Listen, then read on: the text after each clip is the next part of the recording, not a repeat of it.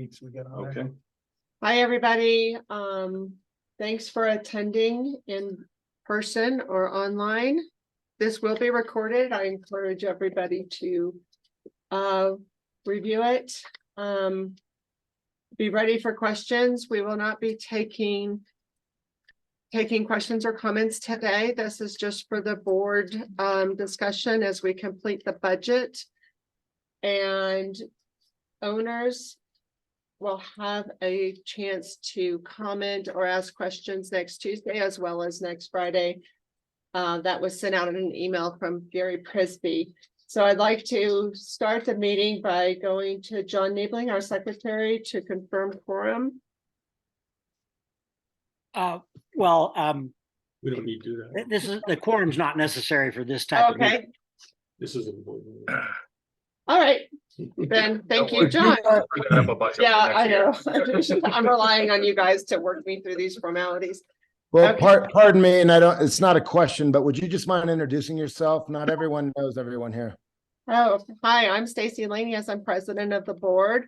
This is next to me. We have Joe Carey, who's our treasurer. We also have Scott Gillen. I've never known. He's a board member. Other board members online are Greg Collins and John Niebling. Mark Paliza is running a little bit behind, but he will be joining us in the room.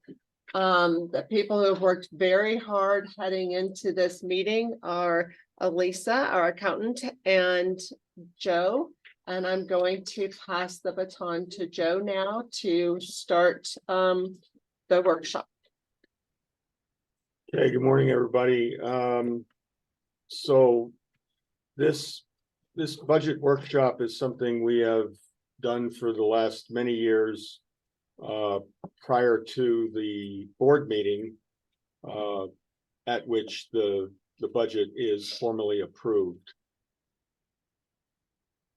I'm getting those because I'm running it. I'm getting those. I have to admit people. I'll do it. Well, okay. Anyway, where was I? So we changed things up a little bit this year. We typically held this budget meeting, this budget workshop. I'm getting that glare from that window. We typically held this budget workshop the day before the fall budget board meeting. We got some comments from owners last year because it was a year that there was some significant increases in cost for some items, and we ended up having to raise the HOA fees by a fairly significant amount. And folks commented that they sure would have liked to had a little more time to review the budget, ask some questions. And so we've changed that up this year, and we're holding this workshop about a week prior to the board meeting. And then, as most of you know, I hope there'll be a Q&A session on Tuesday. Tuesday Q&A session, and then Friday before the board votes to approve the budget will allow for more owner comments. Yeah.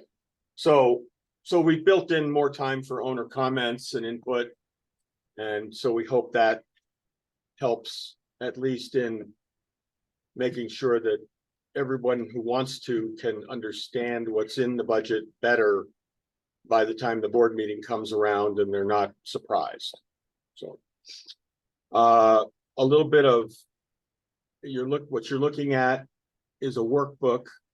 It's several Excel spreadsheets that are linked together to make up the budget. This has been a work in progress for the last several weeks. It's revision 5 right now. I know the board members, the ones I sent out last night was revision 4. So this revision 5 is going to reflect any changes to revision 4. So that's what that's doing. There's 5 columns here. Column C is this year's current budget.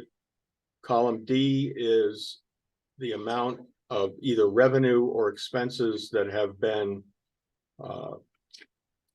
received or spent respectively through September 30th of this year. Column E is estimates that were provided by many of the people in this room, what the estimated revenues or spending would be through year end, so that those add up, columns D and E add up to column F, which is the total estimated revenues or expenses for 2023. We use that information to help us put a number on the budget for 2024. So I'll go through these line by line. This is gonna be a long meeting. The beginning balances and or operating and capital were numbers that we used to use to kind of kickstart the budget year. So there were some leftovers from a prior year, and we would budget a starting point that was greater than 0 for the next year. That's not going to be the case this year. We're not going to break even this year. We're going to be in a deficit situation by the end of the year, and you'll see why as we go through some of the line items. Also drawn from reserves, 200,000 in the current year. We likely will not be drawing any money from reserves to support this budget for the next year. If we do, it'll be only to cover a deficit, and we don't know what that is yet. So let's get to the real meat of the matter. Assessment fees billed to owners. The budget this year, as you can see, was close to 2.5 million. We don't know what it's going to be yet, because that's the last number that gets filled in after all the other revenues and expenses have been finalized. And then that tells us what the difference is and what we need from the owners in the way of regular assessments to support the budget for the following year. So that number will fill in probably not until sometime next week. 404 maintenance revenue. We budgeted 130,000.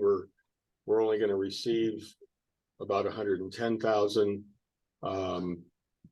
We're putting in a budget of 115.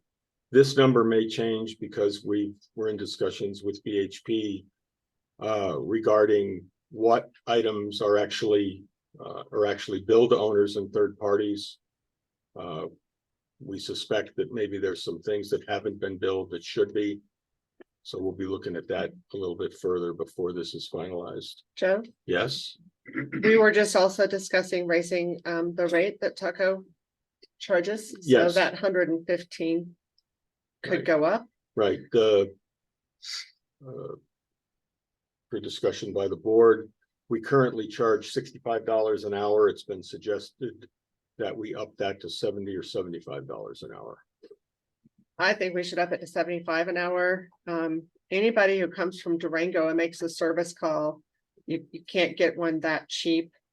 And part of what's happened with our budget is with the big insurance hit, which we've notified owners of twice and talked about in meetings, and we'll be going more into that, is that in an effort to help with the budget, considering that big insurance hit, some of our services will be changing. And so I think we should increase the hourly rate to $75 an hour. It is a very reasonable rate for maintenance work.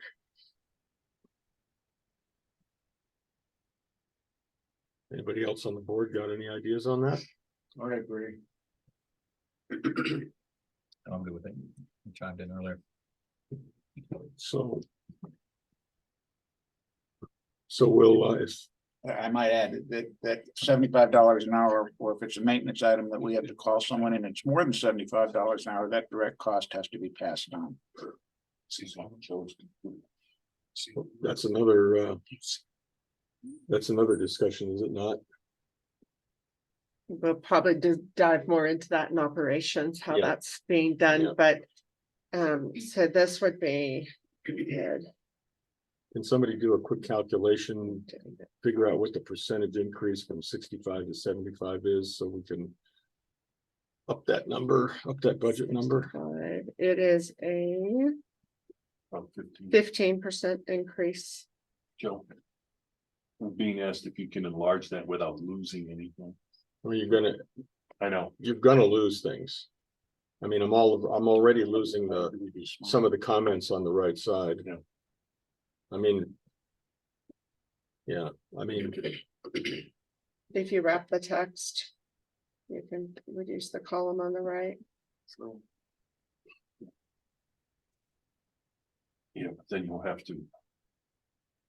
Make them larger vertically to see on the text. this is the best, I mean, I'm sorry, I can't do much better than that. This is a big spreadsheet. So do we have a number? 115 to what? Oh, 15%, hold on. It's 115. Times. 1.15. 132, 250.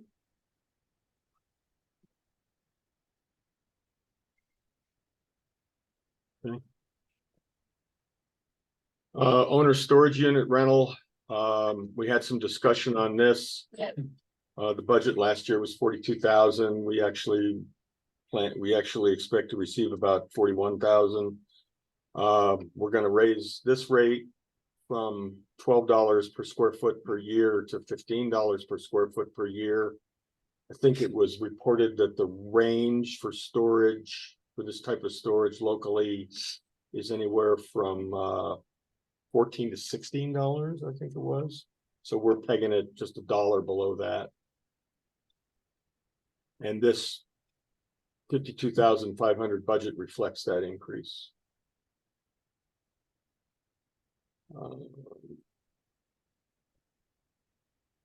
412 commercial space rental. This number will have to be updated. It's at the 12,200 now. We're having discussions with, I guess, the hairdresser, Linda Logan. Yeah, I guess she's retiring and she's turning that business over to somebody else. Correct, We don't know yet who it's gonna be. Is that right, or do we? we do. She has a candidate in mind. Okay. And are we any closer to knowing whether that candidate is gonna do it and accept the monthly rent? I have told her that we would like to raise the rent to 300 a month. And she has not responded back to me yet. Linda was passing that on to the new candidate. And that was earlier or later last week, so or earlier this week, and I've not heard back yet. Okay, so hopefully we have something final on that by next week, maybe? Yes. Yeah. If- All right, I'll talk to Linda in person on Tuesday if I've not heard back from her. we have a new rental contract with the real estate office. They were paying, what were they paying before? 300 a quarter? Yeah. 300 a quarter. Now they're paying 500 a quarter or 2,000 a year. Ridiculous. And we've discussed charging Vacation Rental Collective, Heather Dawson, for the space in this building that she's using. She's been using it for free up to now. 979 square feet. It's been determined that it's the range on rental of that kind of space is anywhere from $8 to $10 per square foot. That's 8 to 10 per square foot per year, correct? Yes. And do we have any, Scott, you were gonna, She is aware, he's aware, yeah. she hasn't agreed. I just said you should expect this. Should expect it. I'll be following up with Yeah. Paige on that. I I just think haven't. what we had a need to chance. determine is how much she's gonna retain, because I think that's laundry space and storage space, correct? Mhm. Yeah, so I don't know what all she needs. Some of it might have just been a convenience play, so we'll have to have that discussion. I figured she might say, well, I don't need this space and that space. I just need Mhm. these. Yeah. We can adjust. So do we think we'll have something final on that by the end of next week, maybe? We will endeavor to have something final on that by the end of next week. Okay, Yeah, if you need me to reach back out to her, just let me know. I'll follow up with She's, you. she's fully aware of it. and the 12,200 that's in there now is, it considers all of that. What it doesn't consider is the last item. We'll address that one. BHP currently gets free commercial space from Taco. And we haven't talked to you guys about that yet, but what we're trying to do is, any space that has been occupied by third parties and with no rent charge, trying to bring in that extra revenue. And so I'll follow up with you guys next week on that. If you have any comments immediately, go ahead. But otherwise, Paige and I will follow up with you then. They're aware, we talked yesterday. Oh, okay. It's been mentioned, we haven't discussed it, so. Okay, yeah, we'll sit down. Oh, so those two pieces I'll tie down next week. Okay. Service and collection fees. We budgeted, this, by the way, is any late fees and interest on owner assessments that are not paid on time. We don't have a number for estimated October to December. Is there? I don't know why we didn't do. I don't know why we didn't do it either. Probably look at what last year's was. If you want to do that, we'll come back to it. Yeah. Okay. It looks like 1,500 a quarter is budgeted. And we're running pretty close to Yeah, and that. sometimes though, like the number that's in the column, some of those have to be written off because of first time offender. Yeah, we And kind so have it an, kind of goes up and down a little bit. we have an unwritten policy. If somebody's never been late before and they're late once, we kind of waive the. fees. Okay, so you'll I'm get just that gonna look and see to what- us.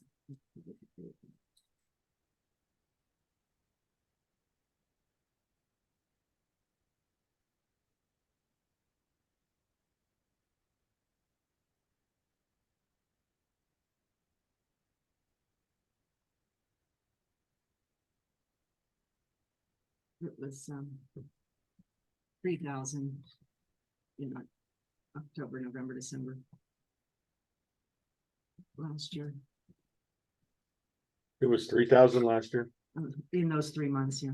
Wow.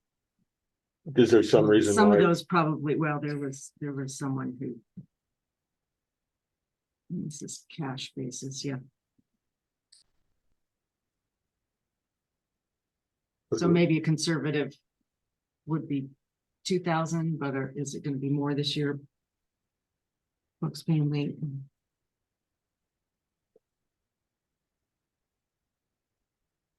What would you think? You're I the one think that we- has I an think eye we on put- this. I think we put 3,000. That's only the regular quarterly fees, Yes. correct? That doesn't include any late fees that might be accrued as a result of special assessments. The special assessments are not in here at all. They're totally separate. The roof assessments are not displayed in this budget. But the late fees would go here, wouldn't they? No, they would go into the roof assessment accounts.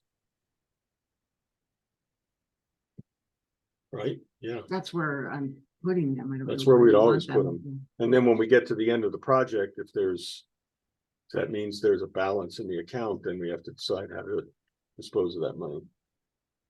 It seems to me that late fees are late fees, and if there's a balance in the end of the project because we didn't use our contingency if we're putting late fees in there, then they're gonna be grouped into the balance that gets paid out to owners as a refund. And to me, that payout should just be based on the assessment. And late fees and interest, whether it's from a special assessment or an assessment, are late fees and interest. I agree with And they that. go here, they don't Makes sense. go into the roofing project. So that, So and how would you propose to move those monies into 416? Would that be on a monthly just do it. basis We'll or a just quarterly do it. basis or at the Okay. end of the project? No, as we get it, somebody has to pay $1,000, they pay 1,200 because they had a late fee, so you debit cash for $1,200, you credit AR for roof assessments 1,000, and you credit late fee revenue for 200. It's just instead of making one entry, you break it out into two.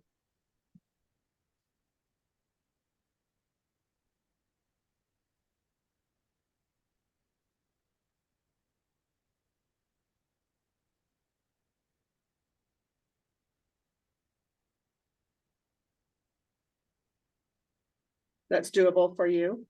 oh, yeah. Okay. So that'd be for 24 with their late fees Well, that went into. I was just looking, there's a few lodge, late fees. So can you catch that all up? and, Can you catch that all up before next week? Yeah, but how do we estimate what, I don't. That's It's gonna be a hard. number for It's gonna what- be hard to yeah. estimate that, yeah. What if we, so right now we have for 2023, if we did 3,000 for October to December, that gets a total of 9638. Why don't we just be conservative and say 10,000 for 2024? If we go over in revenue, that's not a bad thing. But if we are going to be conservative, we just budget 10,000 there. Arguably, we're going to have, there's a lot of payments coming in, so I would We could- suspect it will go up. We could do Yeah. 11 or 12 if y'all Yeah, think you're that's safe at 10. okay. 10 is probably, that's a. Okay. I like that. Makes sense to me. And I just looked, I do have those, the ones that I have assessed already, the lodge, payments are coded to this account Oh, in good. operations, so Perfect. they're not received yet, so they're not showing up. They're on the approval. So but they'll not go on the right cash. place. Yeah, they're Okay. going there now. I could have changed it the other way, but Good. I guess I don't need to. Okay. All right. Good thinking. Transfer fees for 20. This is the flat fee that the association charges when a unit is sold and the new owner pays this fee. It's an administrative fee. It covers the costs of our office staff handling the transaction. It's been suggested that we raise that from $350 to $400. And that would bring that total to 17,100.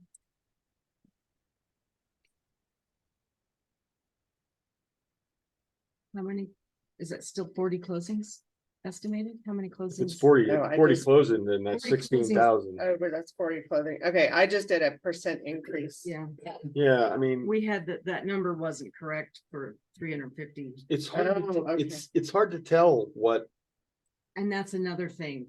If we probably will have more closings than that, but this is a conservative. why do you think we'll have more closings than that? I don't know, people are gonna Because more sales. because the expectation might be that with the higher insurance rate and the higher HOAs, that people say, I don't want to be here anymore. Well, you could look at it the other way. You may not have as many. Huh? Or You could look at it the other way and you may not have as many. people don't wanna buy. It may make it harder to sell Exactly. and drive prices down.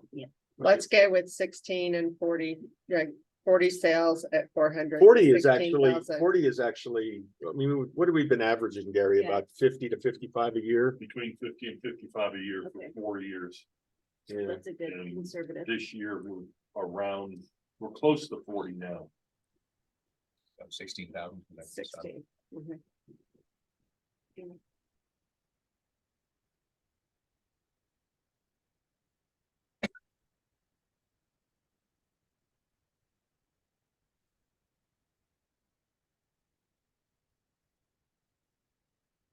Okay.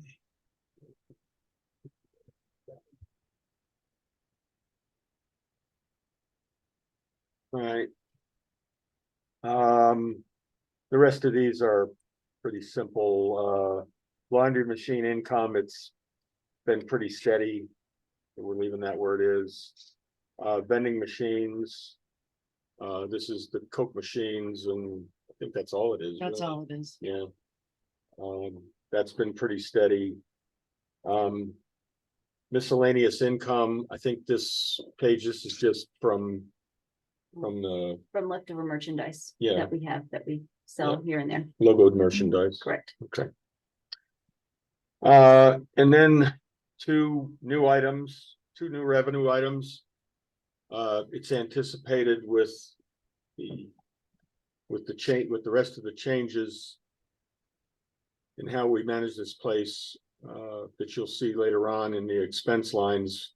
We anticipate selling units 110 and 114 in the coming year. The market value of those units is likely to be between 180 and 200,000. They're both pretty basic units. Haven't had a lot of high-end remodeling, any high-end remodeling, really. Good news on that is I checked with our accountant in town, Tommy Meadows, and there are tax, you'd think you'd be paying capital gains tax. We bought unit 114 next door for 40,000, I believe, and we bought unit 110 for 80. So there'd be significant capital gains there, long-term capital gains. However, as a homeowners association, Tommy tells me there's tax actual precedent wherein an association can sell a residential unit it owns, and as long as that unit is purchased by someone who becomes a member of the association, which is a given, that we avoid capital gains tax. So that's big. That's a lot of money there. It's also two more assessments. And yeah, that's what I was Yeah, about to and then say. we will be gaining 2 assessments, correct? That needs to be back. That's about, Do assessment. yeah, the 2 assessments that needs to be factored in. Those I, are- Probably another What's 12 the grand. what's the quarterly age? It's like another It is. 12 grand. Yeah, total. lodge units are what, about 475 a quarter or something like that? More than Is it more for lodge Well, units? 1266 a quarter, 475 a month is what I was saying, yeah. plus the other things, but those are. So it's about 9,000 bucks a year. I was including all the other crap, which. Yeah, it's in we other need to line put that items. in here somewhere. Well, it would go in that top line when you figure. Yes, I'm I gonna, don't know where you. Yeah, but I you just really- want to make a note. Yeah, you don't know when that's gonna start, so. Mhm, mhm. Well, and I have something to just toss out there. And that is, we're absorbing, and we're about to get to it, this big insurance No, that's the next- number. But the sale of capital assets, should that go in reserves? Because we have to keep our eye on reserves and building them, because we know we're gonna have, we had roofs this year, we know we're gonna have things coming up. Should the sale of capital assets go to reserves?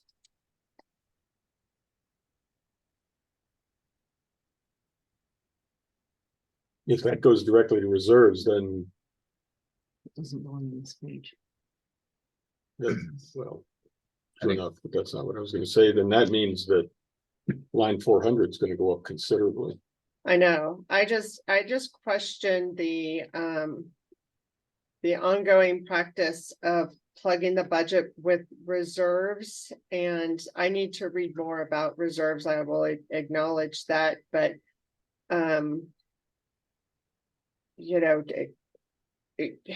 building in some sort of contingency and getting out of the habit of using reserves to balance the budget, I think is a good goal for us. And so that's why I was just looking at this 365,000, should that go to reserves? It's just, I So guess one I'm thing to just, Keep in mind there, it's one of the reasons why we changed the way we were doing reserves was for us to be eligible for financing. Fannie and Freddie require 1% of your budget to go to reserves.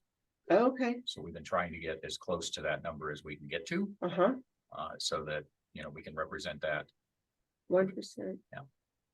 And when you say budget, you mean, The overall budget. The- So the our bottom budget's line. 2.2 million, we should be putting, Mhm. 220,000. But there's nothing that says we can't go higher. Well, we can go as high as we want. yeah, so I just wanted us to keep our eye on that and consider that as we're making decisions going forward. Yeah, I think we make note of it and then we play with the numbers as we get further down. As I, just as a note, as I put this budget together, as we put this budget together, we've got no reserves going in or out of it at this point. Kind of assumed that was the case. The other thing that we think we can do to add to revenues is sell the company truck that we have. Paige, can you run a blue book on that and find Absolutely, out what yeah. that what year and model, make and model is that 2019 truck? Tacoma, a Toyota Tacoma. 2019? Yes. Hmm. I'll have to, I can run it in a little bit. I have to get the VIN and stuff. And we Okay. should have the statement that would show what we still owe. Mhm. We just got it. Yeah, that's right. We have a loan on that, don't we? Joe, Yep. hey, yeah, on the sale of the 2 units, you have a figure there of 350,000. Now, so you're anticipating a netting that much from the sales? Yeah, I mean, if the cost, if the market value is between 180 and 200,000, our only real cost would be the real estate fees. We wouldn't have any tax liability. Yeah, According to our So- account. so normal closing costs, Yeah, well, and yeah, I mean, that's, you know, there's- including paying a realtor. right. All right, I was just curious.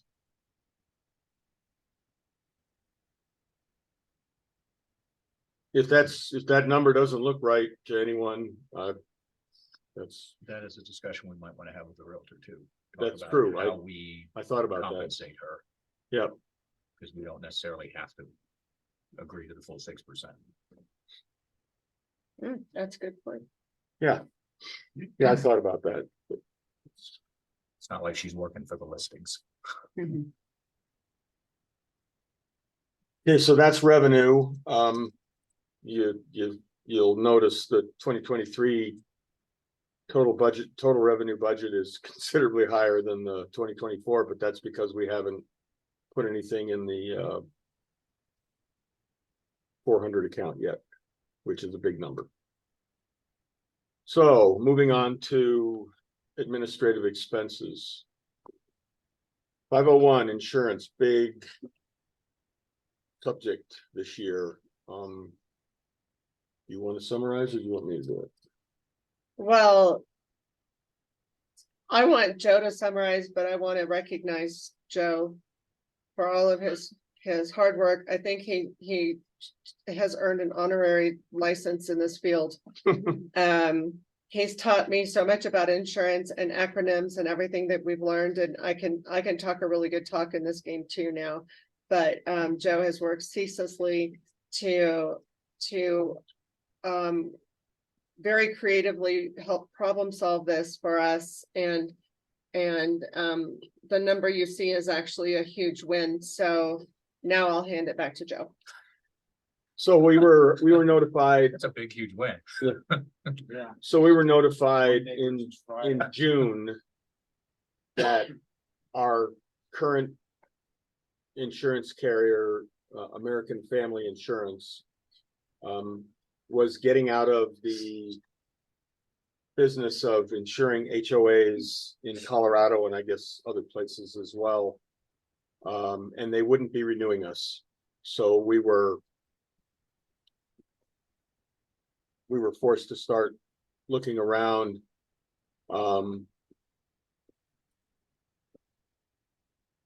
Some background about the current state of the insurance business when it applies both to HOAs and residential properties in general that are in high-risk areas. California, wildfires, Florida, hurricanes, Colorado to a lesser degree, but we seem to be number 3 on the list of places that insurance companies don't want to be.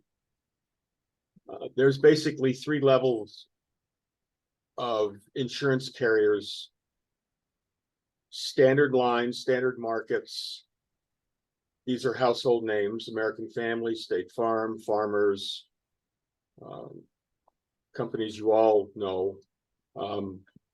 They basically are not insuring. Recording in progress. I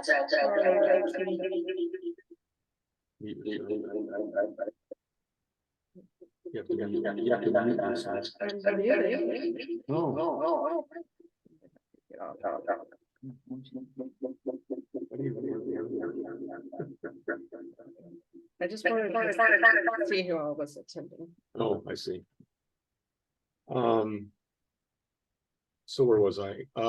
So the standard carriers, we inquired early on, there was absolutely no interest. The second level is what are called special property programs. These are companies that you probably never heard of. Community Association Underwriters is one. Avalon is another. We were looked at by both of these, and we don't qualify on a number of fronts. The biggest one probably is that they don't insure properties, some over 25 million of total insured value, some 50 million of total insured value. Our total insured value is somewhere between 85 and 95 million dollars. So the special property programs we just don't qualify. There's other disqualifiers as well. What we found out in this process is that insurance companies don't like HOAs that allow short-term rentals. A lot of them want to see short-term rentals no greater than 20% of the total number of units on the property. We're closer to 30%. A lot of them don't want to see any 1 or 2 night rentals. They place a restriction on a minimum number of nights, reservation at 3. So we were disqualified from the special property programs. The agent that I've been working with and who we bound coverage with yesterday over in Costa Mesa, California. The name of the agency is R.E. Harris. Like I said, and I think I mentioned they're in Costa Mesa. He went through all of the special property programs trying to get them to cover us, but in the end, it didn't happen. So what that leaves us with is what's called excess and surplus lines. And what this means is these are the companies that'll insure almost anybody, and they do it at a very high cost. Lloyd's of London is an excess and surplus line. Now, you've heard of that one. The others, many of the others you probably never heard of. Lexington, Great American. Lexington and Great American are 2 of the companies that we are now covered, or we will be covered by Sunday night. So we received a quote through our former American Family agent, Chris McClure, who doesn't have an agency in Durango anymore, but he has 2 farmers agencies, one in Overland Park, Kansas, and the other in Castle Rock, Colorado. And he worked hard for us. And the best quote he could get for us which we got about a week and a half ago. Yeah, it's all very last minute. I was gonna mention that if anybody's wondering why we haven't talked about some of these numbers sooner, it's because they sort of deal with the next person in line, and as your current insurance is close to Expires. expiring, then they pay attention to you. But 3 or 4 months out, nobody's paying attention to you because there are other more urgent cases for them, and so these numbers just became available to us last week and this week, despite constant efforts to get final numbers. Yeah, so last week we got the number from Chris. It's with a company called AIC, Apartment Insurance Consultants. They are the company that insured Cascade Village I think they cemented their coverage the day before their July 1st expiration date. They're currently paying 10 times what they paid with their current carrier, they were non-renewed by American Family as well. And they got coverage through AIC. Their total insured value is 55 million. They got insured for 30. So they have a gap in their coverage of $25 million, big risk. And that's at 10 times the premium. At 10 times the premium. So when I'm sorry, so when owners have asked us about, have you checked with other communities and what they're doing? Yeah. Yes, we have, We have. and it's very bleak. And what we didn't want to do and we're afraid of was, gosh, what if we only got insurance for 50 million? Because no one would insure us for our full value of 90 million. And it's been a really tough exploration of this. And I don't know how Cascade Village is handling that $25 million gap, but our attorney has advised us that if we underinsure, her suggestion was we special assess the owners for the difference. Yeah. No. Which would mean, in their case, they would be special assessing owners for about $20 million. Well, to have the reserves match the gap in the insured value. And we didn't think that was appropriate for our property, so we kept looking. So we got a quote from Chris, same company as Cascade Village got, full coverage, full total insured value. $1.7 million premium. So we were sitting on that for a couple of days while I continued to work with the agent in California. And he came through with the proposal that was put together by a wholesaler called RT Specialties. And we are now, or we will be, insured by a number of companies. The lodge is insured by a separate carrier than the outlying areas. The lodge is insured for, what is it, $5 million short of full total insured value? Mhm. Yes, and we were advised by the broker that this is a comfortable gap considering what this building is made of and its resistance to fire. This whole backside of the building is metal and stucco. And the new roof, the wood siding on the front is facing a parking lot, so no fast fuels to set it on fire. So we were comfortable with that. The outlying areas have full total insured value coverage. The only thing we did on that one that's a little creative is it's the middle of October, and for the next 6 months in this part of the world, or in pretty much anywhere the winter season is coming, there's absolutely no risk of wildfire. So we have no wildfire coverage on the outlying buildings until we cement that next fall. So we're Next taking, spring. next spring, next spring. So we take advantage of the fact that there's no risk of wildfire by not having that coverage, and it saved us about $170,000. And Joe, I'll just add to, just give people comfort that the Forest Service does their burns in the winter because the risk of wildfire is essentially none. None, yeah. And I'll explain also that this doesn't, wildfire is wildfire. If you're cooking in your kitchen and you start a grease fire and it burns and spreads to the unit next to you, that's not wildfire.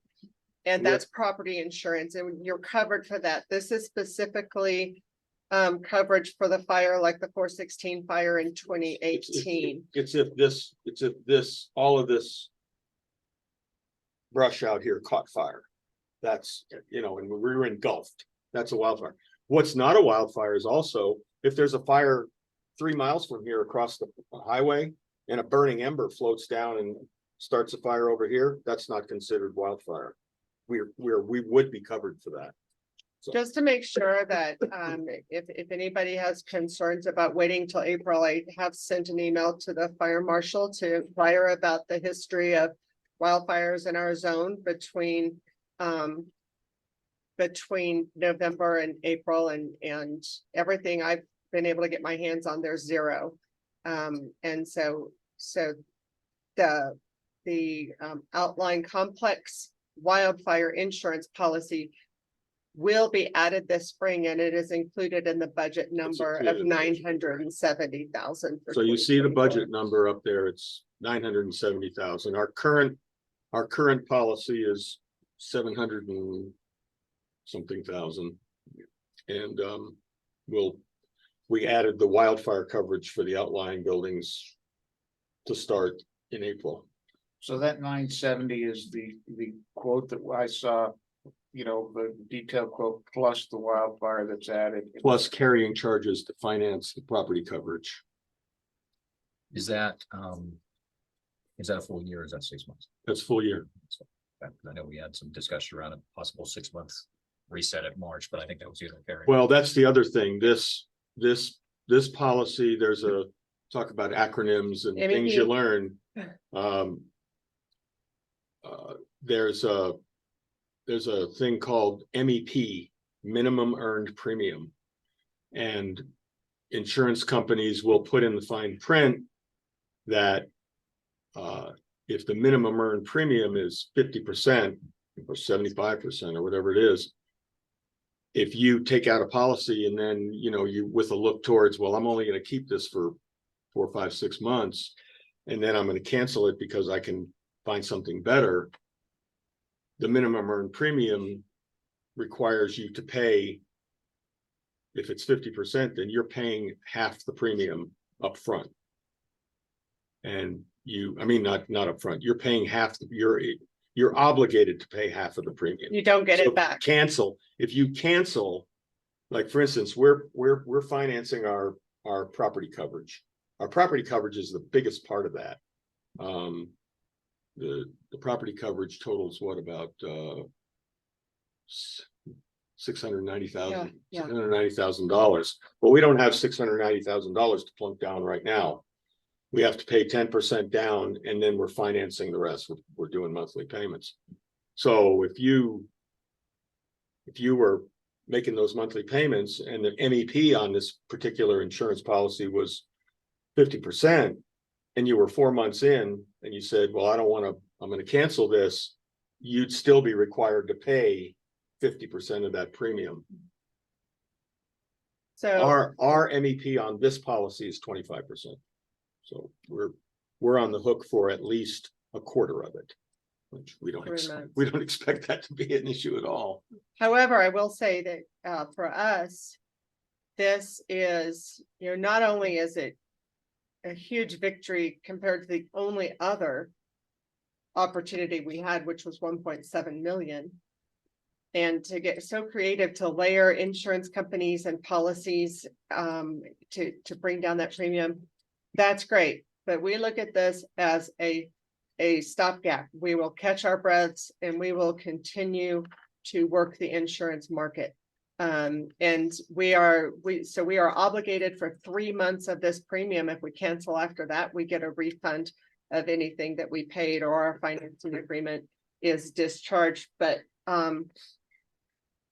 we are continuing to work. I've been in touch with the Speaker of the House, who has connected me to a stakeholders meeting that Colorado legislature is holding to continue to work on the insurance crisis. They've put me in touch with their specialist, who he kind of does what this Harris agency does, but he also just educates and informs on the latest changes. So we're going to continue to work on this, but for now, this is a great job by Joe and the Harris agency in getting us this insurance.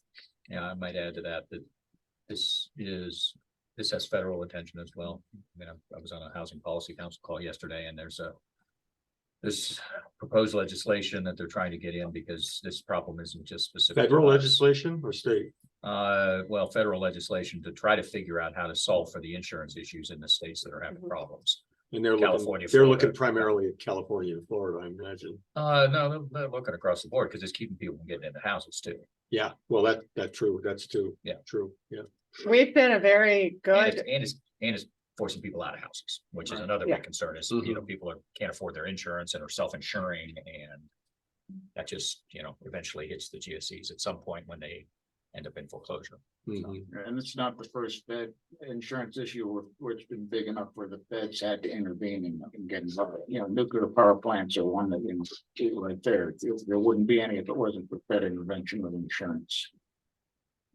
we've been a very good property to insure. We haven't had, Our loss runs are nothing. and so this is just, we're a victim of what's happened in the industry. And we've been told by people in this industry that this, in absence of a legislative solution, this will be a couple of years before there's some sort of market correction. Colorado legislature did pass a solution called the FAIR Plan to help form pools to help get insurance for hard to insure properties, but currently that rests at a maximum insured value of 5 million. So it doesn't help properties like ours, but properties like ours are throughout Colorado. Revenue is their tourism is their highest revenue. So they are continuing to work on that, and we are paying close attention. So so you zero in that 970,416 number. It's a big number, and that's next year. But there's impact this year as well. So I'd like the board to know that. We budgeted 135,000 with American Family. We paid them 84,794. Typically, the last installments of our property insurance and our next year's liability insurance premiums are due around now, correct? Yeah, and so that that 84,794 that you see in column D, which is your date, would have run up. If we hadn't had all these changes, would have run up close to the 135,000. However, with the new policy, now we're being covered by the new policy starting in 2023, and we didn't budget for that. So what would have been normally in column E about $50,000 is now $237,000 because of the upfront payments we need to make for the liability packages and the first 3 payments, well, the down and 10% down, and then the November and December payments on the property insurance.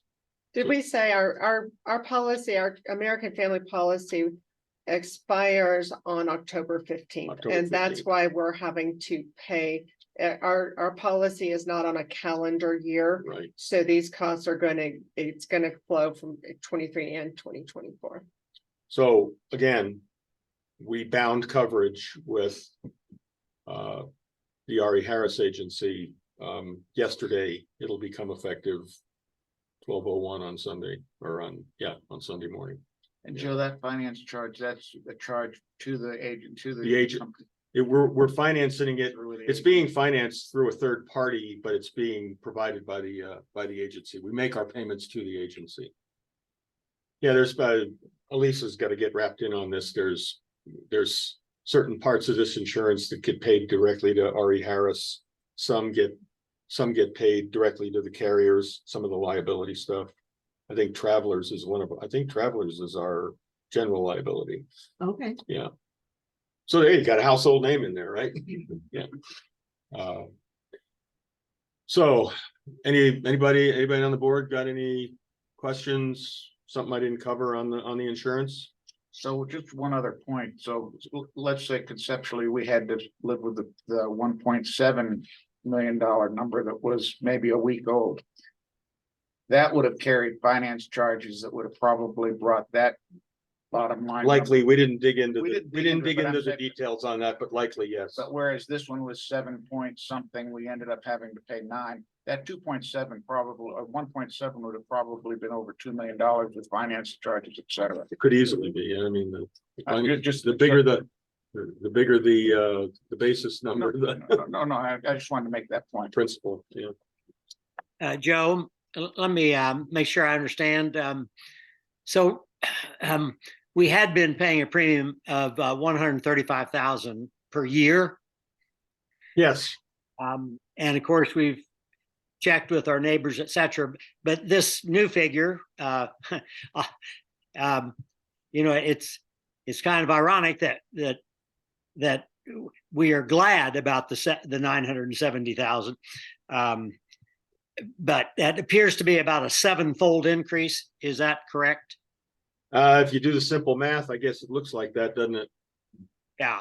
And you're telling us that, and Stacy, you all have consulted with the people at Cascade Village, and theirs is 10 times what they were paying. Yeah. And And it doesn't. It's Now, not we're even. not, we're not with the same, we don't have the same kind of a package or carrier that they have. Okay.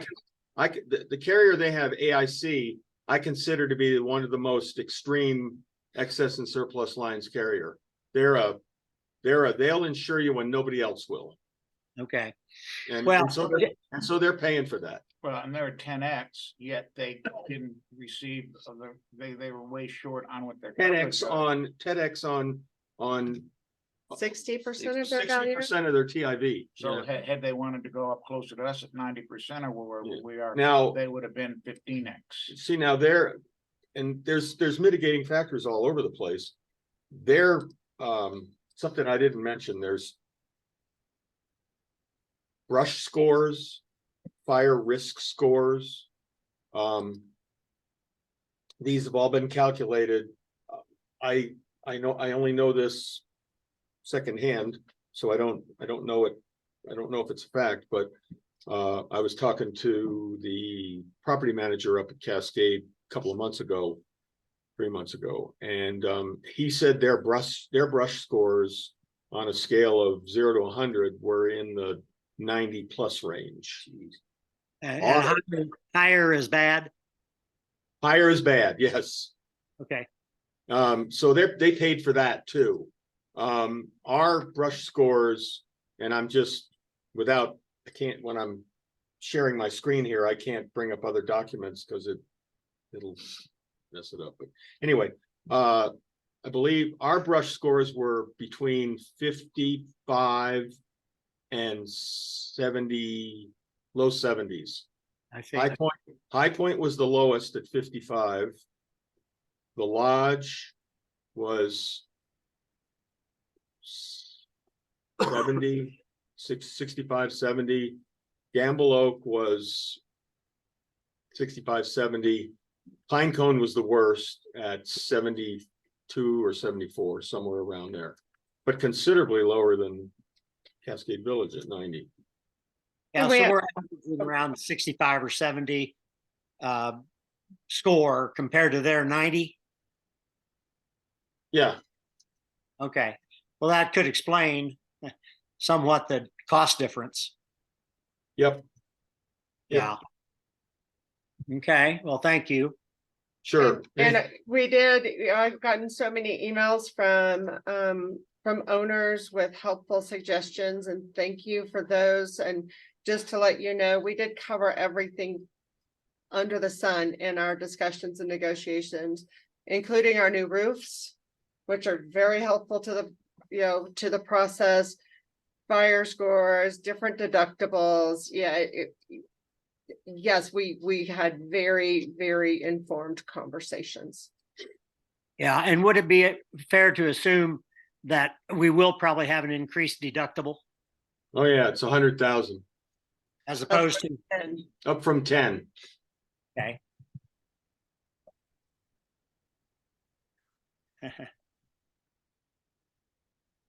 Or get once. Yeah, and that 1.7, I looked closer after we had the executive session. It was early in the week, right? It was Monday. Yeah. When we had the executive session and I told the board about the $1.7 million bid we had, that was based on 100,000.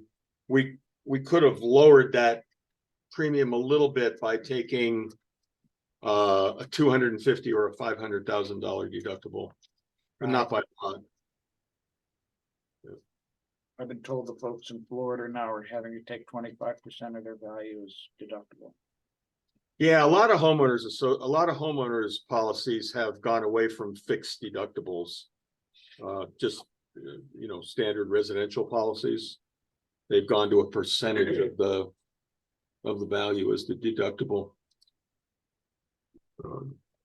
And then there's also, and I believe, ours has this, there's also special wind and hail deductibles. And Colorado gets hit hard for that because the Front Range is susceptible to golf ball size hail. Out here, we're not. I mean, the biggest hail I've seen here in 30 years is about like Yeah. that. I actually read in my research on this that Colorado has the second highest hail claims in the country. Yeah, and they're all in the Front Range. Right. I lost a car in the Front Range. So it's not just fire, but whatever it is, insurance companies are pulling out and they're pulling out fast, and it's created this crisis for us. Okay, board, anything else on insurance? All right, Thank you, Joe. yeah, Thanks for everything you did. Yeah. I know we all. We're Hey, trying I'm to a do what we could do to help. but I'm a stakeholder here. It's Yeah, my no, money it's- too. I actually have one more thing on insurance, and that is, so our budget includes the number we were quoted today to add wildfire in April to the outlying complexes. And it's just a repeat of what we got. We hope we can get better for our next round of negotiations, but do we need to build a contingency in case it gets worse before it gets better? Because in 2024, we'll be doing this again, and if the industry isn't done with this nosedive quite yet, it's going to be over budget. Do we need a contingency? And if we have a contingency, then, and we don't use it, well then, yay for us, but because this is This is a short-term fix. And we really don't know what's gonna happen. For. No, we And don't. I honestly don't think you're gonna see legislative activity that's gonna Mhm. save our ass between now and I mean- 2025, so. Anecdotally, there's well, more than that. We actually did receive a verbal quote about a month ago from, of all companies, State Farm. And this was through Chad Watts. He's an owner up in High Point, relatively new owner. I don't know if any of you know him. I was on the phone with him. I've never met him. But I think this went through Mark. Yeah, and I sat down with Chad for 2 hours this week in Plano. So Mark hooked us up actually through the State Farm agent in town, who I insure my car with, Wendy Most, her office. And they apparently, Chad is connected to State Farm and his wife is an executive for State Farm. And we also have a fairly highly placed individual down in Gamble. Well, yeah, Ray Dorset. So anyway, this came about and I never saw a written quote, but I was told that we could have had coverage. Now, I don't know what the levels were. I don't know what the deductibles were. I don't know anything about it, other than they said the premium was gonna be about $500,000. But the kicker was initially what they said was because our electrical wiring is 40+ years old, they wanted the whole place totally rewired. Well, that's a non-starter.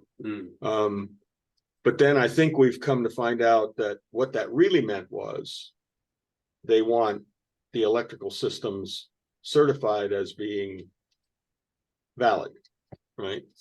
So that's why I asked Bobby to see if we could get an what would it cost us to get an electrician to inspect and test the entire property, every unit, all the common areas, a lot of work. Wouldn't happen in 2 weeks. This was like 2 weeks ago that we got this I information. think this is when we say we're gonna be looking into different. This things. is an example of one of the things we want to do. Something in the capital projects budget is a line item for a full electrical inspection, testing and certification. And if we could take that back to State Farm and resubmit for insurance with them, we could likely bring this number Well, it's down one of considerably. those things that it's a rabbit hole we have to follow. Yeah, And, you know, like I said, I spoke to Chad at length this week, that electrical issue, there are ways that State Farm do, there's contraptions that they can issue us that can tell us what our polarities look like and where we have resistance in the system, et cetera. We'll follow that. And, you know, again, Joe, based on the way we ended up with separating the lodge and with clusters, there's ways that we can separate into individual policies with State Farm that will help us, but we've got to follow that. We can't, that's not going to get us there right now. we had to get, we had to get coverage by October 15th. We have it. But that doesn't mean we're taking our foot off the gas. Exactly. So do we add a contingency? Do we address that at the end and see if there's a need for a contingency anywhere else? I feel like it's really risky to use the number we worked so hard to negotiate as a second number next year. In other words, are you worried that it could be, that we ought to be building a contingency for a higher number next year? Yeah. I think we should have something in the budget to absorb an increase if that's all we can have, because Well, we have reserves. Right? I think that we should budget a contingency and not just move our reserves over. Knowing what we know about the industry. Is it possible or probable that insurance will go up next year?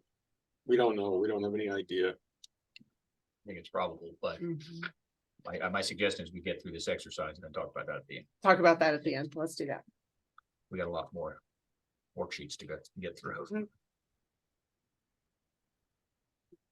Account 404, accounting and tax prep. This is Tommy Meadows. Most of this is doing our tax returns.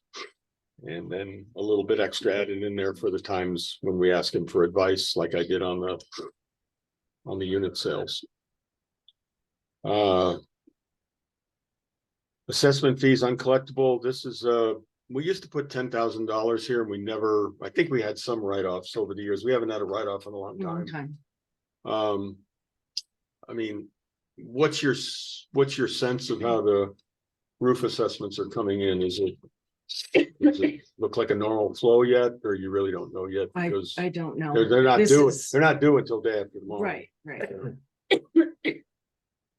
So, I think the ones that we had in the past probably were due to the remodels, the special assessments.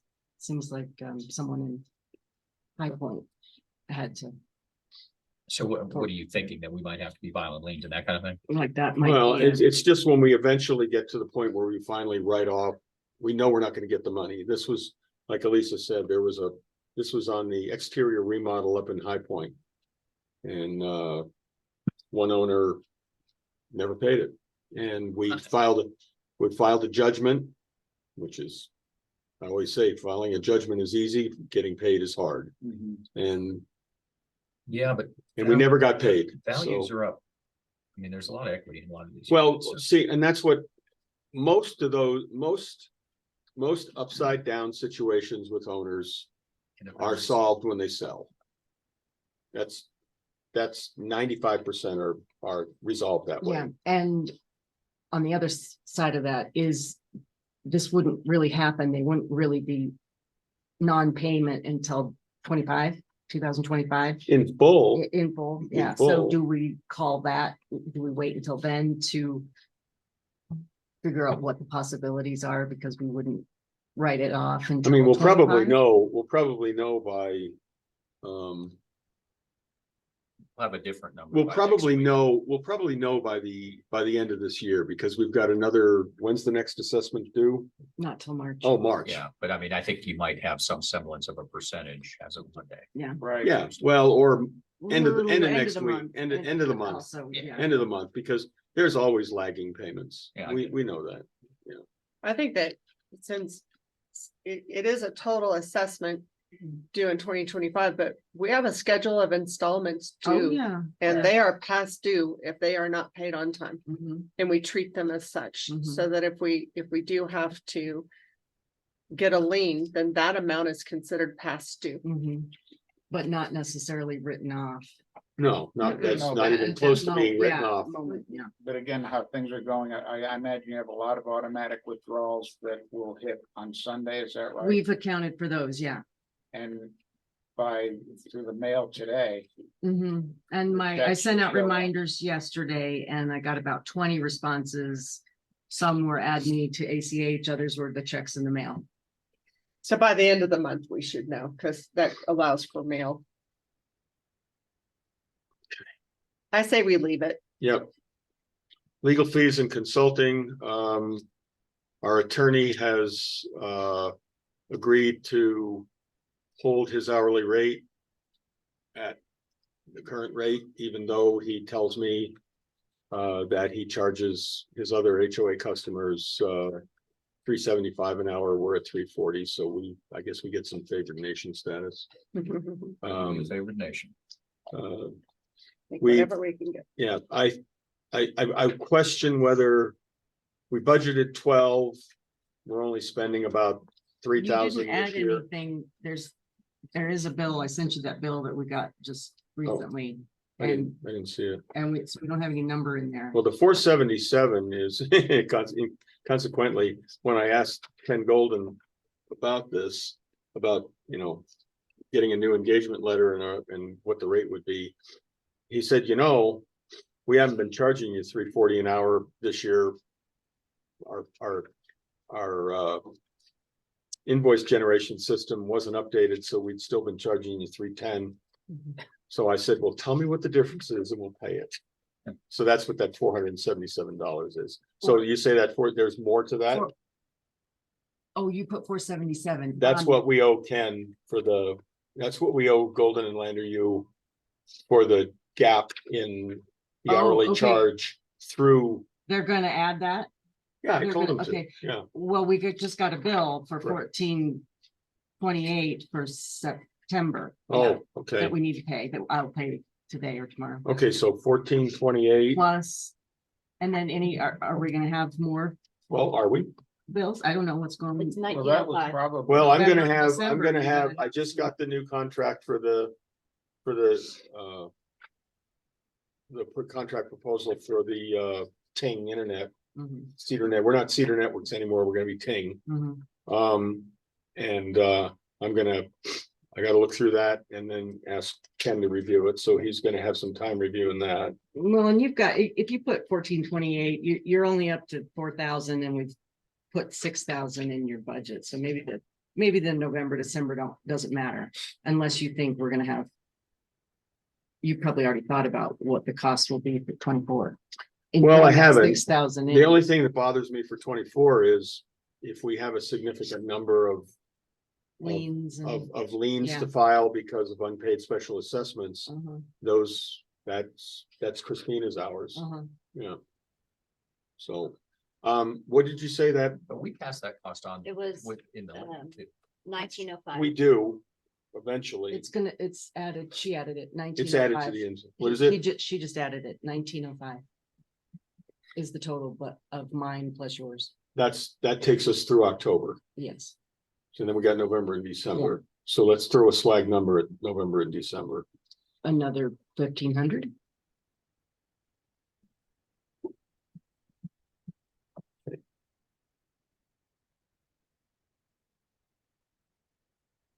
All right, so then we're at 340. 5885. So then the 6,000 is pretty much, Yeah. is pretty good compared to year end Mhm. estimated. The question is, if we think we might have an increased number of, I mean, we're not. The insurance thing is pretty settled. We don't, for now, we don't have any we don't have any more contracts coming up that I know of. Yeah. I can't think of any significant legal fees. I think we can leave that at 6. Okay. Yeah, I agree. all right, so I'm gonna take that off. That's done.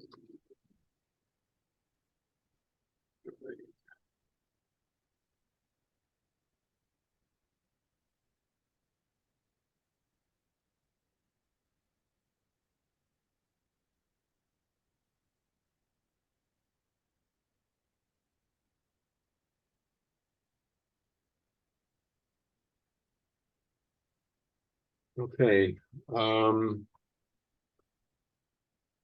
director's expense. You want to talk about that? Board members get reimbursed for time spent at the meeting and expenses. Budgeted at 7,000 a year, and from the looks of that, that budget's pretty close, but I propose that we forego any travel reimbursements And the And- $100 stipend checks. and the $100 stipend checks for attending the meeting and the lunches after the meetings. We're having a lunch to deliver today. I'm picking that up, in case anybody wonders, so. Nice. Thank you. So that is my proposal to the board. Any comments from the board? I'm okay with it. It's fine with me. Like I said, it seems like every time you ask me to make a decision, I'm stroking a check. There's another one. I'm getting ready to write, I'm gonna write my special assessment check today.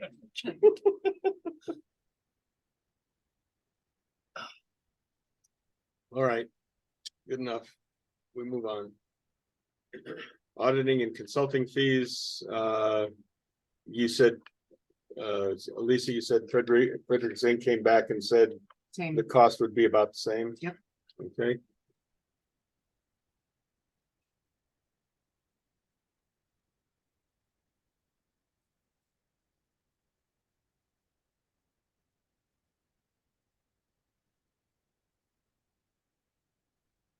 All right.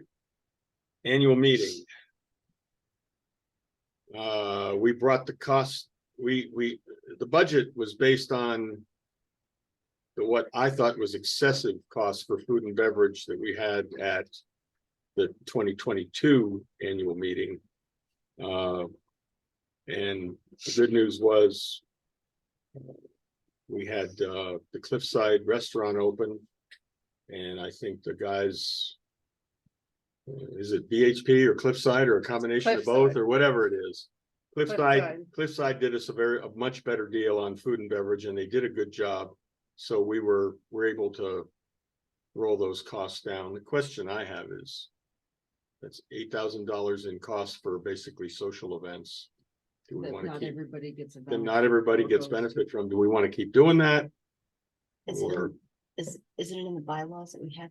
we have to hold the annual We meeting, have to that's hold all the we have annual to meeting. do. But Okay. you don't have to. feed You don't them have to have, breakfast you or- don't have to have social events. Okay. There- You have to hold an annual meeting once a year.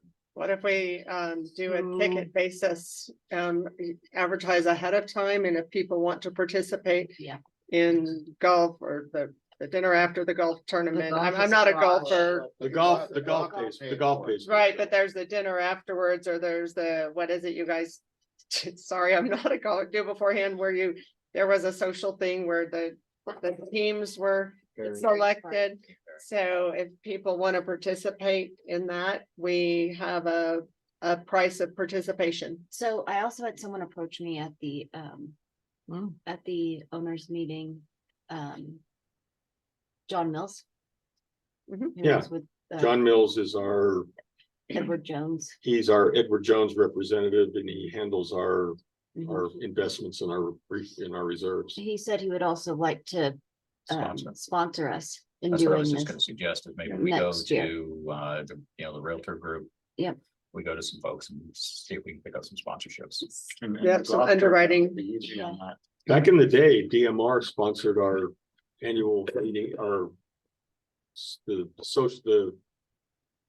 the owners party, the reception.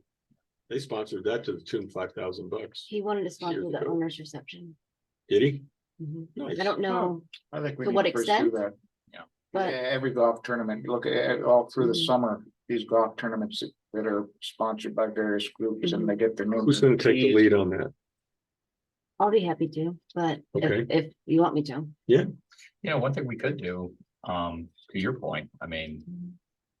Why not go to some local businesses and says, hey, you wanna buy a whole sponsorship Yep. and just Well, somebody just needs to. mitigate some of the costs. We did that years That sounds like a ago. job For Super Care. We did that years ago when we made the golf tournament a charity event. We actually generated enough money to donate money to a local charity, Oh, wow.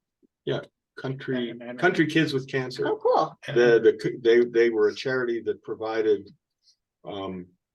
free transportation for kids who had cancer so that they could get to Denver or Albuquerque to get their treatments. Wow. Yeah, it that's was cool. really neat. It was a pretty good event. Julie Yearout organized that. Anybody remember her? Oh, yeah. Yeah, So if we zero that out, Well, $8,000 doesn't sound Yeah. like a lot to come up with from a sponsorship perspective. right. Yeah, I So agree. the costs that aren't food related.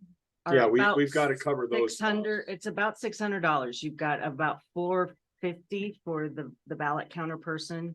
You got $50 for our software About the mailing costs. and then the mailing costs, So, 600. $250. so- So 600, I think is a good. so maybe $750 to Sure, cover the whole sure. thing. So So organizing this. what are we mailing? We gotta do just all those. The, goofy things we gotta the, send the before owner, it. the notice of the annual meeting has to be by Paper. paper snail mail. Note to self, fix in bylaws and Yep. DCCRs. Yeah. That's Kiowa. Yeah, but I can't imagine we can't do it with an opt-in email. It's Kiowa.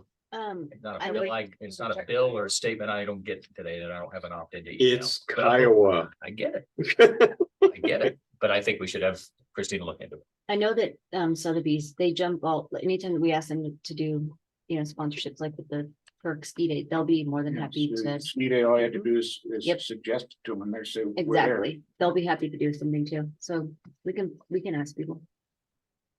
And if they say no, we'll have to invite other realtors.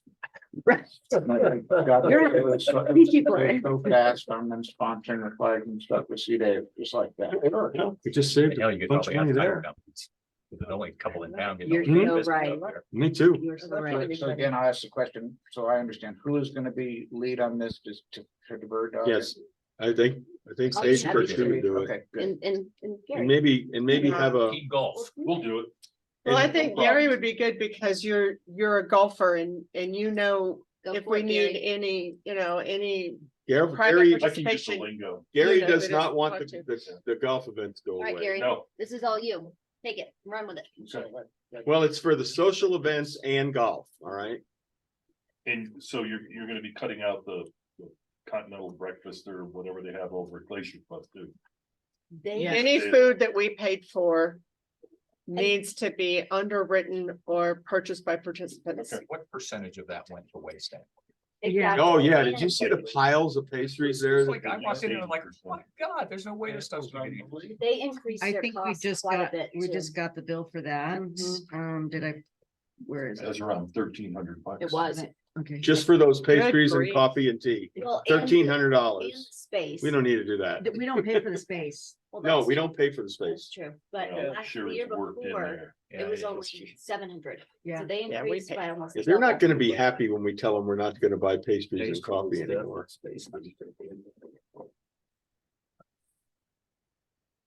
So their cost is increasing. They quite a probably bit. won't let us bring our own donuts though. No, they won't. That's in the contract. That's in the contract. We can't bring our own. But we don't have to buy anything from them. We don't, it doesn't say we have to buy anything, but it says we can't you bring looked our at own. Yeah. All right, are we done with what annual meeting for a while? Mhm. Web services, Gary gave me all these numbers. This is, what is this, Gary? It's GoDaddy, it's Wix, it's GoDaddy, Wix, Zoom Zoom, and Carbonite. Carbonite. And Carbonite is system backups. Yes. Wix is your Wix is the website platform for website the website. website platform. And GoDaddy is our web hosting and domain name registration And yeah, and all of our email accounts. and all of our email accounts. How much do we pay for Zoom? Zoom was was that the one that was 324? I didn't- 2 years. Oh, okay. Yeah, it's Zoom is cheap. It's minimal. actually. Who knows how to use it? I was gonna say Teams is rehabbed, but not. I'm sorry, no, Zoom was $299. $299 For 2 years? for 2 years, I Okay, believe. that's pretty minimal. But because we're both administrators. Is that through 24? 324 was for No, is that through 24? You said 2 years. yes. Have we done any shopping comparison with Teams? That's what I was gonna ask. Because Haven't done that. I'm getting a Teams account, so I can still have meetings with you guys when I go home Do you to have Texas. a minimum, do you have a maximum number of participants? 300, Oh, and okay. it would be $6 a month. Okay, that's what I was asking for, but. Can we still, will owners have access to Microsoft Teams, I learned because I've had to use it a couple times. Okay. If you're just a participant of somebody else's meeting, you don't need any software on your Okay. computer, you don't need That nothing. was You my just get an question. Yeah. invitation and you go on. Okay. so Yep, that it's was- easy. And it's probably part of our Microsoft. I Well, mean, we have it. you already pay for 365, so Yeah. probably part of that. I But- never looked into it, but I think it's. I bet it is would be. So much easier. It's a cleaner Use. program, and for this, now this $6 a month, I don't know if that, if I looked at individual, all I did was search the Teams platform and what's available. But it was 300 users, it was 32 languages. You could have translation, you could record videos, you had, I mean, it had so much, and it was very robust, and it was $6. a I was month. surprised how easy it was. I had a It is. couple of medical appointments on Teams. Right, And it was, so. all I did, they sent me the link was on my portal, my medical portal on the Mayo Right. Clinic website. I just clicked it, boom, and I'm there. It's there, Yeah, Yeah, And- Teams is excellent. We use Teams all the time. It's good. right, I know Scott has and Teams. so.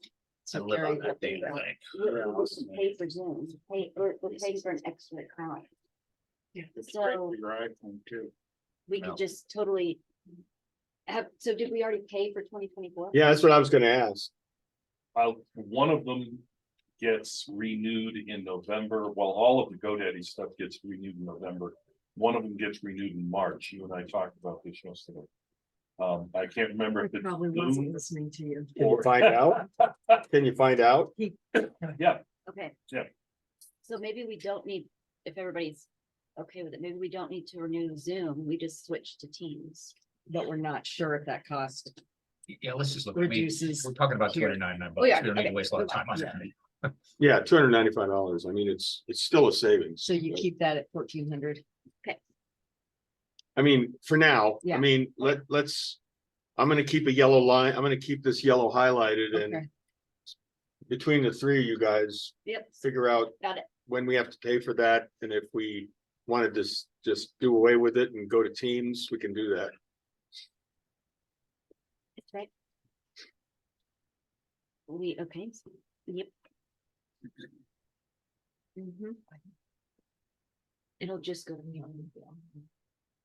I mean, I'm all in favor of using many Microsoft. If our basis is Microsoft, use as many Microsoft resources as you can instead of going to a third party. I agree. And I say we've got to save money where we can. Anywhere we can. Yeah. And it seems just has other little things that make it better. Better. Zoom is kind of clunky. Well, the thing is, Team View can even move your, Microsoft's development engineering has come a long way since Vista. Yeah, you need that. We don't need Oh, that yeah. one, so what's the payroll? All right, I think we beat that. It's not line. Yeah. tax. Yeah, all right. That's down here. Payroll processing, Okay, so this number is gonna change because we don't need the If background you've got checks 3 anymore. people at salary. yeah, you're talking about the payroll processing? Yeah. Yeah, I was gonna ask you that. That we, So we don't need background checks anymore.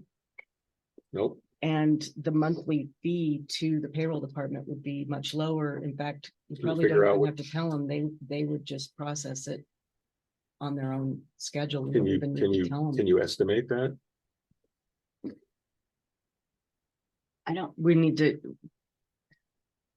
definitely need to reach out. Maybe they'd answer us by the end of the let me see. meeting. Doing good to me a break. I will, I want to get through this, I want to get through 594 and then we'll take a break. Keep that yellow. We'll see what they say. Let me yellow it and, It Yeah. might be 2,000 is it a guess, but Let's see if we can get that down. no, it's got to come down because oh, it we definitely. pay based on the number of employees, don't we? And because we have an online clock-in system and kind of fancy that we wouldn't need. You won't need that anymore because you're all salaried. Yeah. And we don't need background checks anymore, Right. unless one of you guys quits. Be careful. You're not allowed to quit. I'll find you. Let Joe, I'll I'll bring you email it back. right now, and maybe I'll have that number for you by the. Yeah, end of that's the meeting. fine. We can come back to it. Maybe I've committed a crime since you did the background check last week. What happens there? We have, How do we, you, we have, Latest we have bank employee robbery. crime insurance. oh, good. Yeah. Now we do. $1.6 million. Ooh, So if you're gonna do anything wrong, if you're gonna embezzle any money, make sure it's less than 1.6 million, all right? Okay, Yeah. noted. La, la, la, la, la. Yeah, right, listen to you. The accountant says, I don't wanna hear that, I don't wanna hear that. All right. Property taxes, this probably shouldn't change unless. I think property values have pretty much leveled out, so. Will they You should've adjust already us got for the roof? Huh? We should have already, you guys should have already gotten the estimates. Yeah. For next year, Have the you, assessments. Or, yeah. I got them. I don't remember writing a check. Did we get our property tax bill for? No, not the bill. I'm just talking about assessments. The bill that's assessment. gone up. We got those little cards Yeah, that yeah, yeah. say Did what our- the values are. I don't think they say what your tax goes up. No, but No, did they their say values. did they The say values went up. how they went up? Yeah, Oh, they I don't definitely went remember how much, Everything in. but direct I've got so- those, so. So we need to bump that up a little bit then. Probably, Do they take into account our roofs?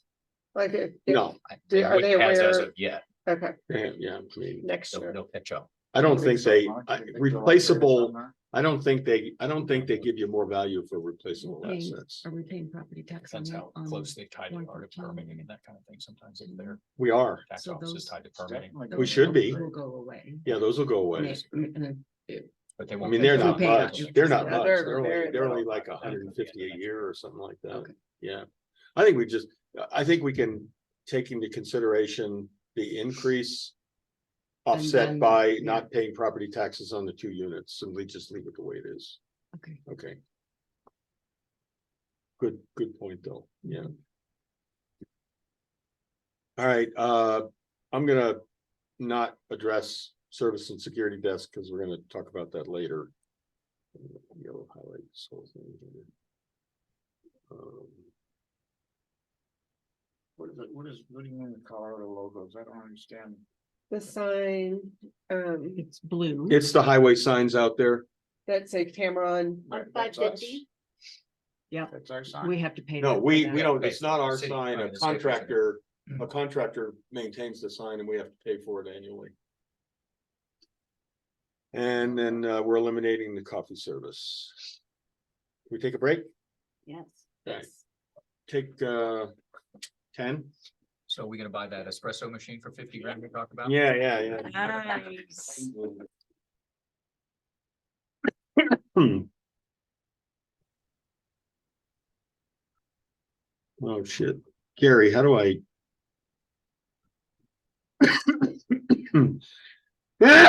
Excuse me.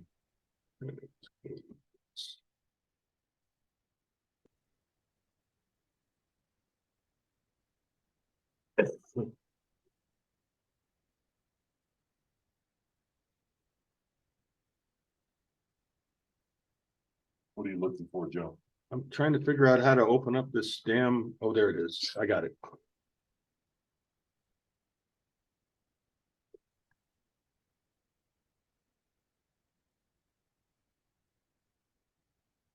Should be coming. All right.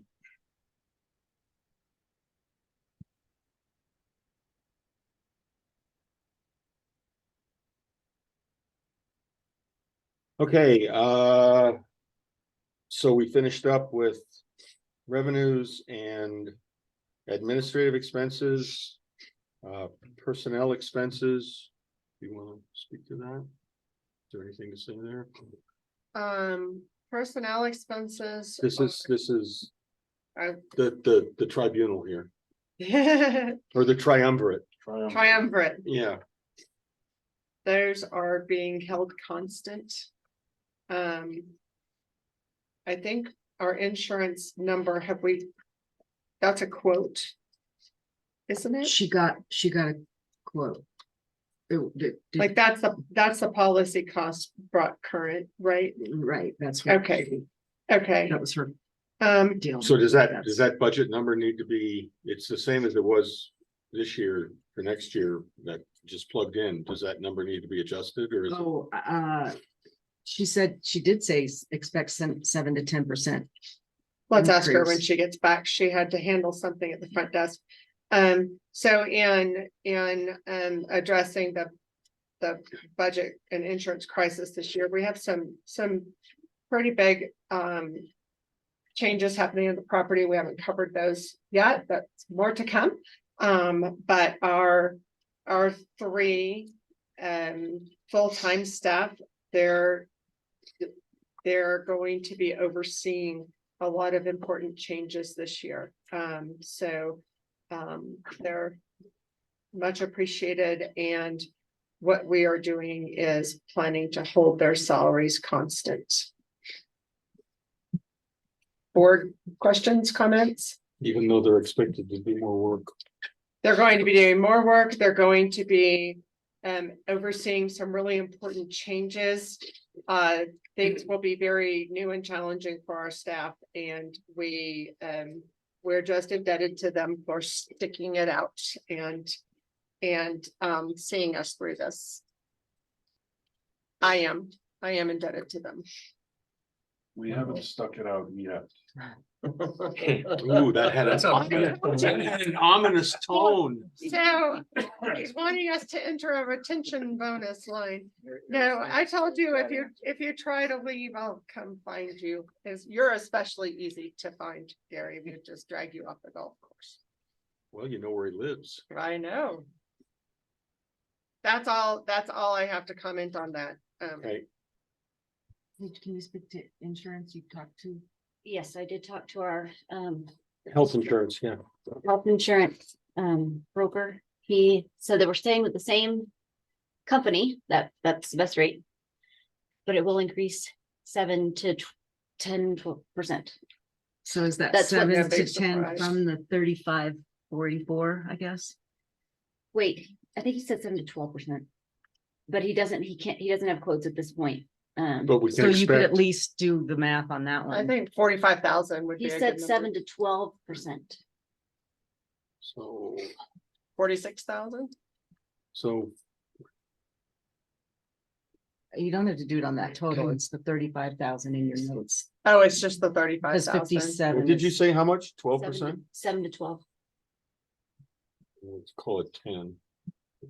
So that's 45 plus the IRA, that stays the same? Yeah, because we haven't changed.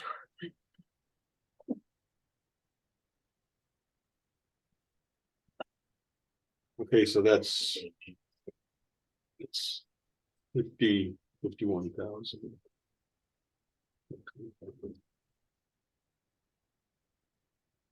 I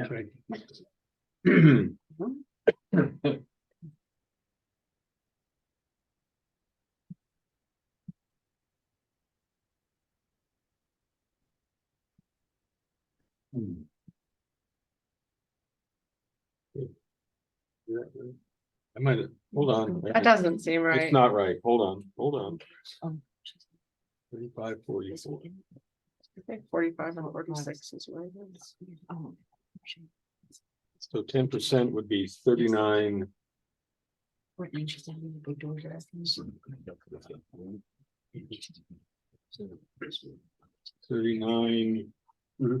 What was 32? Plus 57, 60. 44, 792. Okay. Might be. I don't know, but we don't need to listen to them, sing their children. You don't have to hear that.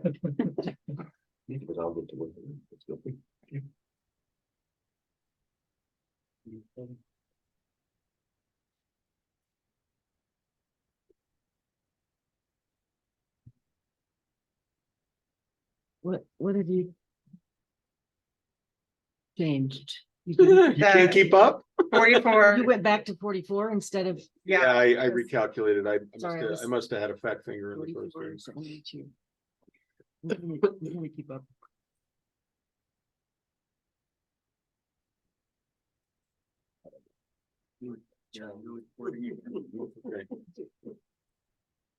Okay.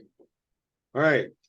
So we're done with admin expenses, admin. One tab, We're done with one tab. kind of done. Now we get into the real good stuff. Well, not that the insurance wasn't real good stuff. All right. 610, building and grounds. I want to comment on this before BHP takes it. We're gonna do this a little differently this year.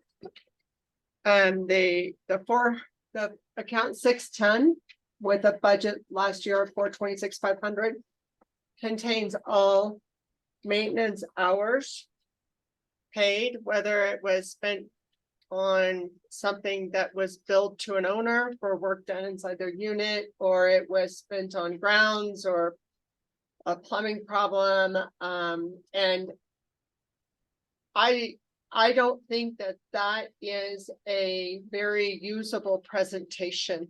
Because first of all, it doesn't show us how much grounds cost, how much cast iron replacements cost. That's just part, and any third-party labor that's down in the bottom accounts. I want the BHP time to be reflected in the individual accounts where it was spent, so that we actually know how much these things cost us. And in budgeting, we can perhaps consider deferring something till next year, or, adding something that if we have the full cost of materials, maintenance hours together, then it lets us really understand what's going on in the buildings and grounds. So I've asked them to estimate their time instead of total time of, last year, 426,000 budgeted. Instead of that, I'd like to see their time just broken out into different areas. So, and they have gladly accommodated that request. So we're going to be, our presentation here is going to change slightly. And I've sent you this, but I can send it to you So how are again. you gonna handle that? Are you gonna have that like 610 point something and have subcodes? For some things, we're gonna have Subcodes. subcodes. So one subcode that I asked to be broken out is maintenance time billable to owners. Because I'd like to have the ability to reconcile the hours that they charge us and then the hours we turn around and charge owners. And And so that's gonna be one, like 61001, maintenance bill to owner, 61002. Anything that isn't covered in the other areas that are already presented by accounts, we're going to break out under 610. So this is all within the last, I think it's all this week that we really started talking about it. Gonna do what? So we're going to be changing this presentation a little bit, but I think it will make it more user friendly to really understand the cost of these areas. The other thing I'll say is we are going to be talking about what is maintenance versus what is updating versus what is services that we don't provide. With our maintenance providers, BHP, all the work they do for Taco, whether it's common element work that is billed to the HOA or whether it's helping an owner inside their unit, it's billed to Taco at their rates. If it's then to be passed to owners, it's at our rate.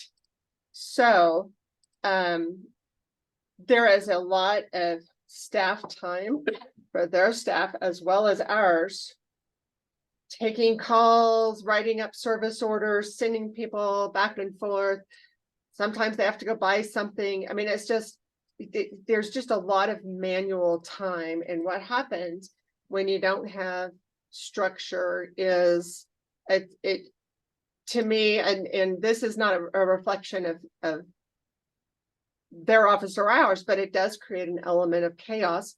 And when you have manual processes and lots of paper going from one desk to another, it allows for possible misstatements. And I have no, we don't have that, but when you try to put some structure around things, it just eases that for everybody. So in trying to put some structure around this, I visited with Bobby about the kinds of service orders they get. And to me, many of the requests are not maintenance. They are actually more like a remodel request. I want a new ceiling fan. Can you send me pictures of several and go get what's available and put it in my unit? Well, that's not maintenance. That's a remodeling upgrade. And that should not flow through all of Taco's employee staff time to handle the work orders and to pay that and then to bill the owner for it and then make sure it gets on the assessment. And so in going through some of these things, I've asked for Bobby and Greg to also start a conversation with us today on what is considered maintenance and what are things that they will say they're unable to do, or things that they'll say, our remodeling company can do that, but we're not going to run that through Taco. So this conversation is going to be a little bit different than it's been in the past, looking at our chart of accounts. Do any board members have questions? So starting with the work that's done in the invoices, will this system be simple enough that BHP can actually break things out according to our subcodes? So when the invoice is received by Elisa, she doesn't have to decipher what is. Yeah, so what I'm gonna do is once we decide on the areas for our budget, and once we confirm those, I'm gonna build out a spreadsheet file that allows them for all the hours worked to choose a drop-down menu by description, and our account code will be built in, 10 hours plumbing. Who was it? It was Anthony, 10 hours at whatever the hourly rate is, this much money. And when they submit an invoice, say an invoice is $20,000, the detailed spreadsheet will total to $20,000. So But there'll be a number. Elisa doesn't have to make the judgment decision what the work was for. The invoice will come in with that they will pre-code it. So it's automatic with Elisa. the invoice will be totaled because trying to get a drop-down menu formatted into the invoice was more complicated. The invoice will have the date range of services, which is bi-weekly, but then attached to that every time will be this Excel spreadsheet with drop-down codes, descriptions, hours, everything else leading to a total. And that's, And BHP is welcoming these changes, so this isn't any point of contention. This is just after a year of working together, some adaptations we're making to better support staff on both sides and capture all the data that's going on. and it's, again, it's just important that it's kept simple, so because we only have 2 steps. Now, in other organizations that I'm familiar with, you may have engineers in between that are looking at invoices and coding the invoices according to where they ought to go for the accounting folks, but the accounting folks can't make those judgment decisions. And then, so there are a couple things, one is that format, which we're going to make, and yes, I'm gonna be sitting with the BHP staff and ours to make sure it's user friendly, because if it's not gonna work.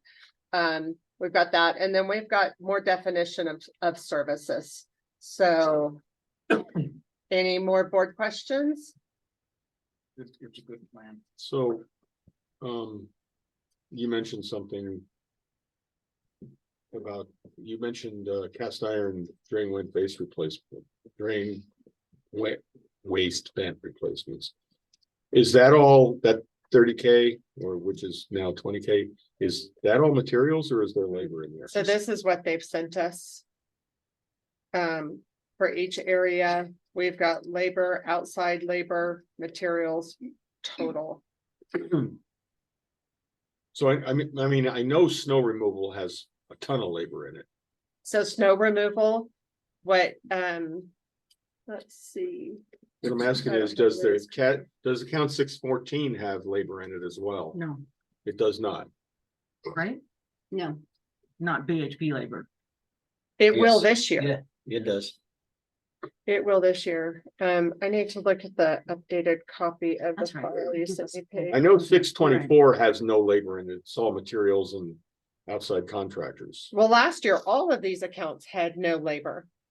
All labor went into the top line. Well, not snow removal. Well, except for snow removal, all Yeah. labor went into the top line, and that's why we're wanting to change Well, it. that when you mentioned, when you were speaking to this, you mentioned cast iron replacements, and I thought that was one that included labor. It does. It does. That's what I It's thought. already in there? Yes, that one does. I thought it That was.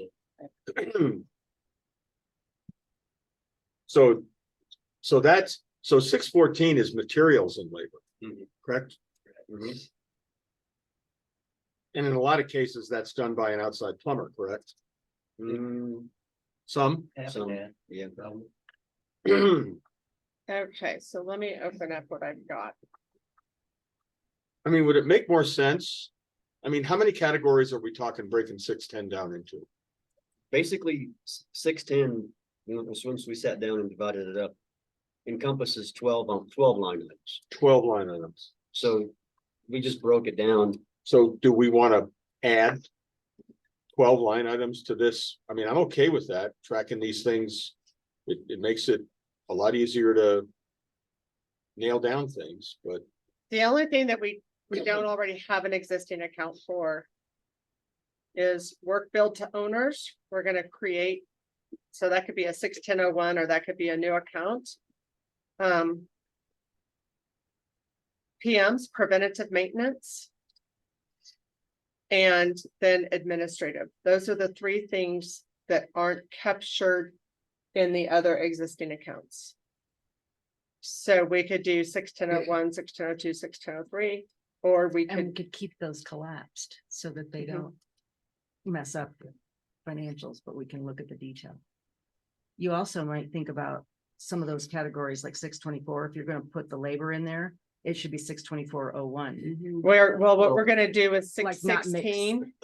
Snow removal is Uh-huh. gonna have 61601, roof shoveling, Yeah. hand shoveling, icicle remover, plowing. Yeah. So snow removal will have 4 categories.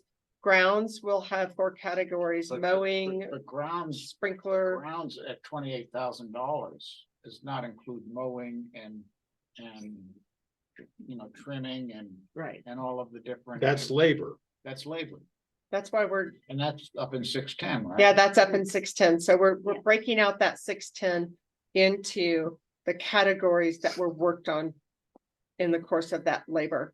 So this is gonna stay just like it is, except you're gonna have a bunch of sub-accounts under 610, under 616, under 624. Is that what you're Yeah. saying? Yeah. And where are we gonna, how is that gonna?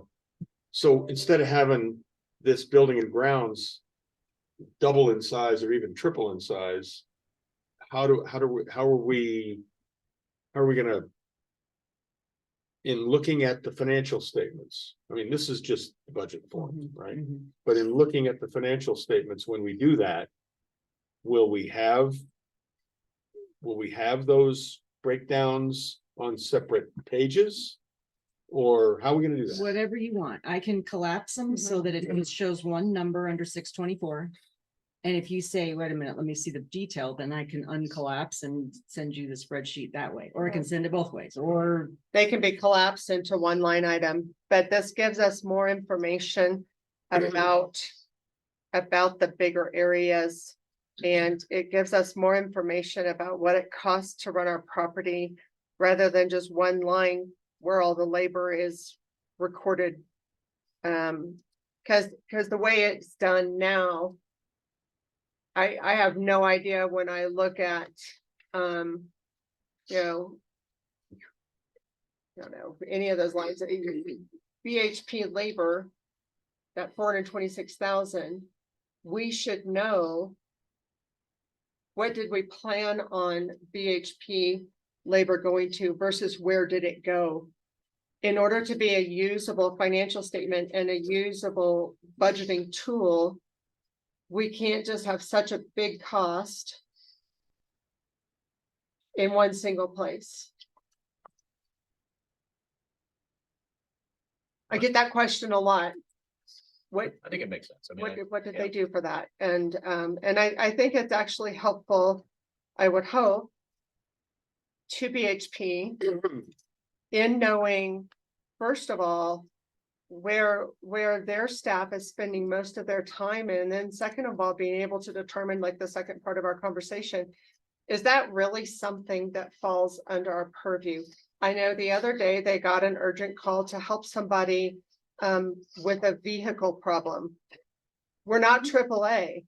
We, you know, so it just, after a year and a few months of doing business, it's just time to look at the way we've been capturing data and the services that we've been running through here and give some better definition and boundaries to that. And then we can communicate any changes to owners.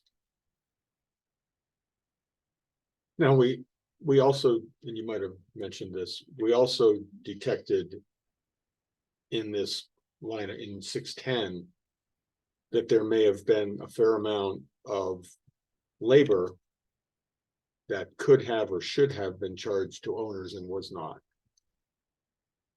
Are we dealing with Yeah, that problem? well, we are, because and what we're referring to there is, you know, here's an example. Somebody calls Jessica, the admin who's like the gatekeeper, and says, I want some new light fixtures and new sink and shower fixtures. Can you find what's available in Durango and send me pictures? And then we'll have your team put them in.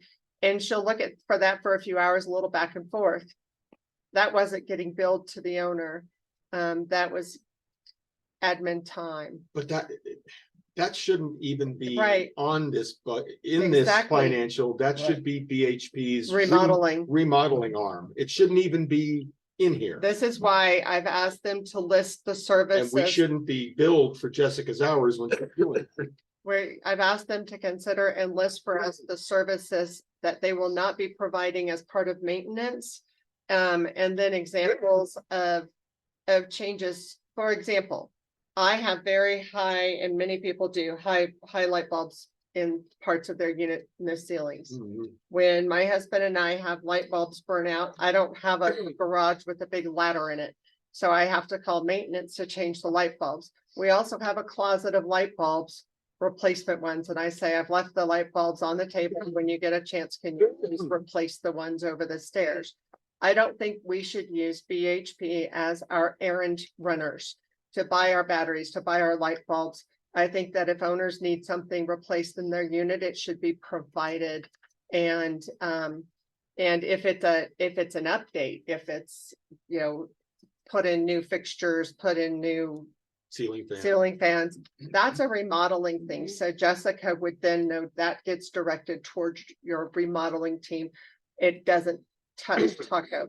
So we just need some definition around this, because in sitting with Bobby and looking at the different stuff that's thrown at them, owners have come to see our maintenance department in BHP as errand runners, as fix anything, and as Jacks of I all can trades. make any request. That is not the case. And in our new cost environment, we need to better define the services that Taco is providing, even indirectly, that you bill for maintenance versus do it yourself, buy it yourself, get someone else to fix it. The little turntable in the microwave isn't spinning. We don't work on appliances. Find an appliance repairman and don't have Jessica do it. That's another thing. People are saying, I can't find someone to fix my microwave. Can you find somebody and get them up here? And Jessica will spend, because she's nice, and she'll spend time researching and doing that. That needs to be charged to the owner. It isn't being done. I think it's being done now, but for a lot of this year, it hasn't been done. So we just really need to get some definition around this. And I want to reiterate that we are having great partnership with BHP about this. And I think where we are is just after a year of doing business, it's time to revisit. So that's what we're talking about here. And so Joe, I have this chart going for what they estimated with BHP labor, outside contract labor, materials total. And then for these different areas, and we can.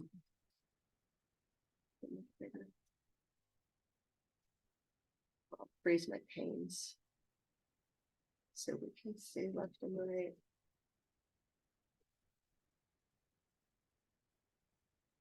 Okay, so with that, I'm gonna hand this over to BHP to talk through these numbers. And then we're going to get to the service definition discussion. Board members, any questions about where we are? I just want to say I support totally breaking things out so we get more detail and understand where the dollars are going. Yeah. Yep. Okay. Bobby, Greg? Yeah, so Stacy came to us and wanted us to figure out, or basically explain our number, and we don't have a problem with that. And when Greg and I took this over, we actually had this discussion because we have one line item in the budget, and we knew going into it after the first year, even before the first year, this number is going to be big. But when we were looking at it, I said, we do all these, and all those get wrapped up into one number.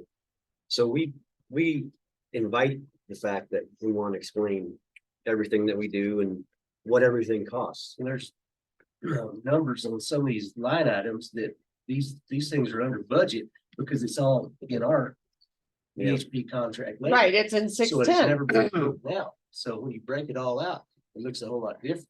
Yeah, I mean, the time that our guys spend on communications and alarms alone is a lot of money. And not counting cast iron replacement, prepping all the condos for winter, spring, heat trace, prepping all the riser closets to make sure fire suppression systems don't freeze, inlet to the condos don't freeze. And that's kind of where the discussion went with Stacy is, we did everything coming in that the maintenance department has always done. But I think, like Stacy mentioned, it got to the point where people knew we did everything, so they took advantage of that, and we were fine with that. But I need our guys spending time on stuff that is property important versus replacing the sink? I 100% agree. If I got two That's guys. your job is property, maintenance. property maintenance. Yeah, so if I Not- got two guys out, replacing light bulbs that need to be working on smoke alarms or I can't. I'm water tree line cheering, so I systems, can't that's look where at they it. need to be.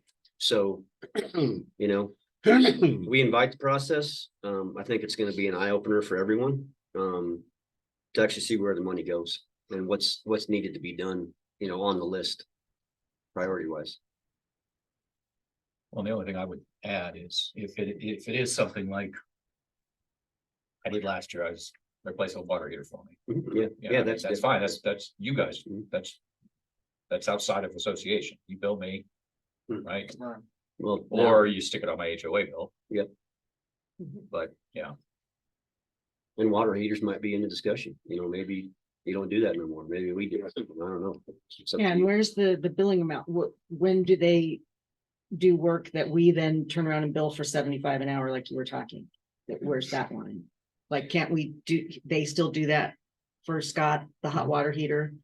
Right, And that's what then we're we gonna make be. the money on that? We've always, Okay. I mean, I hate that term, we've always, Yeah. but we've always done hot water heaters. Well, I feel like the thing about hot water heaters is you're getting into plumbing systems. When you do hot water work and plumbing and, that makes sense to me because Yeah. if it's done, I think the difference is elective or is it emergency? Mm. In my case, I did one, it was elective because it was old.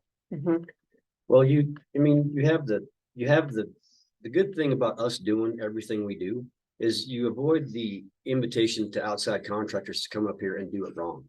Because the stuff that we find that is done from outside contractors, Scary to death. either we spend time fixing it because we didn't do it, or I could go on and on the stuff that, we find when we do our construction inspections, there's a light the wire is stripped back 8 inches and you got 3 inches in the can. And just stuff like that. So that's the good side of it. The bad side of it is we do it all, it takes us away from doing the stuff that we really have to do. Yeah. So it's going to be a long discussion and it's going to be a lot of, questions and answers and see what you guys want us to provide. There's gonna be a lot of trial and error too. There Have to will be. Offer this over time. and there will be a necessity for communication to owners of any changes that we decide Mhm. up front. So what I'm thinking of is in this instance, the term cosmetic changes Mhm. come to mind. So what I call in my house, a facelift. I want to redo a bathroom. No, don't, no tear out, but just new tile, new paint, new stain on the cabinets, new sink, new light fixtures. That's a facelift. A water heater is not a facelift. So that's sort of where my mind goes, but you're right, we need to define it. We need to make sure that in cases of water heaters, that is definitely getting reported on the invoice detail file and billed to Tamaron under this new account of charge to owners. Time spent charged to owners. And so, this is not a really quick fix when you redo the way business is done, but it's definitely going to be an ongoing discussion and communication to owners. But I think we're all in agreement of things that have to change. If I need light bulbs changed out, my request should not include, so please go buy these light bulbs. They carry them at the hardware store next to PJ's and put them in. Sorry, buy your own light bulbs, ship them from Amazon, do something, but maybe that's one of the things is BHP will maintenance will no longer run your errands. BHP remodeling, what you guys do with that business is your business, not ours. So And when you talk about, your hourly rate going up, if we call in the summertime's the worst, if we get 8 units called, my air conditioning's not working. Now that either it's not working because it wasn't maintained for the last 5 years and it's full of cottons from the trees and leaves Mhm. and the filters are clogged up, or it's actually there's the thermostat's broke or something, the pressure switch is out. You know, contractors are plenty busy in Durango. They don't want to come drive up here to Tamaron to answer those calls. We have a relationship with contractors just over the years, so they'll come up here because we call them. But if they come up here, they're gonna charge you 175 to $120 in it just to drive up here. Trip Just to charge, show up. trip charge. Trip charge. Just to show up and park their car. Now that reason people call us is because they know we're here and it's $65 an hour. It's way less. And then, you know, so Jessica's tracking down an HVAC guy that wants to come up here, has time to come up here. And it may be 4 or 5 days before he gets up here. And then when he gets up here, we got 3 more that are broke. So our guys spend time helping them get them fixed. And does it get all tracked? No, it doesn't, because we're trying to get it all done, you know, trying to get people's air conditioning back on when it's 100 degrees in there. And so that is what is then being absorbed by the HOA that we have to get a handle on and stop. So, you know, I will just maybe with starting with services, what you guys don't do, you don't do HVAC work, right? No, they're not HVAC technicians. Okay, so can we say, if you have an HVAC problem, call an HVAC company? You can say that. What would be the Well, problem? well, I mean, I think you it- don't do it- HVAC It work. needs to be diagnosed first. There's, if somebody's that's what I think HVAC, we're if somebody's air conditioner's not But the working, Diagnosis should be charged It- to the owner. it could be That's great. something simple. Could It be, could be yeah. a trip breaker. Yeah. Mhm. It We- could we- be a, We go up there when somebody calls. it could be and we- that, it could yeah. be the condenser coil is full of crap. Mhm, I yep. mean, there could be a number of things that could easily be fixed by somebody who's not a HVAC tech, right? Correct. We always go up there and sometimes it is easy fix. You know, a lot of times it just needs to be cleaned. Right. Like we've said, you know, since we've been here, air conditioners, there's no PM, that nobody maintains their air conditioners until it's broke. And a lot of times it's an easy fix if you would have done it before now, you know, but, yeah, it's, So you guys can go up and make the initial stab at an easy fix diagnosis. It could be this, or this. If it's not these things, you need to call an HVAC company. correct. That's what we do So, now. Can I also make a recommendation on that? So. And do you, I'll- and do I'll you, a and classic when those example things, is my and when 18 those happen, does the owner get charged for your Yes, time? yes, Yeah. yes, Are you capturing that time? yes. Mhm. Those, when we go up there initially, yeah, that time's captured, you know. Yeah, so I get a phone call in Houston every fall, every spring from my electric or my AC contractor saying, you know, check your heater, check your AC. Can we get a contractor, at least look into getting an HVAC guy to come out here and look at, so we can get preventive maintenance done? Because We've tried to do that, you know, but we didn't, to add the cost to the PMs, it's never been approved, so. no, it'd be for us owners. Oh, yeah, So I knew I could have somebody come in and look at those goofy wall units, what? you know, once a year. Oh, For sure. good Lord. Well, another thing that we've talked about is for the PMs.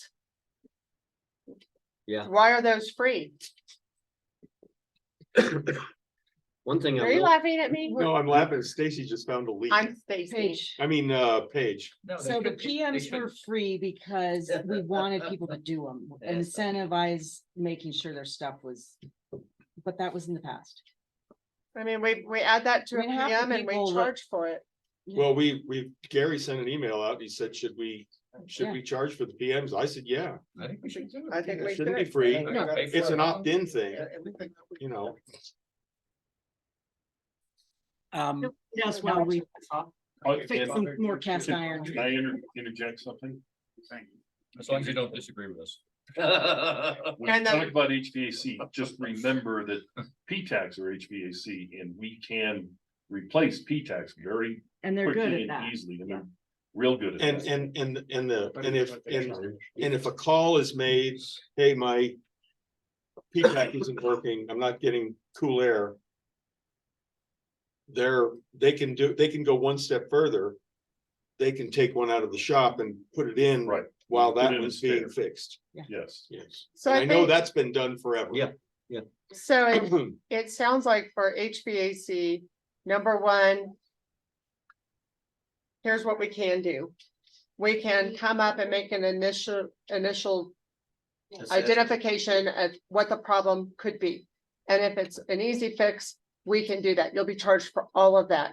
If it's a PTAC replacement, that's something our team can handle. If it's anything else, you need to call an HVAC company. Thank you very much. I'd gladly do that. If you swap out a failed PTAC with one of the ones in the shop, does the owner get charged for that? I do not, they get charged for the labor. Yes. Yeah. Yeah. Yeah.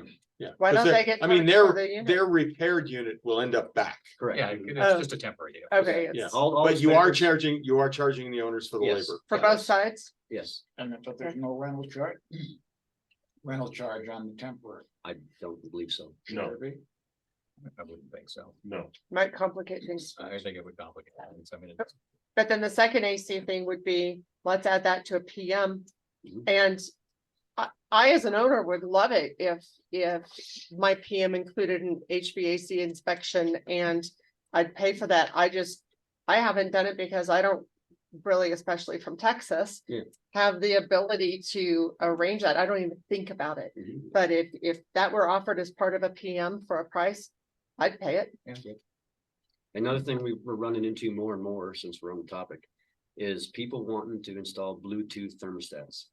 What is So- a Bluetooth service? Is a Thermostat, is that different from a Wi-Fi Same thermostat? thing. same thing. Same thing. Wi-Fi thermostat, same thing. So you want to ban Wi-Fi I don't thermostats? know if I'd ban it, but He just wants to charge for installing them. well. Oh, No, for you installing don't them. want No, to charge no. them. We charge for installing them, but Oh. I want to get away from us installing them because you have to have everybody's Yeah. personal information, their email, Oh, I all that gotcha. stuff. Okay. Yeah, yeah. And then if they rent their condo out, our guys can't get into that thermostat because So we have you're to call the not owner just and find banning the password. Bluetooth Yeah, that's That what makes he said. So Maybe. the So HOA needs to They're a little consider bit it. of a. Yeah, Yeah. they can be complicated to Yeah. install. Yeah. And they suck up the also- Wi-Fi. they do. Talk about, while we're talking about banning, set up for new TVs that require the same thing. Okay, yeah, so somebody calls and wants us to install a new TV. You know, we go No. up there, we No. try to do it, but No, to No. sign up to No. Roku or smart TV, you gotta you have guys aren't, personal information. you guys aren't, that's an appliance. No. Well, No, we get TV calls all the time. no, I know you you say no. do. Yeah, But- that can go on the list. So can I just make a recommendation? We can nitpick the hell out of every little thing in every unit. And be here I for think we 3 just need days. to suffice it and say that we're gonna start looking at these things and figure out what should go to the owner. What is something that a third party contractor should be called on? We might need some help identifying some of these third party contractors. Like, I don't know. There's not a geek squad here in town. So what do you do if you need a TV installed? You Yeah. know, I think we might need some help with that for owners. Mhm. I think we're gonna have to engage Louisa's all of the installs, rental aid, all the Louisa's rental management installs companies to make TVs. sure they're involved, and they could probably do some of the lifting here too. If you buy a TV at Walmart, yeah, you're not gonna, but Louisa's does install TVs. A lot Well, of it is I don't know that, but yeah, you just told me something that. property managers. It's contact the property manager. Oh, I get it, yeah. And so a lot of that is that, and a lot of it's us redirecting and saying, no. Yeah. You know, Yeah. and just training Jessica as well on what to say. Maybe even having different work orders, red ones for taco, blue ones for PHP remodeling if they want you guys to, which is, you know, it's convenient. It's your teams are here, they know the property. And so yeah, so this will be, we'll continue to Just work take a on little this. time Yeah. to fine tune it. but Yeah. it's a great, to try to streamline things. Yep, I'll be using my new Teams account to have calls with you guys. Okay, so this is all very, very good and needed for tracking and breaking down where you guys' labor is Correct. being spent. Yep. And whether or not it's labor that could be back charged to owners. Okay, What so, I need to know, what we need to know now is we know that from talking to you guys, that account 610. It's year to date and estimated, and the total estimated for 2023 is well above budget that we put in last year. And probably a part of that is because there's labor in there that hasn't been backfilled to owners and should have been. Probably no. We need a hard number that you guys can stick to employing all your new processes so that the only labor that shows up in that and its subsets is labor that is to the property, not to owners. Okay, So we need a hard number that we can put in there. The lower the better. Well, 610 is almost gonna disappear pretty much. Well, because from a- it's broken out, it may disappear, Yeah. but from a budgeting standpoint now, we have to have a budget number by a right? week from So tomorrow, a we've week got- from today. This is what they've prepared for us by account number. That includes their labor broken out with contract labor and Right, materials. well, you need to share that with me. I did, And I can't, emailed it to you. yeah, but I can't look at it because I'm sharing my screen. This is the best I can do. You just make it as big as you want. So what's the bottom line? The bottom line is 888 if we continue with everything. 888. What is that? I mean, I don't even know what's in there. Is that including snow removal? Yes. and- Yeah, it's Yeah. everything. So let's start, Bobby. 612, building maintenance. We show BHP labor 13,500, contract labor 20, materials 4,600. What is going into that building No. maintenance? We can sit down and go through it. I mean, We went unless through you it. want, Yeah, unless what- you want this, that the board is going to approve Mhm. to include all these lines. These lines are there. So your budget for 612, they say 38,100. Your budget for cast iron DWB replacement, 62,000. Your budget for snow removal, they have, So are you looking at the spreadsheet that we did? yeah. Okay, we didn't do that based on, I know you emailed this to me, but I haven't had time to look at it. we I'm didn't, sorry, I just That's haven't. fine, that's fine. we didn't do that based off them coming up with a budget. We did that to break down 610. 610. Oh, this isn't your budget for next year? No, we did that to show you where the money was going For current year. for current year. Hmm, okay. We need budget for next Okay. year. Okay, I need to know what that's gonna encompass. Is that gonna encompass everything that we put in there? Snow So- removal, everything? Building maintenance, cast iron replacement, yes. Snow removal by category, yes. Roof repair and ceiling repairs, yes. I mean, our grounds, we have to continue to take care of the Yeah, property. yeah.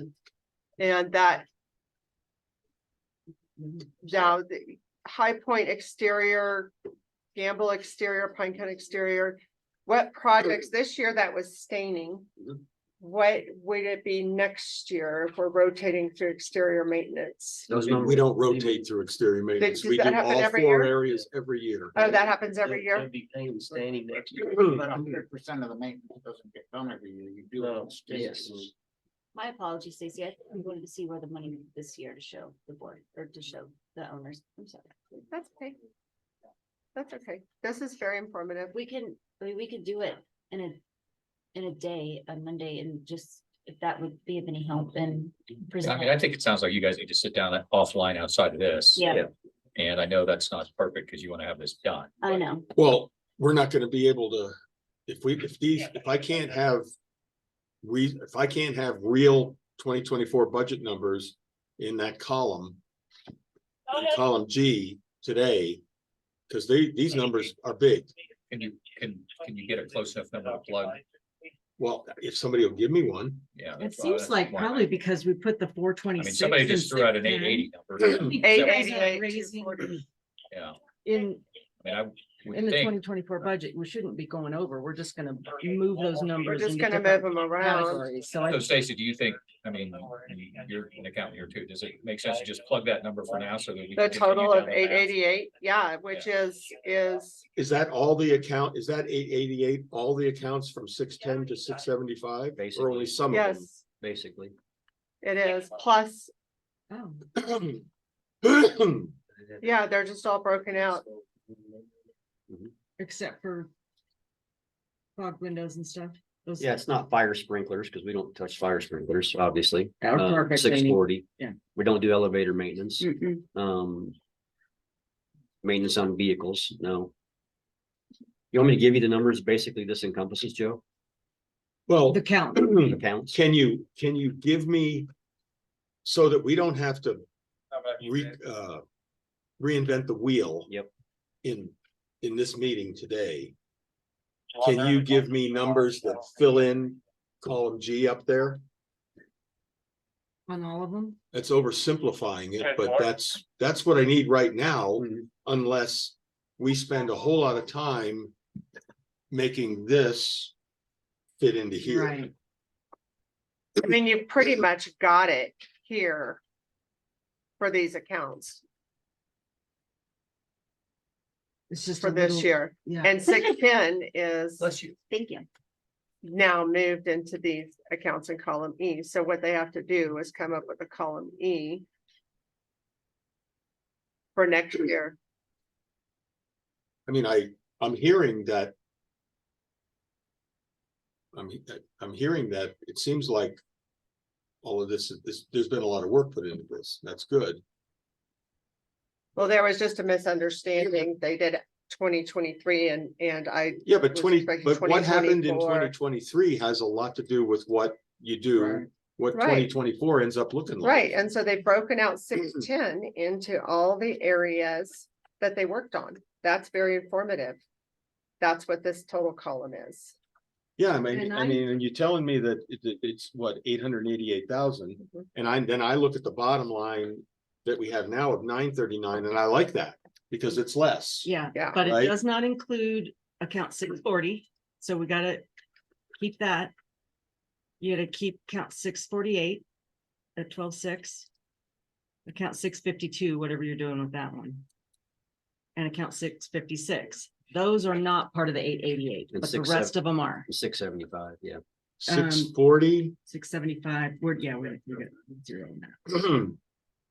So you want me to repeat that? 640, the One second, 15,000. one second. Yep. 640, 648 elevator maintenance, 12.6. okay. 5,000 for IT, The IT, 640 right there, the and then that, IT. Hang on, Yep. hang on. All right, and the next one down 27,000. and the temperature monitor. Yep. All right. It also doesn't include, window washing. It includes 656. Mm. Did you say that one was not included? Oh, I'm sorry, yeah, It you said, includes 656? Yes. Yes. sorry, that 27,000, take that. It does Back to- not include 636. So that's one you can highlight. Window washing, Yes. 636, right?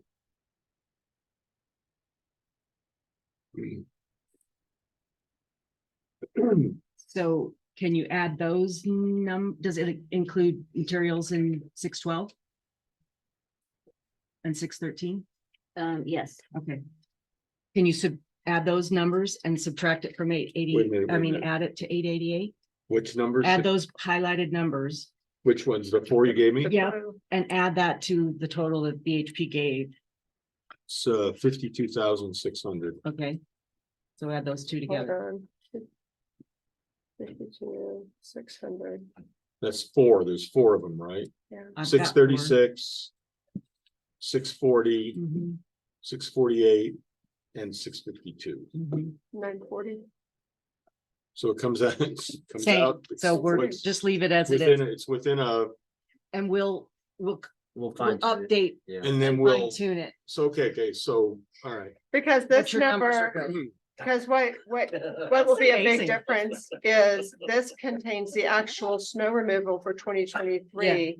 This 888, Penny's since pretty they soon. did last year, and our snow removal is gonna be, Well, What? actual, this year's year-end estimated actual is over, is $1 million and $1,040,000. So if we can get this back down to what was it? I've got 940. 939, 100, Yeah. 940, okay. Yeah, what did you guys do? What was your total in snow removal? Just the total similar to, in snow removal for everything was 230, okay, so maybe that number, 230,865. Yeah, we're averaging like I mean, if it's a lower 125,000.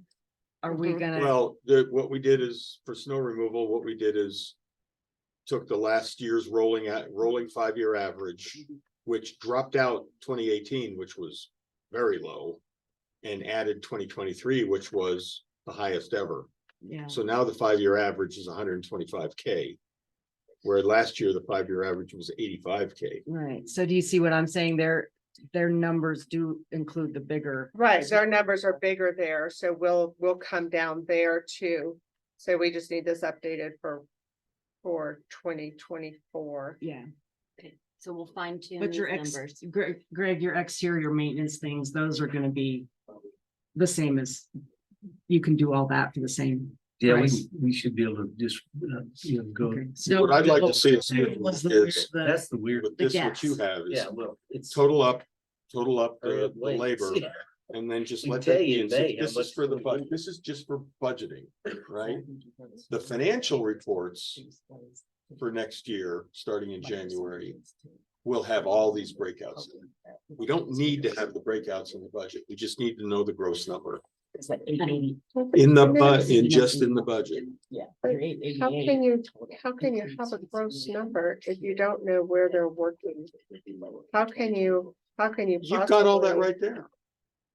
The financial reports, when we start tracking next year, we'll track all those various categories. Well, we'll get. I don't need to know all those categories for the budget. I just need to know what the big number is. As long as you're using this breakout of actuals to arrive at your budget number, that's fine. That makes sense. If their actual is whatever if their actual here, see, they're saying their actual labor was 657,000, but ours is lower than that. We're much lower. So where's the disconnect? But does that include these other categories? Does that include all of these other categories which are split out? It has all their categories. So Well- this was them taking 610. So there's labor components and all those other categories. that these are- Yeah, yeah. Uses, right? I mean, if you want to rework this now to reflect all that, we can I do think- that. I It's gonna be think- time consuming. I think now we have to get their numbers because they didn't project 2024. And then just use it. We have a preliminary 939, but that needs to be fine tuned. So you plug in 939, is that the idea? And then Monday we can sit down and I'd get you a number.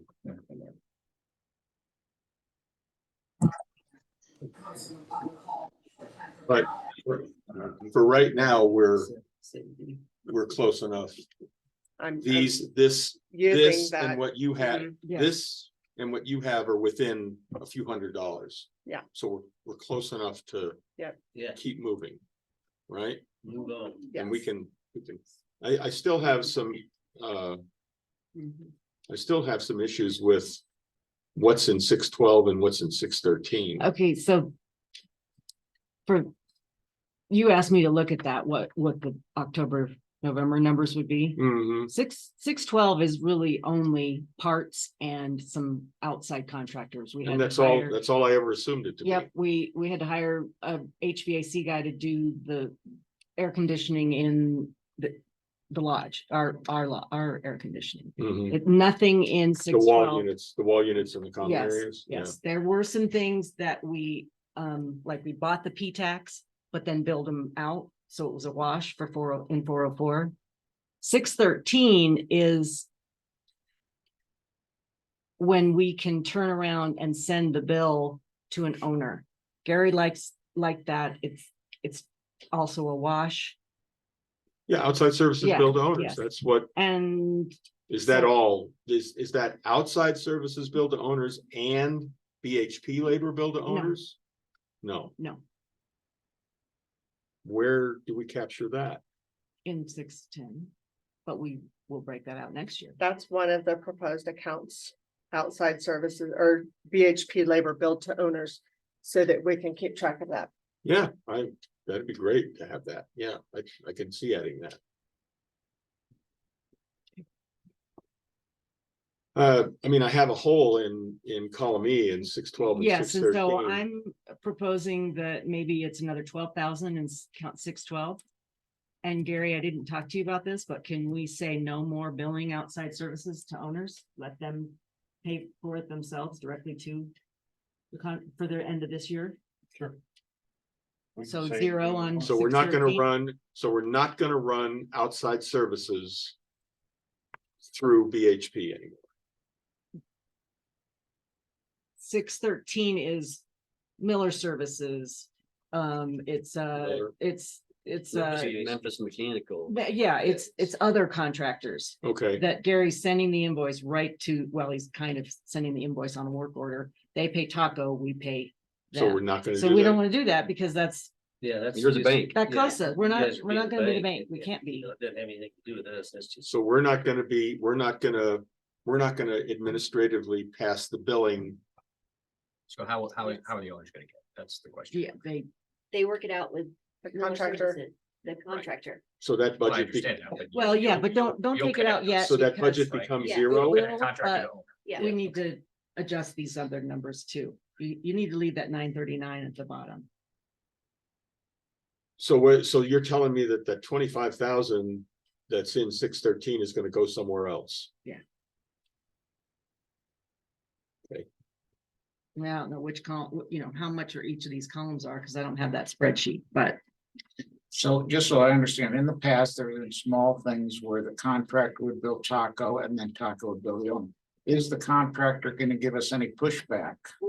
there might be a few If- that will if do they that. Say, well, Joe down the way, bill him directly, and the contractor says, I don't even know if who Joe is. And if Joe's Exactly. gonna- Well, we're gonna have to work that through. They won't come back. That's part of, So We're not gonna know where we have problems until we have the problem, Yeah. and then we'll have to figure it out. What do We you can't mean- solve for all what do that you right mean now when you because we say- can't talk to all the What do you mean contractors. when you say they won't come back? Right now, you're the bank. I understand. I get it. But when we call an HVAC guy to come up and repair something, Taco pays him.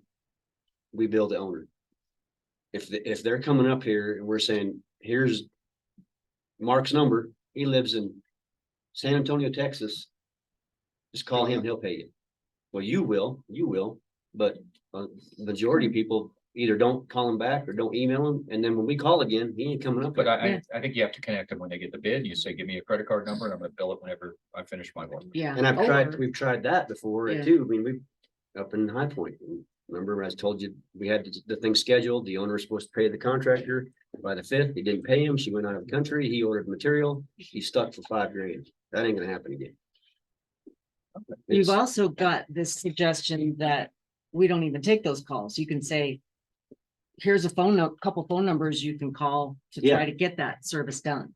And then they make a deal with whatever contractor it is what kind of what you guys have been saying all through this whole meeting. yeah, I just feel like there really needs to be definition in this area, definition for you guys, definition for us, more onus on the owners to get their work done. Yeah, And- this process is going to take time. A We're lot not of gonna time. solve for it all right now. We have to figure out. We're gonna have to introduce the concept to owners, let them know that, hey, we're gonna play matchmaker and that's the end of it. And then you're responsible for having your own contractor come out and do it. So you're okay But with the I mean, details you gotta of remember, the- most of these Mhm. owners are Detailed remote, so it's gonna numbers take a aren't little right, time to but work the- that out. I agree, but I'm I fine think with this that for is now. a Change it. We need to high make it priority area because it's such a big expense. quicker than you, Gary. And owners wonder about it. The board needs to understand it. And the business office needs to be able to get detail and know exactly what's being paid for. So these things we're talking about are very important goals. I know for the purpose of today's meeting, we have a preliminary number that will be refined. And that we're going to be doing the accounting on a breakout basis. So that's a good thing to identify. And then going forward, we'll seek to get some definition around these things and communicate them to owners. All right. I'm pleased. I'm happy that this bottom line number that I just highlighted Mhm. is within a few $100s of what you have here. So we'll go with, we can move on, talk about a couple of more things here and refine this column Yep. by Monday or Tuesday. Yep. Okay. Before So- before we Yep. leave this area, I have a question or two. We're not leaving it, but go ahead. Well, I guess I understand the concern and that we probably do need to tighten this up. I do think that one thing we should always keep in mind as BHP looks at things and as we consider what we are to be involved in and what we're not to be involved in, it seems to me that there probably are some things that have safety concerns. We talked about preventive maintenance and shifting that to the owner, and that's fine as long as the owner does it in a timely fashion and doesn't say, for instance, refuse to update fire alarm or smoke alarms in their unit because they don't want to be bothered with it. I guess what I'm saying is we just need to be sure that as we shift these responsibilities around, we keep in mind that there are some things in a community with contiguous walls, et cetera, that we can't afford to count on people to take care of. There probably aren't a lot of those, but there are probably a few. Secondly, I just was curious, we haven't got down that far, but what is that number in 656, the 27,000? Are we going to get to that, Joe? Yeah, it's I'm not sure why that's 27,000 when it was 10,000 last. We're year. replacing a lot of smoke. Oh, it's the detectors. replacing of the smoke detectors. Yeah. You want to speak? You guys want to speak to that? Go ahead. Upon our guys, getting into the system and stuff, we've found a big number of smoke detectors on property dated back to 82 to 89. Those smoke detectors that are originally with the system, it was a Teltron system. So back in the day, those Teltron smoke alarms spoke to your Teltron hub in the lodge. So if an alarm goes off, it rings at the front desk. Over the years, those smoke alarms have been obsolete.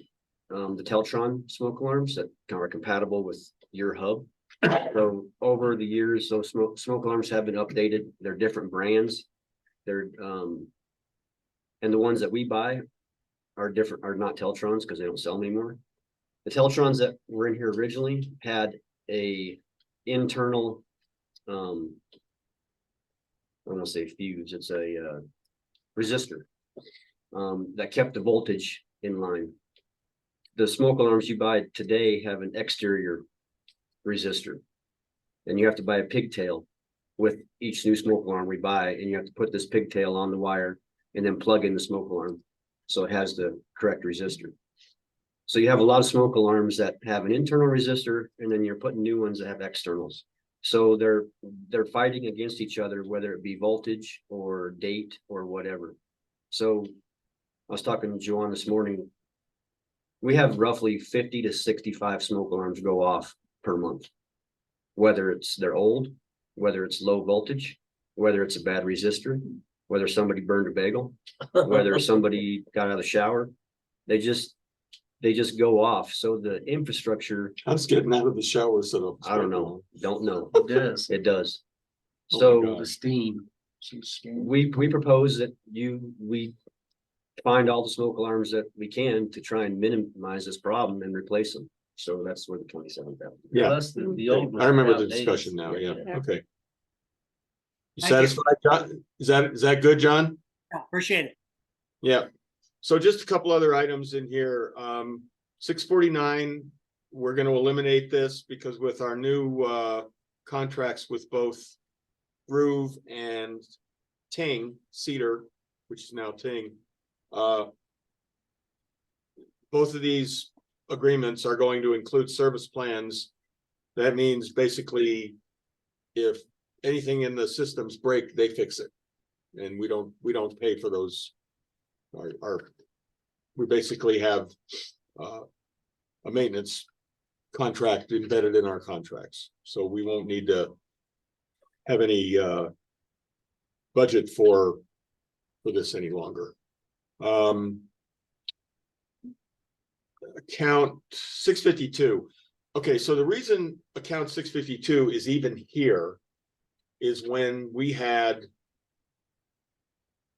our own maintenance department, and our own maintenance department had computers, bought office supplies, copiers that had to be fixed or replaced, buying ink, so on and so forth. So my assumption is that BHP has their own computers. I think they have some computers that they got from us. That's fine. We just don't want to be involved in the maintenance of those computers. They're older computers, as far as I'm concerned. They're what's the term? Fully depreciated. They're depreciated out. You can have them, but you got to take care of them. Yeah. There won't be any more IT services. We're cutting out the Digerati contract. We're gonna manage our own updates and so forth. We don't need that. So any of your office supplies, you buy your own office supplies, you buy your own printer ink, blah, blah, blah. So what's left of this account should be moved over into administrative expenses. So we'll do that. I'll do that in this next revision of this thing. And then for 2024, we should give that a different account number, so it doesn't. Well, fall it'll have contracts. an admin number. Okay. Yeah, Elisa can do that. Okay, so that's that. We talked about 656, 662, fogged and broken window replacements. We're going to put any of those on hold for 2024. So Gary, your list is going to get longer. Lodge carpet cleaning, we're going to defer that for 2024. Hope it doesn't get too dirty. Keep the guys with the vacuum cleaners working. And then since we're going to be selling the Toyota truck, we won't have any maintenance and insurance on it anymore, so we'll zero that one out. Okay. Can I just, I hate to go backwards, but can I? It's okay. On 637 through 639, that's exterior maintenance. 637, 8, 9, and 41. We should get those switched so that fire sprinklers isn't embedded in those. Well, and here's my question. Is that something that you guys, is that something you see that as bringing the paint crew in and that's gonna absorb the whole budget? Or is there a labor component to that where you've got some discretion? I'm not understanding your question. I don't understand it either. Let's take the envelope, $20,000. Yep. Is that $20,000? You're gonna have a paint crew come in and continue the painting next year, and that consumes the entire $20,000. They paint different things different years. They That's not my don't paint point. the whole So- complex so let every me just year. go to a specific example that you and I walked through. Mhm. We've got and railings is not in capital project this year, but we've got what I considered a pretty serious problem. We're gonna do that in capital. So we're gonna add some numbers. That's gonna be in So capital. we're going and having another discussion. Yes, that'll be in capital. Thank you. Okay, so personnel expenses. Me, okay, we have currently 2 after-hours maintenance employees. They are Paco employees, and they do a number of things. We are going to reduce after-hours maintenance availability to be emergencies only and let BHP's after-hours team handle emergencies only.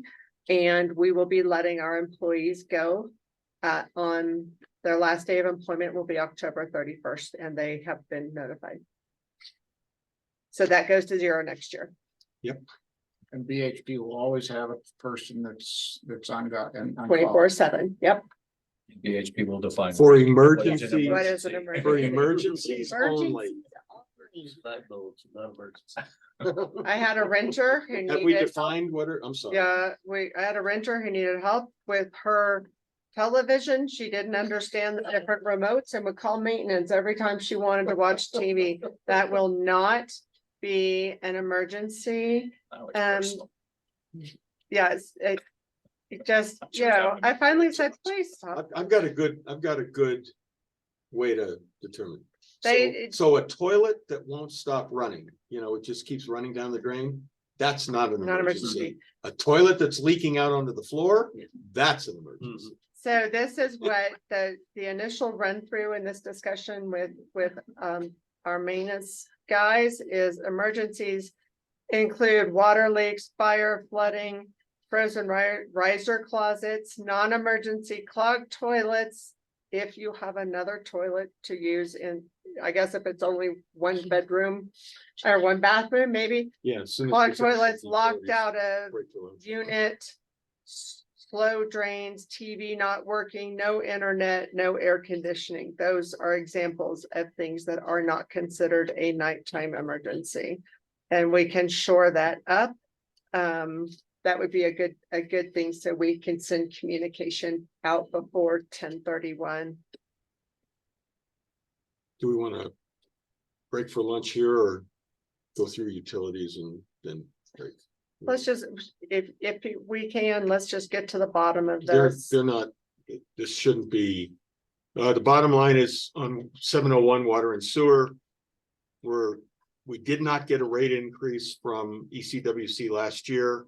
I believe that was mostly because they let the deadline slip by and didn't get their annual rate survey done. They did that this year. They knew they had to meet the deadline. They did. They reported the rate increase to us when before it was due, to give us time to review it. Paul Brown, our ECWC advisory board member, reviewed it. We had discussions between him and I and Stacy, and we determined that we would not challenge the rates. They were reasonably increased given inflation and operating costs increases. There was a question about how they allocated reserves, but I think we covered that, didn't we? We're still waiting for the They're- financials requested. by Yeah, Paul. we haven't received the audited financials, so we're still looking for that. Okay, so but the bottom line is, we will raise the budget to 454,000 to cover the increases in water rates. Satellite TV 710, we have a new contract with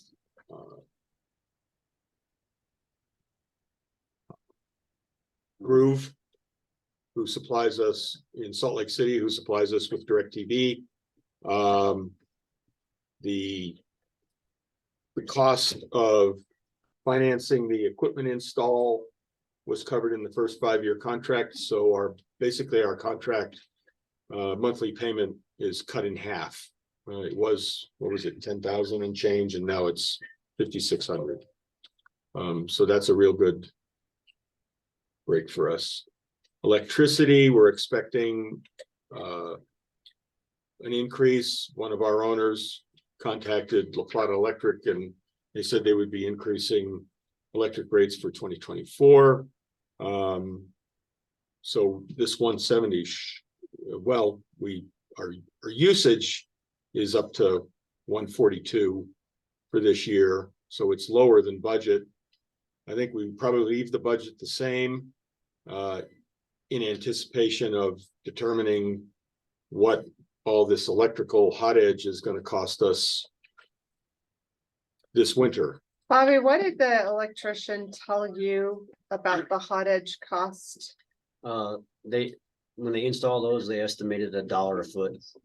a month for wire. And How many feet did we install? We're gonna have 8 to 10,000, How many? 8 to 10,000. 8 to 10,000. So 10,000. 10,000 So $10,000 a month. a month Of the cold. during the winter Yeah, months. yeah. So that's $40,000. Should we increase that 170 a little bit? So what we need to do is equals this year's actual times, So if you take this year's 1.06. actual, right, times 1.06. and then add to that 40,000, that's 157.81 plus 40 is 197.81. Okay, so 200 would be. go to 200. Mhm. Big jump there. Okay. All right. And hopefully it's less. Yeah, we hope it's less. And we're gonna be able to parse that in our metering system, right? We'll be able to. We know the meter that it's running to. And Elisa gets the bills and we can look at last year's winter bills on a monthly basis and see what the increase is on that meter. Have you identified the meter number for that one? Yes. Yeah, okay. Not yet. Yeah, that's feasible. And how, does that kick in automatically with certain weather? No, Do that's we- what I just asked them. It's, we for the turn it time on? being, it is on permanently for that whole period. But there is, Okay. there is So, an upgrade. so when the snow starts flying, we turn them on. Yep. Right. Is that a single switch that will energize the entire? Two in the back, two in the front. North and south.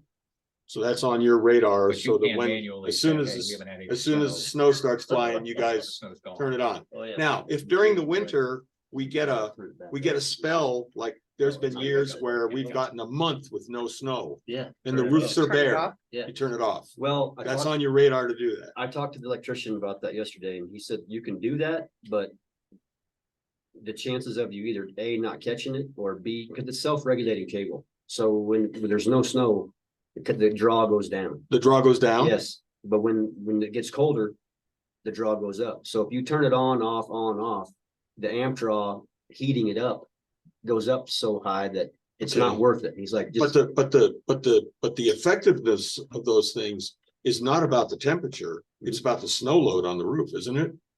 no, it's just gonna pretend from icing up. I mean, Okay. All right. But it's I think what Joe's asking, it's temperature dependent, not snow. I mean, you could get a from the. You could get a dry January Mhm. where it could be bitter cold. Yep. But you got no snow on the roof. Correct.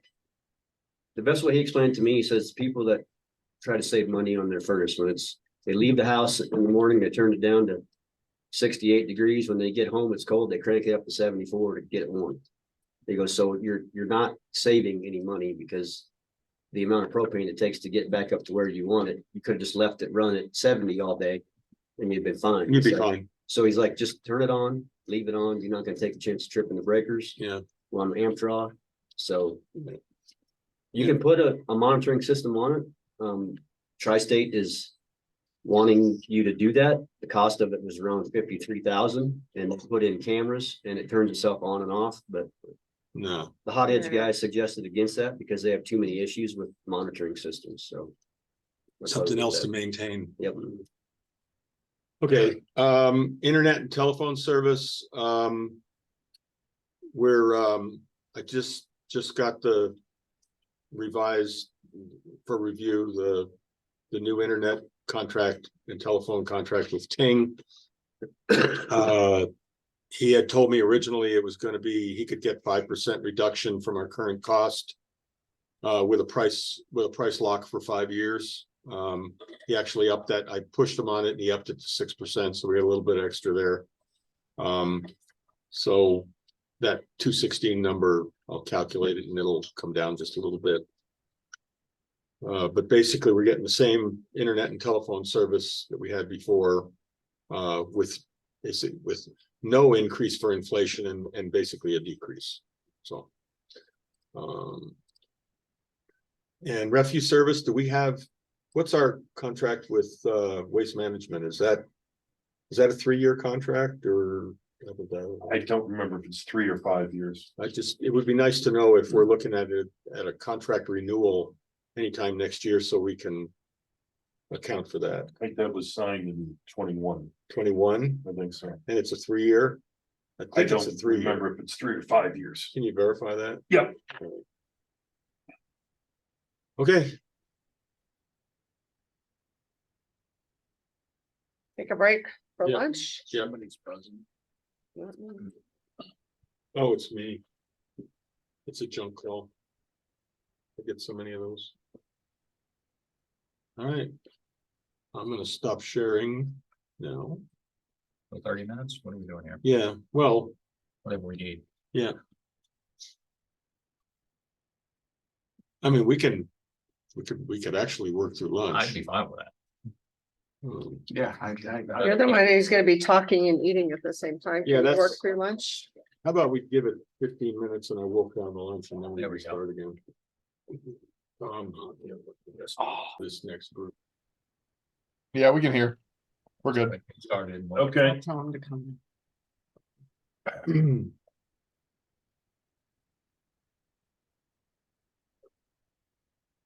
Gary, do we still have all of our attendees? Well, before we Some have start, left and did not come back. Is it possible for you to show us who else on? Now, let's see. Greg and John, Joe. So Marizzi and Glenn. Rick, Eric, Ron, Rich Wiltz. Beth McGill, Mary Keys. Ron Hyman. Ron Hyman. Dennis. Not sure who Dennis is. Kelly, forgotten. Is it That's it. Dennis New? Benson? Okay, thanks. Um, Should we add a line here for possible fire monitoring expenses that we're gonna find out? I added fire mitigation around the buildings, fire alarm system upgrades. Smoke alarm replaced. Well, wait a minute, we had that in the other, Yes, smoke alarm replacement shouldn't. that's in the other. Okay, so delete that one. He's working off a different version, so you have to look at. Joe, Hmm, do you want to enlarge that a little bit, get rid of those right hand columns? There you go. There we go. it can actually go a little bigger than that.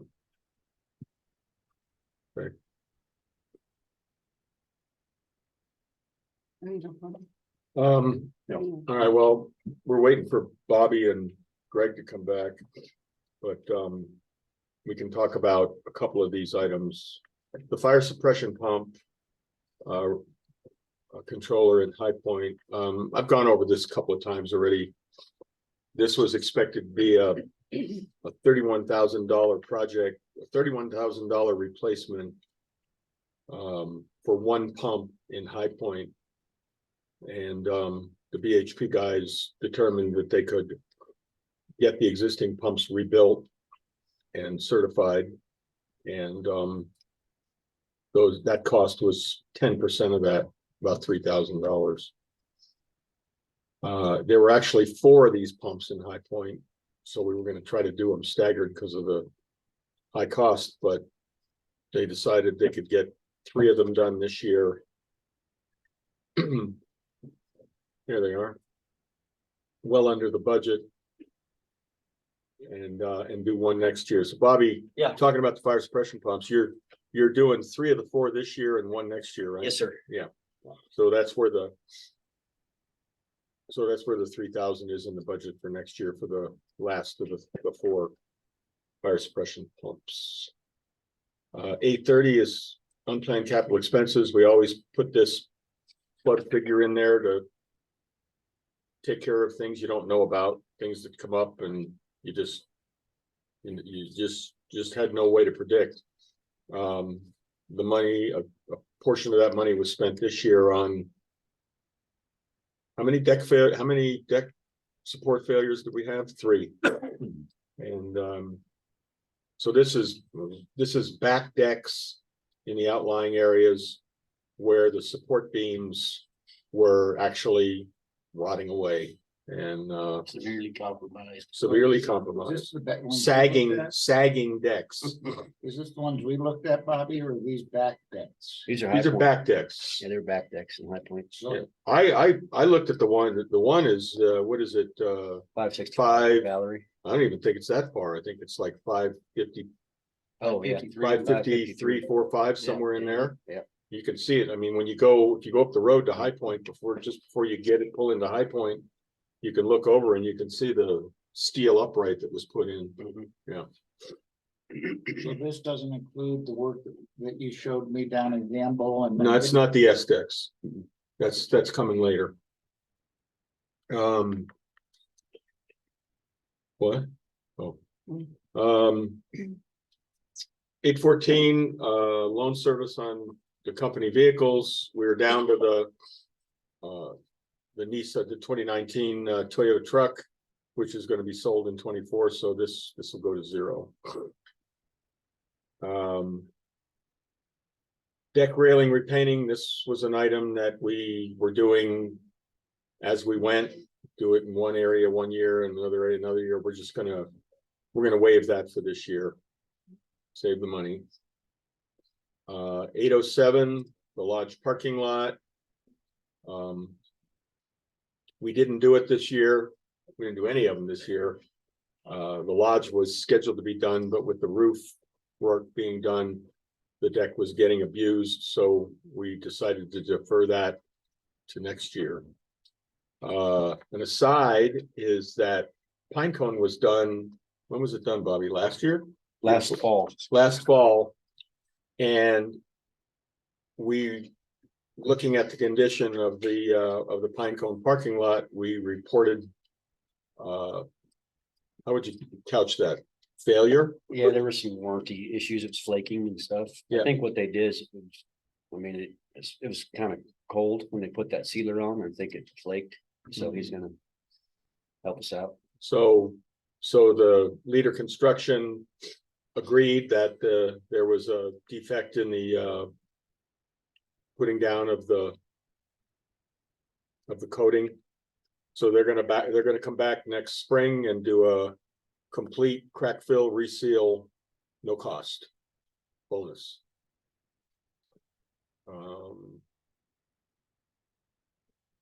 So again, we'll do the lodge next spring as well. And get that all taken care of, restriped and looking new. About the next two places on the 2 years after that. Yeah, we could probably do a deferral next year if we have to. Yeah, Mhm. Pinecone still looks pretty good. Gamble Oak is. Gamble's gonna have to be Gamble's next starting to year. show some. It lines. might- Yeah, well, that's a decision for next year. Yeah, Yeah, might be able to get those guys, you know.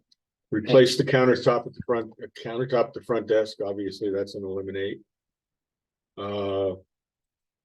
The gravel boulders to discourage parking, we decided to eliminate that. Planting beds, we did some work on those this year. And we won't be doing any next year, we'll be just maintaining what we've got. All right, here you are, Mark, here's your SBEC support replacements. What is that? I'll let Bobby talk about it. So the biggest problem we have is in Gamble, the S decks and the spiral steps to the upper units. Over the years, the trusses underneath and the joists underneath those decks have rotted. And the spiral stairs have taken a pretty good beating from the salt. They're starting to rust and they're not structurally incompromised, but they need to be addressed, but the decks will have to be fixed. Like some of the decks are collapsing. I mean, it's just totally, it's hardly any worth holding the decks up anymore. Did you ever figure what would be involved in doing the maintenance on that steel, in terms of, say, there's 31 of them. Yeah, I'm guessing this to fix, scrape off the stuff, put that coat on, repaint them. Probably looking around $800 a set, you know what I'm saying? Oh. It's 8,000 to 10,000 to replace them if we had to Oh, I replace them. know, replacing them would be 10x or more. Yeah. Is that, the $6,500, is that gonna cover that cost? No. I mean, if we're gonna do it all in the spring, I mean, the decks need to be done. for sure. We had 31 spirals at Gamble, and I hadn't even looked at mine. So when you say there's five, that's five specific. Those units are you five, discovered need to be yeah, done. Okay. yeah. And that's, Five. that's the framing only. Yes, But we got rust abatement too, that the rest is just, you know, it's fix it or eventually replace it. Maybe one that has to be replaced now, I don't know. well, like you said, you know, I would fix Virginia's first, the rust, you know. But I'm down at the far end, I think Scott's end, that there's a few of the spirals there that are in pretty rough shape too, and I think it's probably proportional to who asks for salt. Mhm. Yeah, I'll get some input for you on that. If, I'm in, oh, go ahead. I'm in 843, 842, which is an S unit is right next to me. As a matter of fact, I walk by that spiral stair every day. So I took a look at it. Those verticals on the railings, perfect shape, like they're new. That deck, that S deck up there hasn't been used in the last 3 owners of those 2 units next to me. They were combined units. So nobody goes up the spiral stairs. If they want to get up to the S unit, they do it with the stairway that's inside the unit. oh, okay. So probably not a drop of, Salt. not a grain of ice melt has been put on that spiral stair in 15 years. Looks perfect. You know, Chris next to me is the same thing, the spiral's never been used, he's got a connection indoors, Right, that's what this, you know, and it looks fine. Yep. Than others, whew. Is there a different product than salt? that Well, can we use, or- not use? We talked We were about talking about, sand, Yeah. but it's messy. It's and- messy, but it's Yeah. not gonna corrode the metal. Yeah. yeah, I mean, I can't, that's amazing to me that just throwing some ice melt on there has, I mean, what is it? What is the chemical creeps up the, Well, it's chloride and, you know, whether it's potassium chloride or calcium chloride or sodium chloride, it's the chloride that eats things away. And it's just, you know, anybody that's had any kind of mild steel along the Gulf Coast or anything, you deal with the same thing. It just gobbles it up. Bobby, you had said that when I showed you what was happening to my unit where it's buckling. Yep. You said another one in High Point had that done Yeah, two. too. Is that in any of these? Where did we put that? That's up there in 830. Yeah, capital project. Was it capital projects when we fixed the piers under the deck also? Yeah, Yeah. unplanned, Yeah, yeah, that's unplanned capital expense. Is that happening enough that it needs to be budgeted? that'll be the third one we'll fix. We'll fix it next week probably.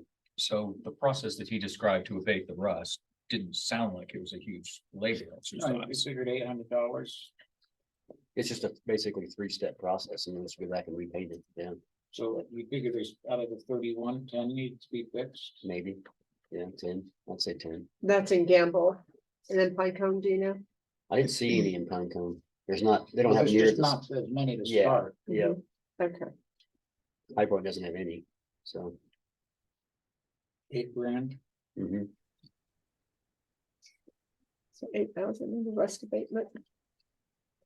You got something in there for those S decks with the joists?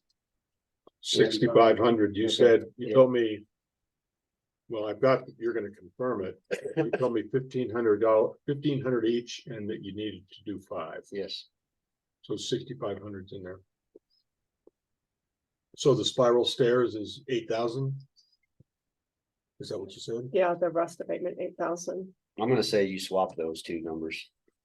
Really? Yep. Because I think we can do the rust abatement cheaper than we can do the board replacement. What do you think? Yeah, some of that delivery pits look like nature. Yeah, yeah, swap those 8 and 65. So that isn't Virginia's only way into her unit. Yes. It is. Yeah, see, anybody who's got an S unit Yeah, only, Where's your family even let you stay? Do you realize how many stairs I think she her has to family- climb? She Oh, got I family? know, but I didn't realize it I was, think she may have the worst in the place. yeah, it's way up there. Yeah, what do you I think? didn't realize you only had a stair. Well, spiral. yeah, that's another conversation for Yeah. another day, but yeah, that's a very dysfunctional situation. Yeah, I didn't realize that. Well, we gotta fix it based on what you told me, so. Another, dreading bringing up another potential cost here.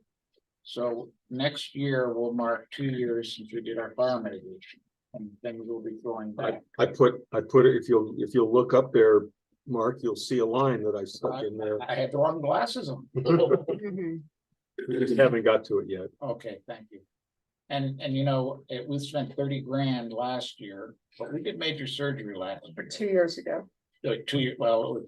No, it no, was it's last, fall. Last year? it was, Last when I fall. got here, when I got here this past spring, I was amazed at how much those Gamble Oaks around the north of my unit and around the back and my neighbors next door. I mean, those Gamble Oaks We were, built a it- mountain of chips up. in they it. couldn't even, a couple of my neighbors, I'm sure their view was like, sitting on their back deck was like, up to here was Gamble Oaks. And then they could see the air, see the sky.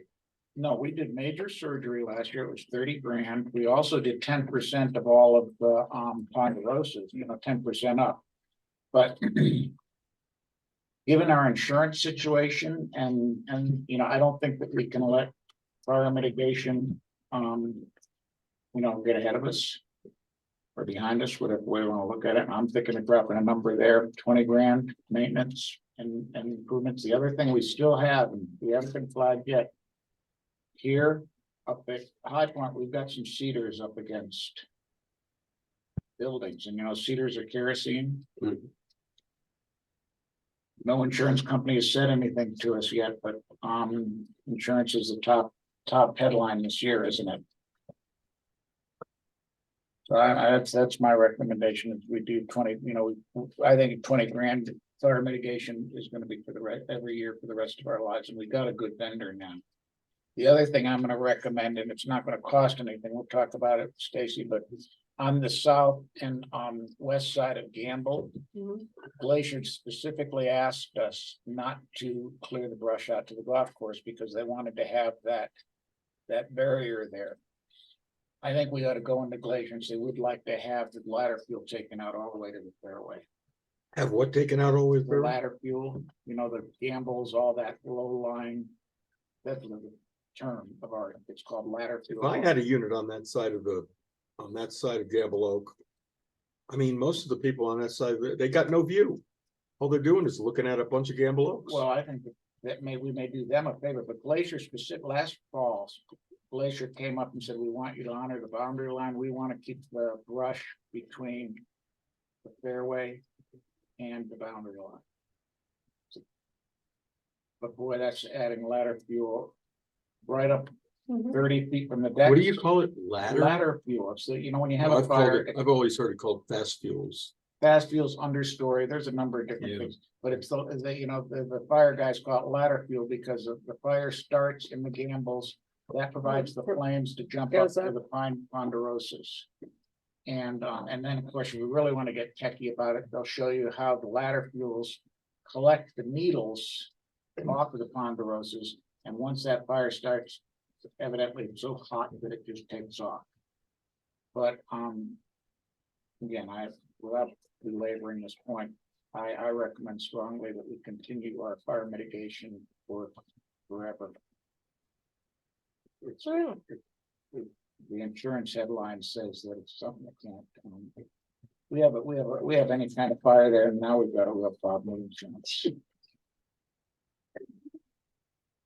It's sort of the same thought process of what we have charcoal grills in the back porch, an ounce of prevention. I agree. Okay. You good with that? 20, yeah. I think that's important. Okay,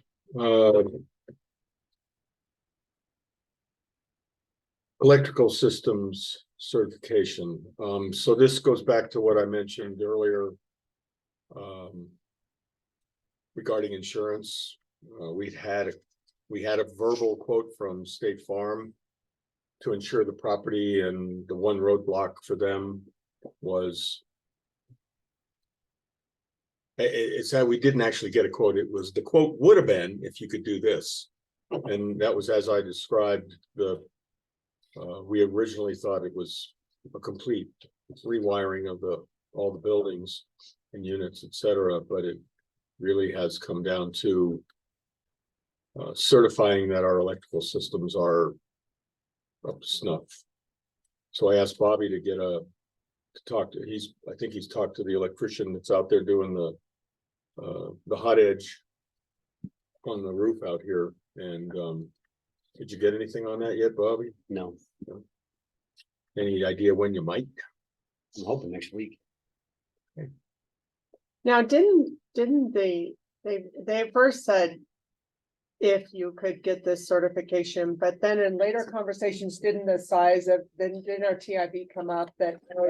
Said to me, when I spoke with him this week, he said, yeah, the electrical is an issue, but that's not the issue.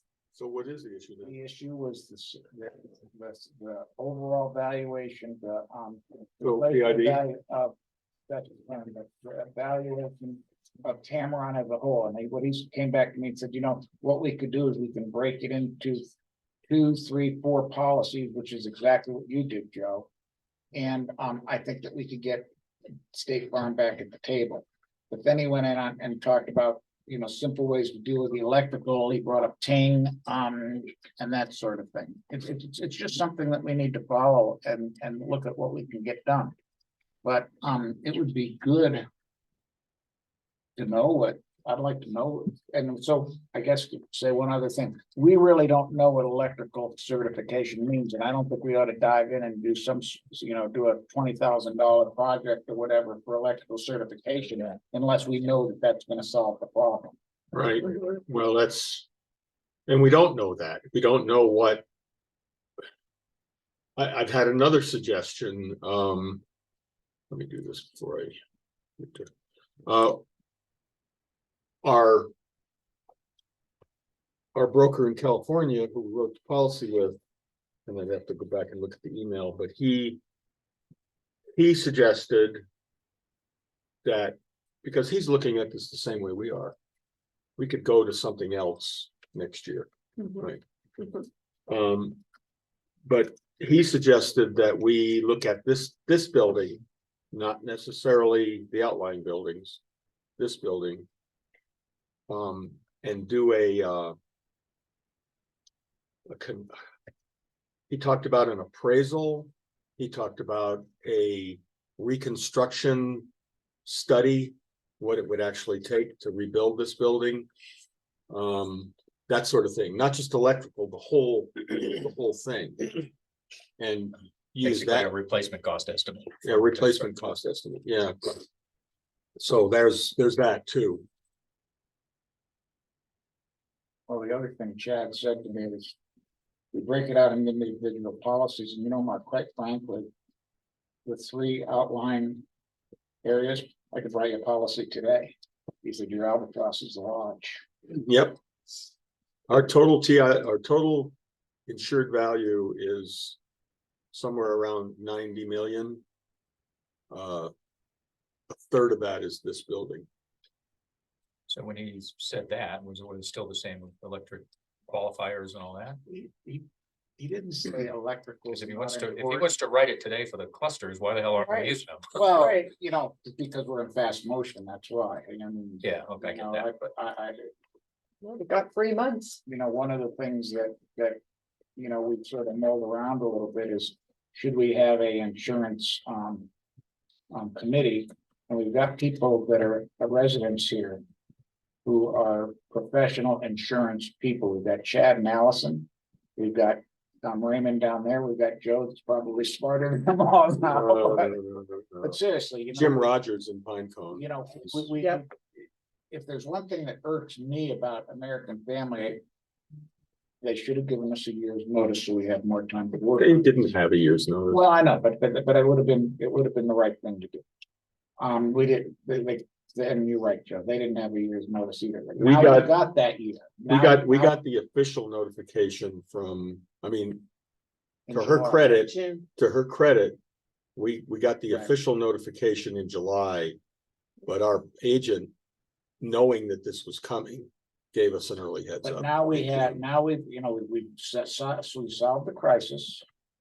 Now now we've got time to take the next step and refine where we are.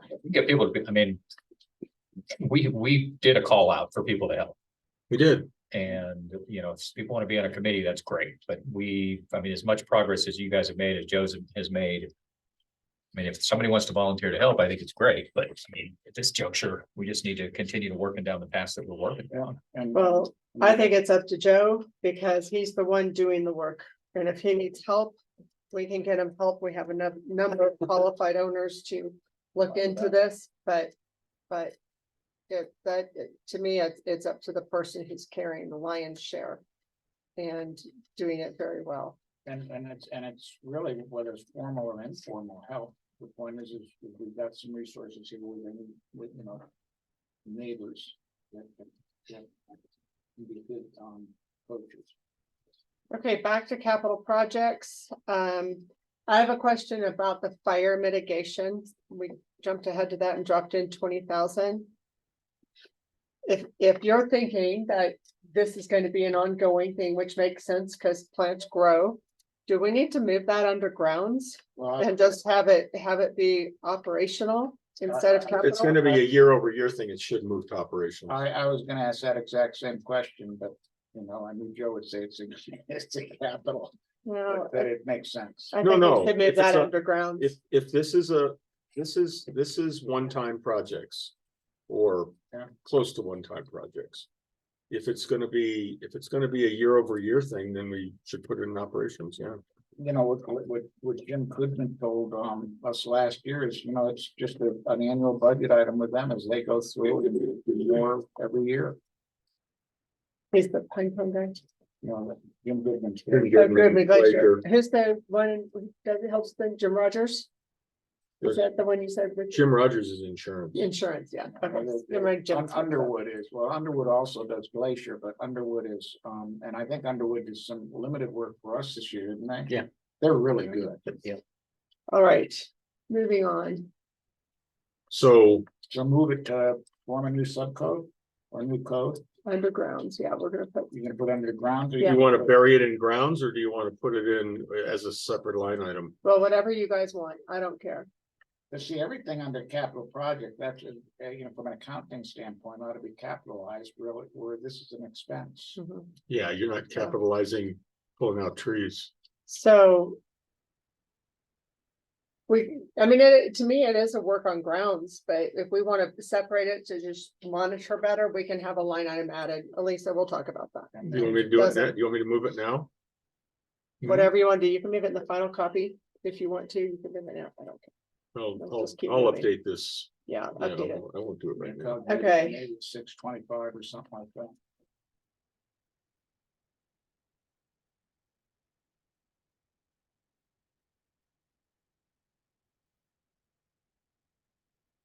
All right.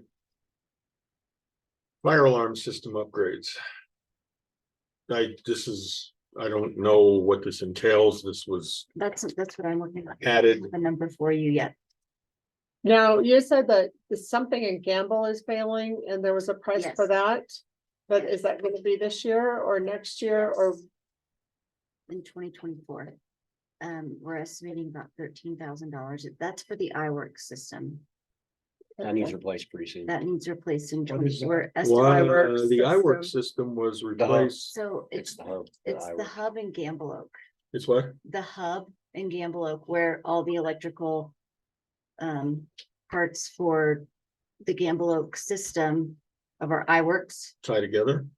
ties together for. Why is Gamble- that one thing and not the other three? I think it's the oldest. I think it's been repaired 2 or 3 times and it's, So is that one, help me, is that where, like, for example, your temperature falls below your? Yes. Yeah, it's temperature monitoring. Okay, thank you. What? Okay, I know that. We looked around and said, is there an iWorks in this room? We couldn't find one. But. Every unit's got the little white. Mhm. Thing on the wall. And I know those were put in. Tom Lindgren put them in. Geez, when was that? I don't know. 10 years ago. Were those hubs changed then as well? I have no idea. Yeah, see, I don't either. Where did we get 13,000 and who have we asked if it needs replacing or can be repaired? So Juwan got two estimates, two bids. I can't think of who we got them from off the top of my head right now. I have it written down in my office. And so he's reached out to those two companies. And that's what where the bids came from. I don't know if he's had, Bobby, do you know if he's had anyone come out and look, or is that? Just the two bids that we got. Okay. Juwan's tried to fix them multiple times. He was successful in repairing them. And they're repaired right now. He's telling us that they will fail this year, that it's already on the fritz again. So he's telling us that it will fail this winter. And so what that hub does is it senses all of the areas of Gambelog, all the buildings, and then sends that to our computer at the front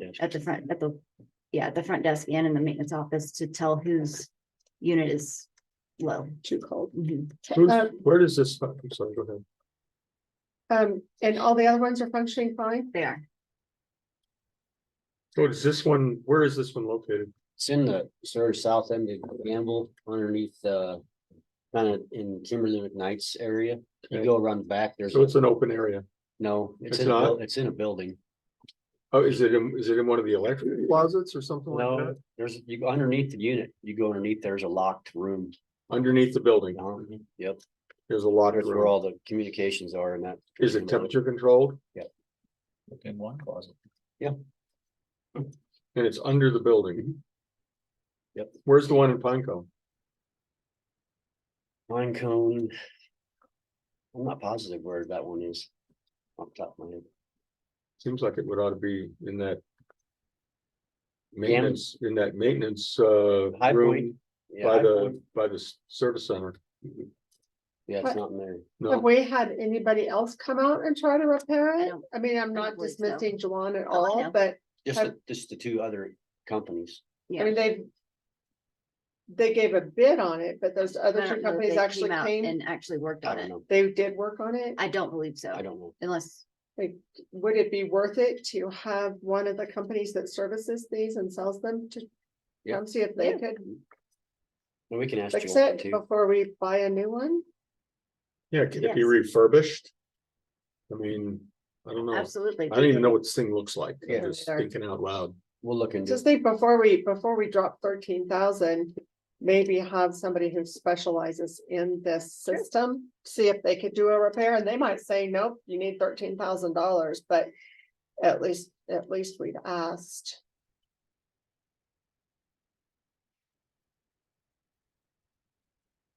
And that wouldn't really go in this No, it wouldn't fire get alarm there. upgrades line. It would be a different line. The fire alarm upgrades are checking our current. What is it, what kind of tech, what is it called? It's by Silver Spear, but it's, Techlon, Teletron. okay, yeah, thank you. Seeing what that would take to allow for all of our 24/7 fire alarm monitoring to be done by a third party. So they said they don't know if we're set to do that, we might need to get an upgrade to our current equipment because currently that's all handled in-house. So we are working to get a number for this as quickly as possible if we need upgrades. How quickly can they be done and how much will they cost? And Juwan's being very helpful in these conversations too. So we have two kinds of alarms, right, for fire? We have the smoke alarm system and we have the fire sprinkler discharge system. So a smoke alarm in any unit or any location could go off, and is that reported to Central Station? Mhm. It's reported to the lodge. To the As long as front there's. desk. It's not reported downtown? No, That's what we're looking to bridge the gap to. And what about the fire sprinkler system? Same thing? No, fire sprinkler system will come on temperature. These sprinklers will come on at 150 degrees. I know, but when they go off, Oh, where's it reported? that goes to town. That goes to Yeah. central station. Yeah, So these are radio, these have a signal associated with them, these sprinklers. Well, the system does, system not does. not the heads. Yeah. So where does it register? Well, when one of those blows open, it causes a pressure drop. And in the system somewhere, there's brains that when it sees the pressure drop, when they broke the one in the lodge. Yeah. 2 years ago, did the fire department show up? Yeah. Yeah, oh yeah. they hit that Right. with a ski. or I can something. remember I can remember being down in the area, down in the office area. And when that thing goes, when that discharge happens, it's loud. Mhm. You know it happened. Yeah. I've seen Dave Dunn bolt out of his seat and run. Yeah, So we are endeavoring to fill that blank as quickly as possible. So If thi- we're gonna have to pay for upgrades. So this upgrade would have the smoke alarm system do the same thing as the fire alarm system does. Right. Is that what Yes. we're The looking smoke for? alarms would go to the monitoring company and not just to the front desk. Okay. So that's where the hole is. All right. mhm.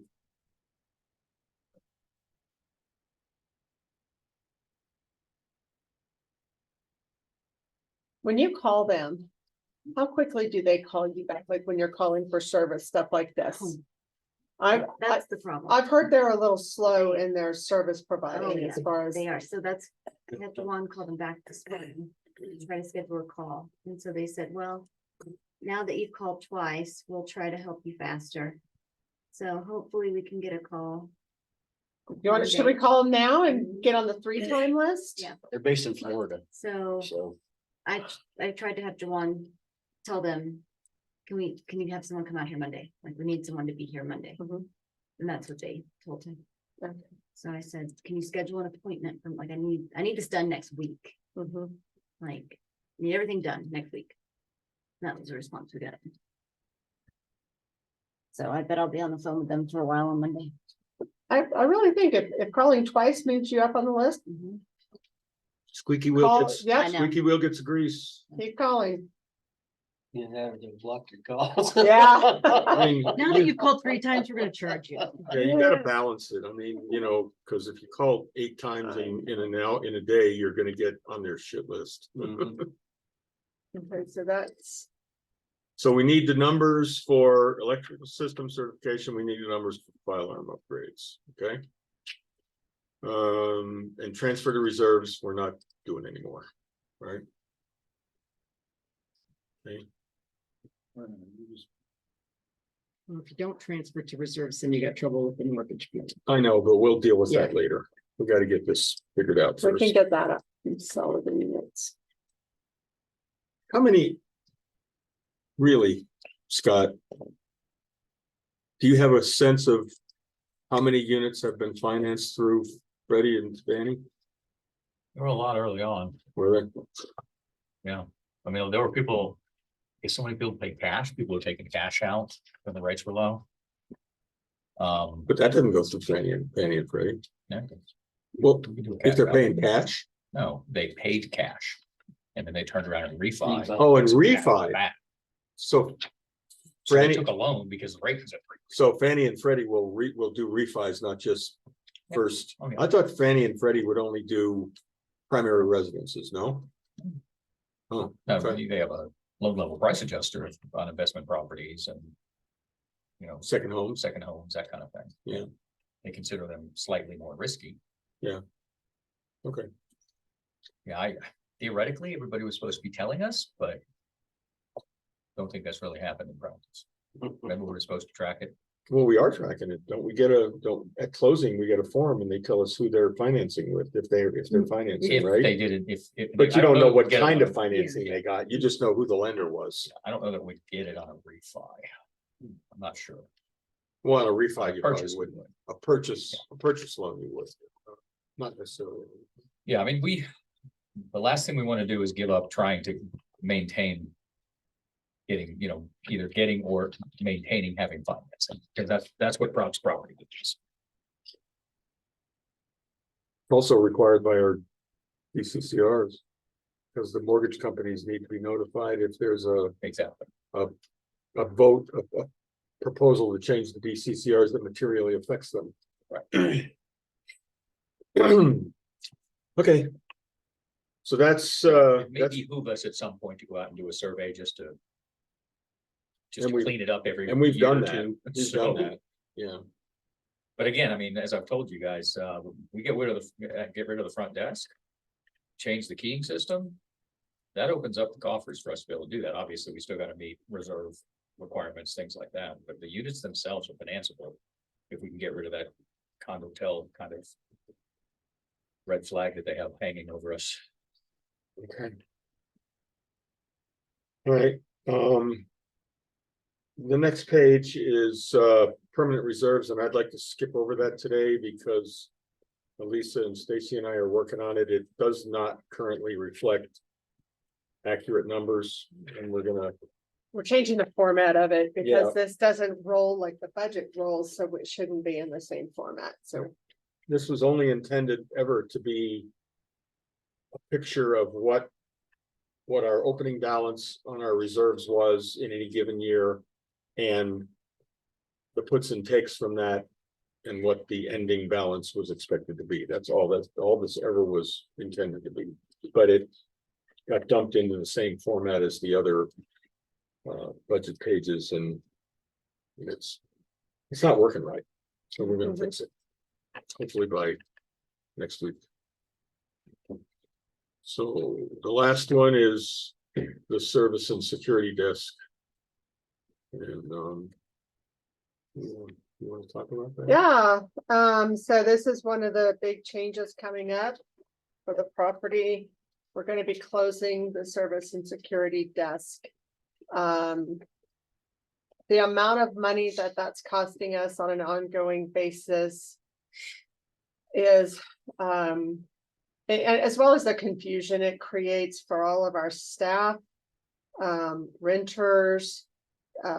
They think it's a hotel, so they'll come complain that nobody's put any toilet paper in their room.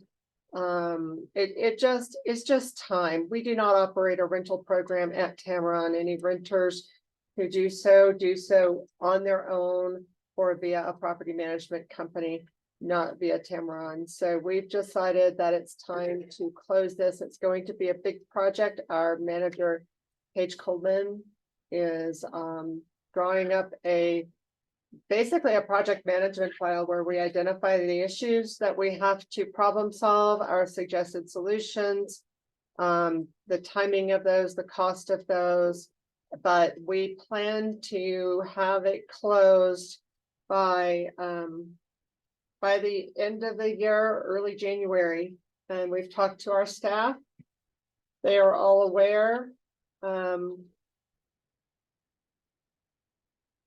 So that sets us up for this page, and then Joe and I will go through these with you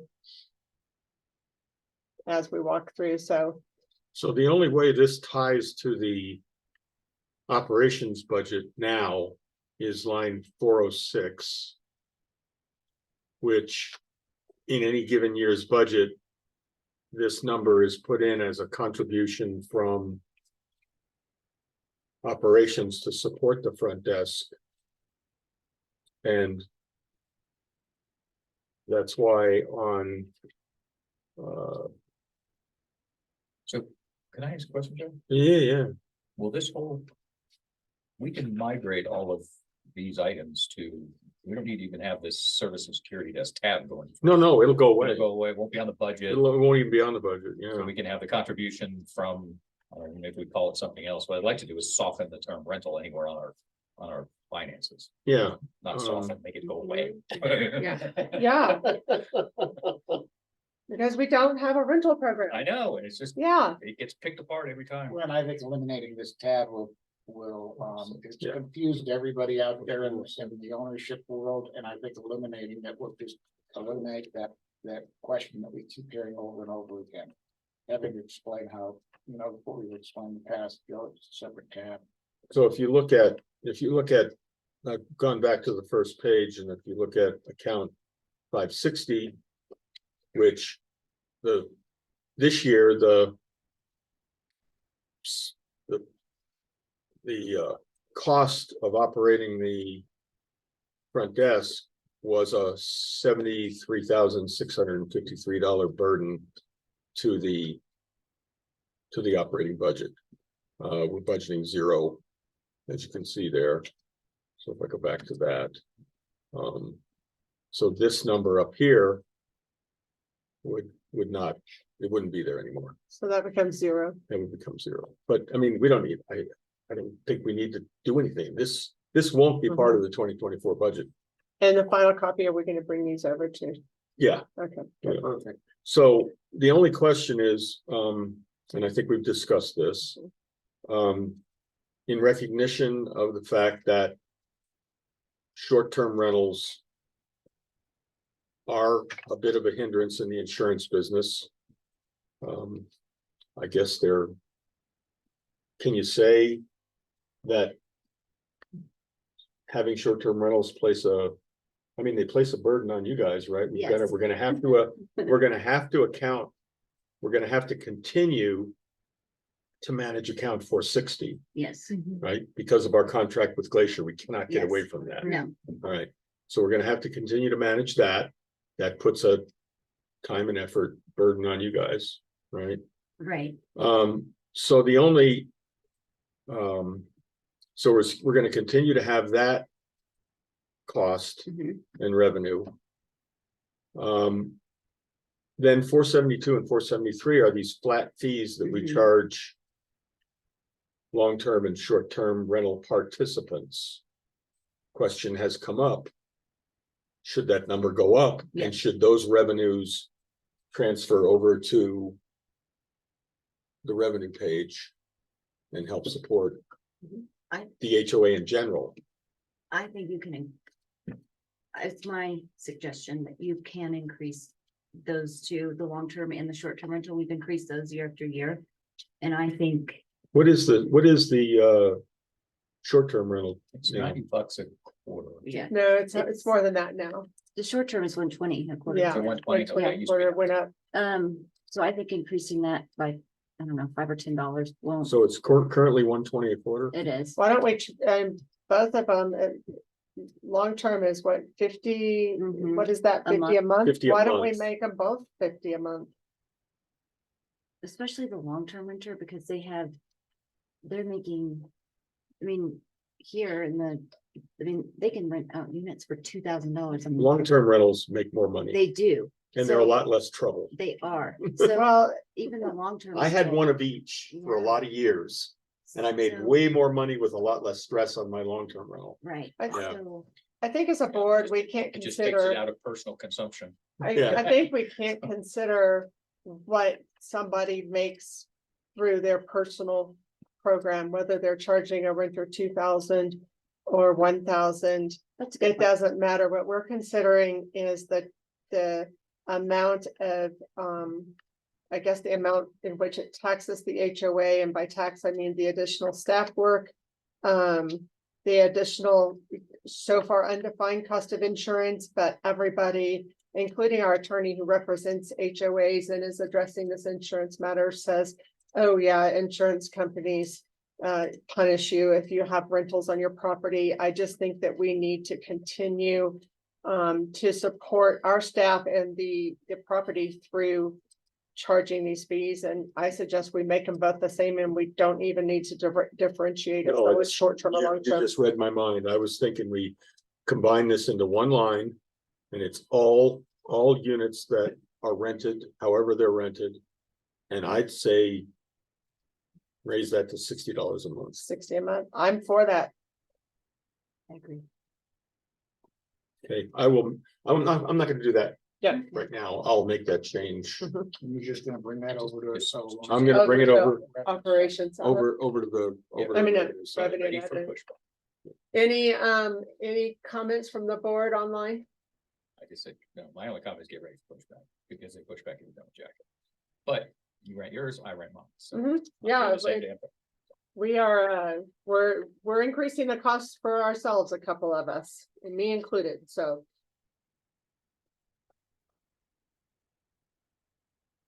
I mean, I have an owner who hasn't paid his Thanks for lodge, sticking it out. Yeah, appreciate it. who hasn't paid his lodge roof assessment. And who also is behind on his regular dues. His initials are CC, you know what I'm talking about. And he has said, I think one of his units was, I think that one of his kids was using it, or his Mhm. wife was using it all summer. He has said he's kicking his family out and he's gonna rent it long-term. When is the lease going to? November 1st, I think. November 1st, right? And he's going to, we'll see if this happens. He's going to give all rent revenues to Taco to beat down his What do you use? his past due fees. So I wanted to try and figure out what if that was feasible. Because you might be paying it down, but then every quarter you're accruing more. Mhm. And he's accruing interest on the lodge roof assessment. So while he's paying it down, he's adding to the balance, right? Mhm, What is it mhm. about? Oh, it's a big number. It's around, what, around 10? About 10,000 You like total. paying a credit card, you never do it. What about a credit card? It's like paying off on your, paying off the minimum balance on your credit card. You Oh, never yeah, do it. you never do it. So I contacted Heather and I asked her, what's a reasonable, what's a reasonable net on a short-term rental on a lodge unit? She told me $8,000 to $12,000. Wow. A year? Yeah. That's what I thought, because the best I ever made on my short-term rentals was about 4. It bounces around. It's, it depends on the unit. It depends on the snow. There's a lot of things that factor into that. It just seemed to me to be a high number, but I thought if that's a good number, then what he wants to do probably could work. He could probably have it paid off within. I don't A think it's year. that number this year. Obviously, 2021 was a windfall. 2020, whenever, COVID. The COVID year. Yeah. And a lot of it will depend on his unit too. If his unit has been lived back with his son or something, that's all trashed out. He's not Yeah, gonna, he's gonna have to remodel it if he's going to rent it for anything. People aren't gonna wanna come and. Who manages his rental? I have no No idea. one, I don't think at this point. I don't know who. He doesn't have one. Needs to be I think he's running it he's doing it long term. So long term, Oh, he's a long term.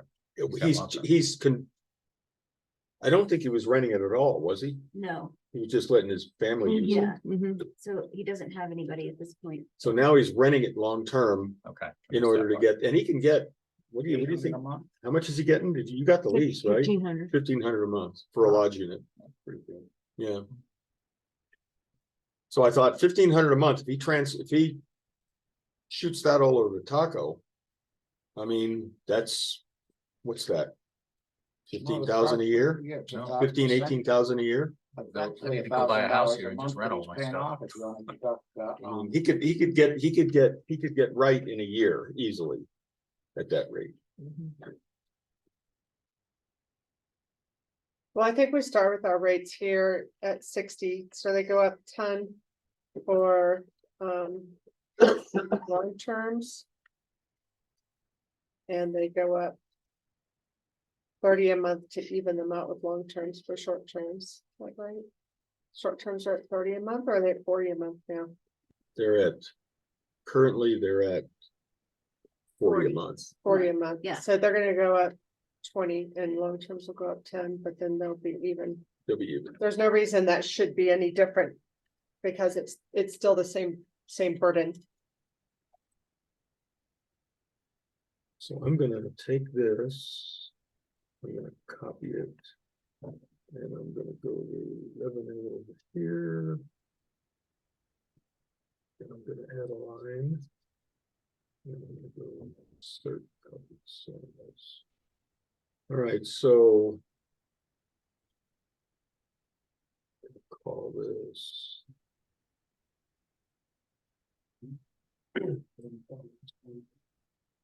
Just rental admin fees.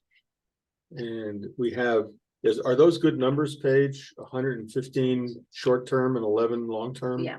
So the Yes. combo is 126, Yeah. right? Different for short term. I thought we had more like 130 for short term. That, I've heard the We- number go around. Gary told me it varies between 115 and 120 at any given time. So we went with the lower number because we wanted to be conservative for next year. Oh, in case people decide to quit Yeah, renting their It units. goes up and down all the time. It varies by the week. We So used to have like 40 long-term rentals. I can remember that's gone way down. way lately. down. Yeah. So that's been pretty consistent over the past few months. So call it 125, Um, 130 total, total, both that's a good number. Andy We rents wanted to his be unit too. 125, So we- 130 board what? members who rent units. 125 too. is Mhm. good. 125, Well, he may 126, go whatever you want to back. say, but I would stick might. with these numbers for He's not here today, 2024. so. He'll find out if he watches.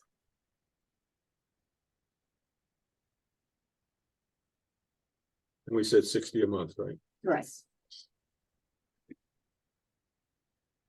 One thing we might think about, I think I heard somebody say a few minutes ago that right now the short-term rental fee is 40 a month. Yes. Yeah. And, increasing that to 60 a month that's pretty steep increase for a single year. Just pointing that out. I can assure you that two of us already did that math in our head, John. Well, again, I just wonder, I can see the logic of having a rental fee be the same. I just wonder if 90,000. we should, I don't know. It's just something, It's $90,000. So to that point, John, and I'm gonna say Okay. this out loud for everybody anyway. Yeah. Desperate times call for desperate measures, just. 'cause we Yeah, do this doesn't- we've used that. Doesn't mean we have to continue to do this 2 years from now. Right now, It's we're in a true. pickle. This is what I wrote that letter to owners about. The property is gonna have some changes and we're going to have fewer services paid for by Taco. And that means that owners are gonna have to pick up some of the burden this year in order for us to absorb the insurance. Or we could leave everything in place and pass the whole insurance on. That's always an option. well, I understand why we are going through and making some changes that are fairly dramatic because we're getting an increase that is beyond dramatic. So I'm not arguing that we shouldn't be making adjustments and doing things like closing the front desk, which, I know none of us are happy about, but I don't do short-term rentals, so it doesn't affect me, but it just seems like it's fairly substantial. Maybe that's what it needs to be. And It is, and we've done it every damn year too, so it's, I get it, John, believe me. I don't think there's a year in the last 5 we have not raised that. yeah. I do know also that as the fees go up, as the fixed fees go up for particularly the short-term rental owner, obviously, if you're not getting rental days, or if you don't really rent it out that much and the fixed fees go up, then you are faced with the dilemma of, is this really even worth doing? And that's not the board's job to, answer that question. I just pointing out that this is a pretty dramatic change it's going to be a pretty dramatic change for many people. Yeah, I don't disagree. It will be, but I'll say, so 60 times 12 months, that's per person or per owner, $720 out of fees that, what did they say for this average lodge unit? Could be 12,000 a 12,000. year. 8 to 12 is what? 8 to 12,000. To me, if I were relying on rental income, that would not preclude me from renting. But for those people who don't rent their units, the feeling that taco staff time, as well as the intangible and unidentified burden of extra insurance costs. And as we have discussions, we will be looking at rentals. Then it, for the majority of the community that doesn't rent their unit, is it fair to ask them to bear that burden or have renters put more in? I just think it's a fair thing to do. Well, the other thing that we need to let play out is we're not doing keys anymore. We're changing the entire structure of support, and we might find that the cost of having rental units actually is less over time, but we don't know that. So we're gonna have to just, I think we have to play by ear. And look, I mean, I'd love to call any of my 6 rental properties something I did for income. I want to cover my costs. That's what it comes down to. Yeah, cover your HOA fees and I can't speak for everybody else and their logic, but that's been my logic. okay, so now we're down to administrative expenses. Joe's still typing. I'm just bringing all this up to date so I can answer the burning question that everybody is gonna want to know. Wow, Greg's still Who was here. that? Who was that? That sounded like a Greg howl. Greg, do you need a cough drop? That wasn't me, but I'll take credit for it. Oh, that sounded like. Was there, I'm looking for anything that we deferred making a change on them, because.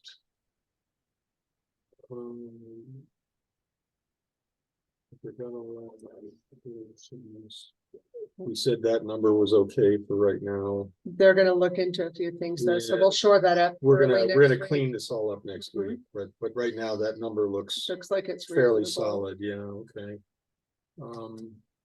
Got all that done. There might be, Gary was gonna look at the contract for waste management. He said we signed it in 21, I think. No, it might be a 3-year contract. Something tells me it's a 3-year contract. I'd like to see that. Make Yeah, sure we he's gonna confirm that. make sure we check on that. Capital projects, we know we're gonna be adding some money there, Mhm, but we don't know. right, Permanent reserves, we're gonna clean that up. And then the rest of this, I mean, this is all just gonna go away. well, except for. Oh, the 580, 460, 460, yeah, yeah, 460 stays. that needs to move over to, Mhm. that needs to that needs to move over as well. So I'm gonna copy that one. 460 for anybody who isn't sure is for rentals, that's the $30 a night that we collect, and we remit $27.75 a night to Glacier, and we are required to make that remittance, so we will be required to still do that collection. So that is based on rental nights. Another reason for renters to have to pay a fee, because our staff will have to use the Bookerville system, our office staff, to know the number of rental nights each month to remit to Glacier Club and to make sure that they charge the owners to collect. So there is still an administrative burden on our staff from renters and owners who rent their units. And that burden will be that line and line 580 administrative services and supplies, because we'll still need the Bookerville system.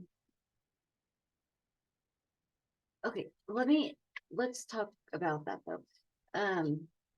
Needing the Bookerville system, so that's $3,000 a year. Are we just keeping the Bookerville? Okay, so I don't think that, we just need to keep the Bookerville. Let me throw something. Okay. Does Heather use the Bookerville system? No, well, Okay. she does if she sends her reservations to us and we put them in the Bookerville system. Okay, so but she Heather doesn't- wouldn't miss it, No, because right now, when she books my unit, yeah, yes. I have access to it, I find out about it, I get an email. Mhm.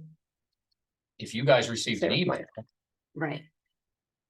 We put it in the Bookerville. and you put system. it in, well, it would need to be the Bookerville system is my point. Right, Could it be a spreadsheet? Could it be a spreadsheet? Could it be a database? It could Could it be- be? yes, it could be a spreadsheet, but if we're getting rid of the front desk. And we don't have to keep track of guest arrivals anymore, only for the purpose of sending the report to Glacier. Then I was thinking we could have property managers do that for us, not necessarily we track it. Property managers track it, send it to us, and at the end of the month, say this is who all we had on your property. I Because I guarantee get that. a monthly I get a monthly statement Yeah. that shows number of nights that I was rented. Guarantee they can. So we don't have to keep track of it. Lisa, And- Gary and I. Right. And Joe's argument was, then we don't know who's on property for. But you can get the same email update on a, every time it's something booked as well. Oh, In yeah. other words, you'll get it in arrears at the end of every month, Mhm, but you'll get them as they book. mhm. We just won't know day to day But we who's would- on property. but then we wouldn't know day Which to is day. what, Joe, are you? I was doing something Yeah. else. So So- you're saying if I call and say, hey, I'm coming up for the board meeting, Right. stick me in the system, you're putting in Bookerville.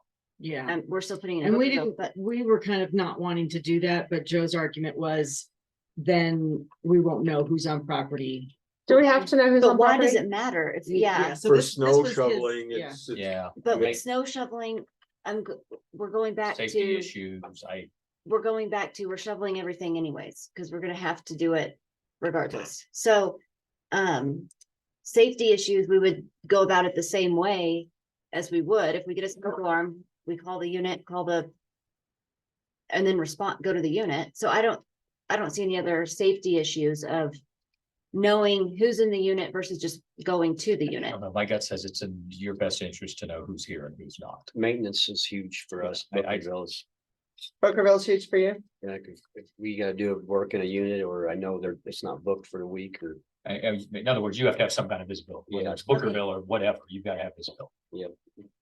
But Okay. going down in staff, I don't know if that's gonna be feasible for us to do.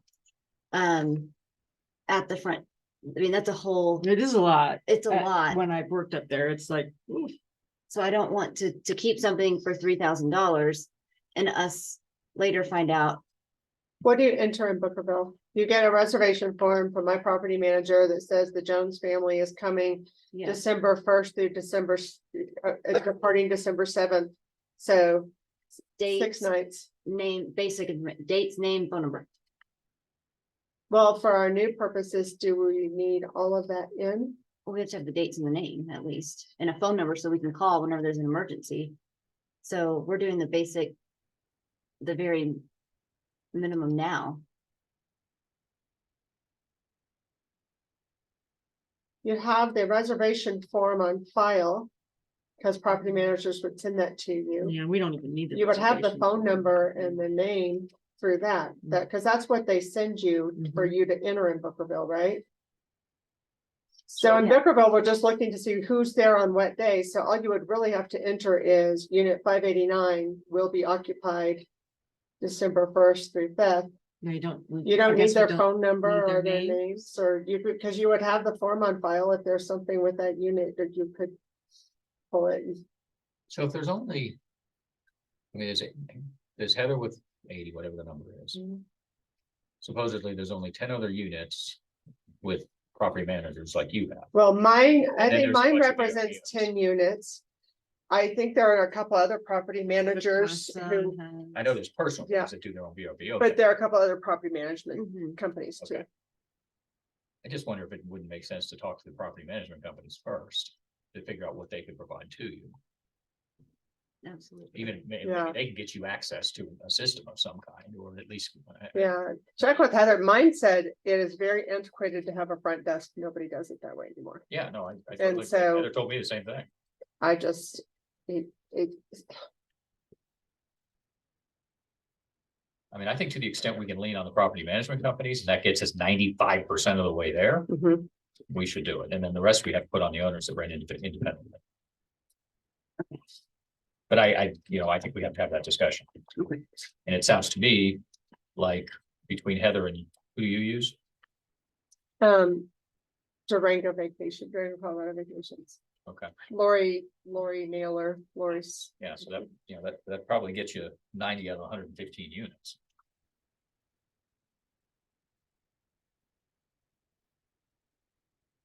I can ask her. I'll call her today. And it may be that we, for this year, due to timing, we keep Bookerville, but then we continue to problem solve that. And like, maybe we leave it in the budget for right now until we come up with an option. And if we end up being able to drop it, we drop it. Do we get a refund There if we we drop go. it? Is there a renewal date? Do we know what that is? It's December So we'd have to figure it out in the next 60 days. Yeah. I'm not sure about a I'm not sure about a Refund. reimbursement or refund. I'm They not sure. probably Because wouldn't even we're know signing that. for a year, right? Yeah, I think that's. I'd find out if You there's, Pay for the whole year upfront. like the insurance premiums, if we cancel, do we get a refund for the unused portion? That's what I wanna know. Have we paid for the whole next year now? Not yet. That's December 31st, Oh, I so we thought have some I thought I time. heard it say September. Never mind. Okay. Hey, Joe, can I interject something here? Oh, Gary's online, huh? I am online, yeah. In the front You desk. asked, this is going back to the waste management contract. It was signed February of 2020. It was for 3 years and it automatically renews for an additional term of 12 months. So we are locked in until February of next year, February of next year or February of 2025? 2024, next year. So what happens in February of 2024? We can either renew it or we would have to renew it by then, or it will automatically renew for 12 months. Either renew it by then or find another waste management company. So we're in the automatic renewal period now. We're in the first automatic renewal period, yes. Does it just automatically renew every year? Or is it just the one? Yes, year? it does. It automatically renews every year. For the same price? I don't think that that's the case. I'd have to talk to Janie Kimball about that. I don't think it renews at the same Well, price. Well, regardless of the renewal dates and everything else, all we're really interested in now is if our cost is gonna be, I mean, right now, I'll be what right with we're, you. Joe, I gotta go up front. Somebody's up front. He needs to call. Good and find out- practice. Find out the renewal rate for 20. yeah, that's what I was gonna tell him. He needs to call this Jeannie Kimball or whatever her name is He probably realizes. and get a reading on whether our rate next year for the full year will be the same or different. I mean, we budgeted 31,100, but it looks like we're coming in under budget by $1,100 anyway, so we're a little bit to the good there. Page, can we circle back to 460? So 460 on the Yep. on the almost defunct service and security desk. Is that budget of 17,500, even though we were year to date? But that's not all our money, is it? What's No. I want to know what our net revenue is So on this. On It's this. hard to pin, and I tried as best I could that we should net around 30,000. We should net around 30,000. Yes. That's $2.75. right? times how many nights? Times the number of nights to equal 30,000. I think we did 11,000 it's- plus 13. Okay, maybe I didn't add the, I don't know. I thought So we did that before. It's, we get $2.75 right now. $2.75 right now on every short-term rental. Per night? Per night. It's every rental. 11,647 is what we, So we had a total of 11,647 nights, right? Does that equal to? Yeah, so 32,029. So we're estimating that short-term rentals go down next year because they fluctuate. And then we estimated 10,000 nights just to be conservative, and it's going to $1.75 next year. It is going to $1.75. they always raise it, yeah. They take, We it's need to going have down, that discussion. I'm sorry, I said, I think we Yeah. need to have that discussion. yes, so We, it's going, they can increase their dues 3%, and so or increase their fee 3%, and so they're going. That to. was the They- one thing in that contract. Yeah. That we didn't put a, Mhm. they are making it, but based on the wording in that contract, Mhm. I don't think it says they can raise it 3%. They're using the 3% as, because that's what they can raise membership dues. These dues are not these are not membership dues. This is a Okay. fee. Well- So I would even challenge that they could raise that. have they told you they were planning on doing Yeah, it? yeah, They well, already not are. yet, but I'm assuming that they are. Well, somebody needs to have I think And- somebody needs to have a conversation Is with it in Jim Goodman? Goodman about that. I mean, I'm happy to. It's leave gonna, that they're good gonna and set it price up. us out of Okay. being able to do anything. Yeah, It's gonna somebody cost needs us to money send- to. somebody needs to send Jim Goodman an email.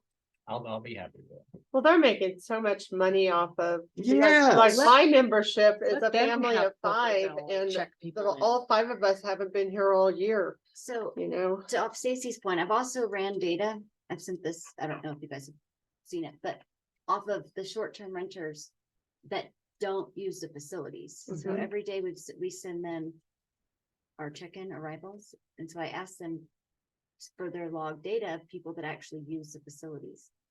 And about 50% of the people that stay here and pay the $30 a night actually use the facilities. So they're making tons of money off of us.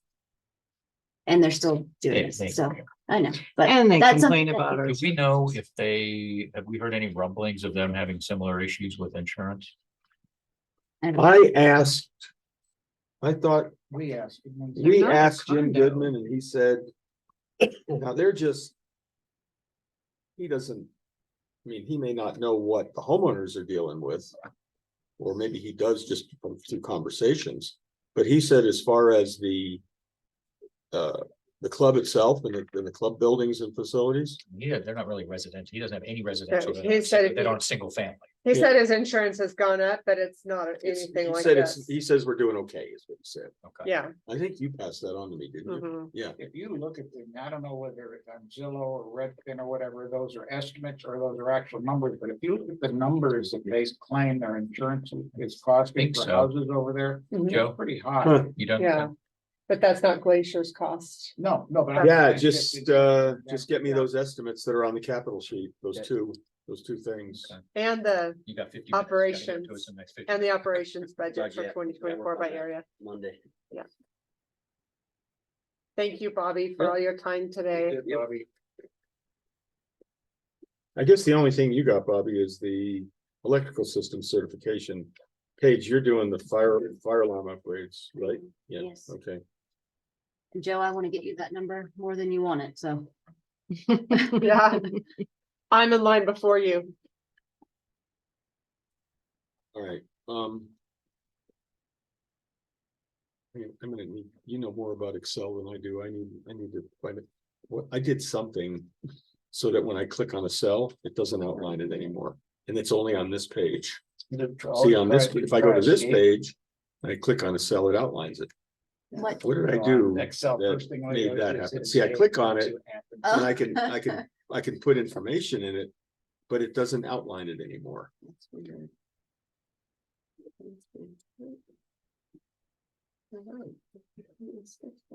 I don't know, I just started doing that.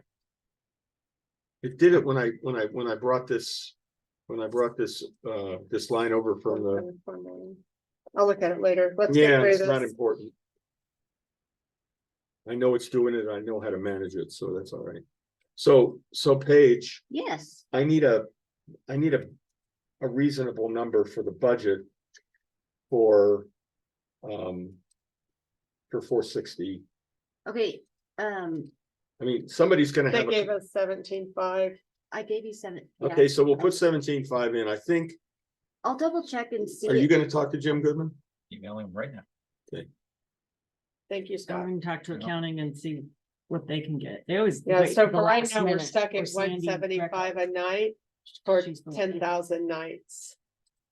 I think 10,000 nights is very accurate, but let's double check on the And how much 175. does Glacier get for 10,000 nights? A lot. 28, 20 25. Yeah, Yeah, they get, we charge, we are by agreement with Glacier, we have to charge every short-term rental guest a fee per night. It started out at $25, and in the first days of the agreement, Glacier got 17 and we got the rest. So we got $8. So they're now getting. And it 23 incrementally, They're getting 27. 27, 25. yeah, it went from $28, 17 to 25, 21 to 25. Yeah. And that's all, it stayed there. And then they started upping it by 3%. That needs to, I'm gonna look at, that needs to be Yeah. challenged in the agreement that they Well, can let's have the actually do discussion that. before we Well, challenge. something Yeah, I'd We like can go to, down that path later, but I don't want to have. Well, and I don't mean it needs to be challenged now. I mean, you need to bounce it off Jim and see what he says. Yeah. the I finish, just want him to freeze it. I mean, I'd love Yeah. to see him, Freeze it. reduce it, but I don't think he's gonna reduce it. If we can just freeze it, give us, a guarantee of a freeze for a couple of years, because or at least a year. Yeah, what about this? I don't know if they just wouldn't do this, because I know we have an agreement, but what if members, like my family of 5, we have a membership number, we have a name, it's in their system. And if you're not, you pay their $10 a day daily use fee when you go, period. That's, my daughter has brought her friends before, and all of her friends hand over a debit card to get charged $10. That's their guest fee. Mhm. What if we eliminate renters from the whole conversation, and if they want to go, they pay $10 to visit the pool and fitness center? they won't like that. They won't like that. These guys can't. make They it want that back. guaranteed They want that revenue. Guaranteed revenue. You would not, how much annual revenue, you have that? It's a huge It's a number. ton. It's a huge It might be number. more, some people will be more than $30. If there's 5 people, they get $50 a day, but they're like you said, they're not gonna like it. So Eat and sleep. This wasn't enough fun. I've got to have more fun. Yeah, we'll talk about your ideas. Fine. The next problem. Okay, Good thanks, meeting, guys. Mark. Thank you. Bye, Mark. See you, buddy. Don't think. You gonna be around all weekend? Nah, I got a so far. 7:15 flight out tomorrow. Well, Yeah, so All right, far we've paid see him ya. 256,000. You hear that? Did you hear that? Okay, A bye. $250,000. So last year, That's just 323,000. Yeah. for a whole year. Little bit of Give me that that. number We so I had some can put it annual this email. meeting. 323,000 Yeah. last year. Most This year of we're that's at rentals. 250. And that's what Glacier's received. Yes. They've received, 750, whatever the number. they've is. received from us, what was last year, 2022? 323,000 less. Some of it was the annual meeting. I've got it grouped together, so. When we paid them, Oh, when we paid I'm them. looking So at they say vendor. 310,000 last year, and Yeah. this year it's 200. Year to date So is, far, year to date is, 250 two something. So 257. $500,000 over the last 2 years. Yep. yeah, No, no, just no. to make sure, Oh, yeah, $500,000 over the just to last make 2 sure years. everybody understands. That is collected from renters and remitted to Taco, so that is not a cost to us other than the staff. We're forwarding Time it that money. takes, that we're just being the intermediary between the renter and Glacier Club. I want people to understand that who are listening, who might think that Taco, it's costing Taco 250,000. It's not, it's costing renters 250,000, but it's making Glacier Mhm. 250,000 at and we have to be the administrators of that. And that's another reason that renters should be paying some kind of support to our staff and this process.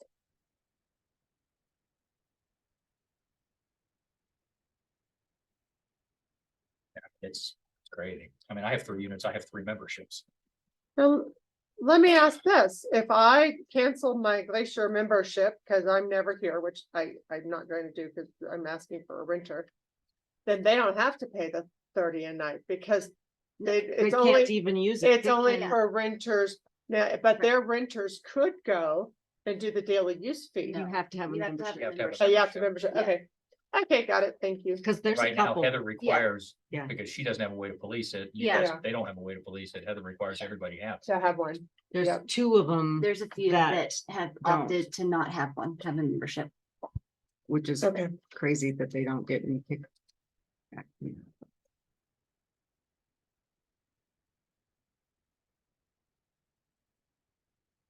Okay, so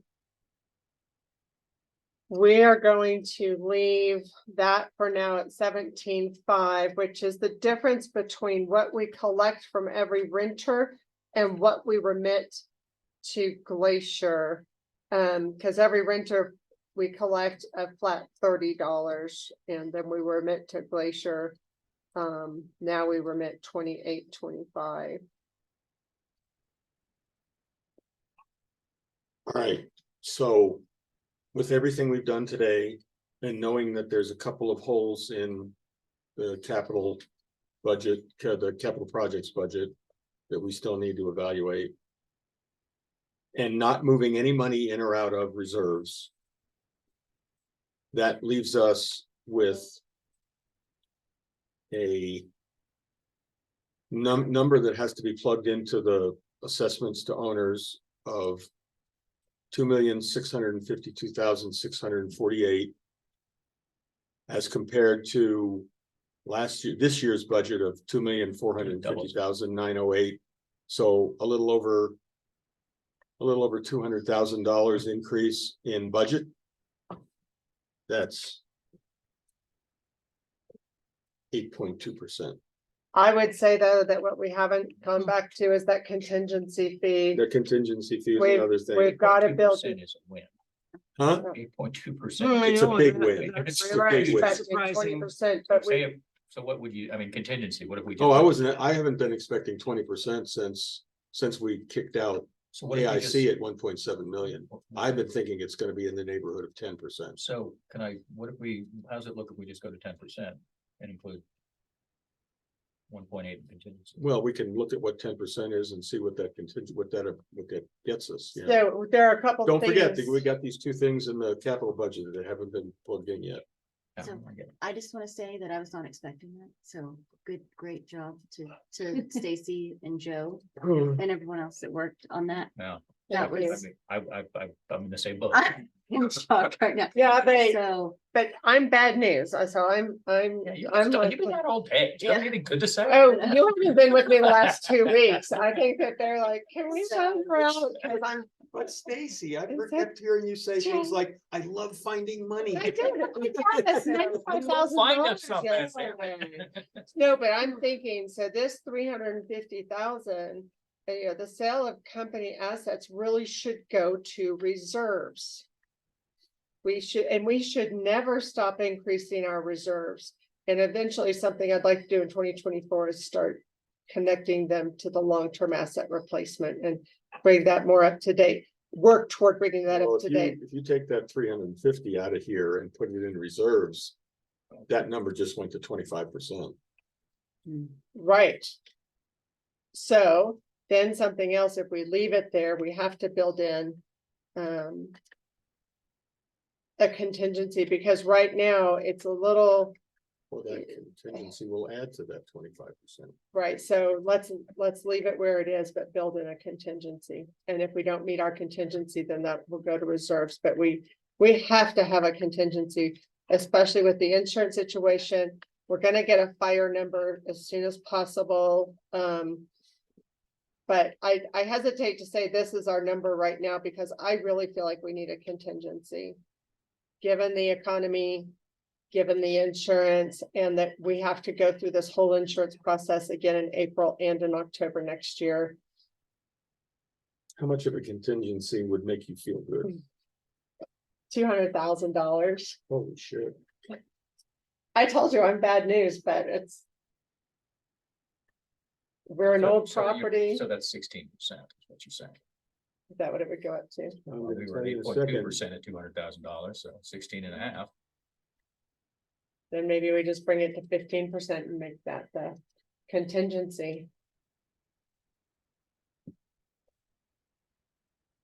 I hate to be in a position where we're at a net loss. 16%, you were pretty good on that, Scott. That's good. Yeah.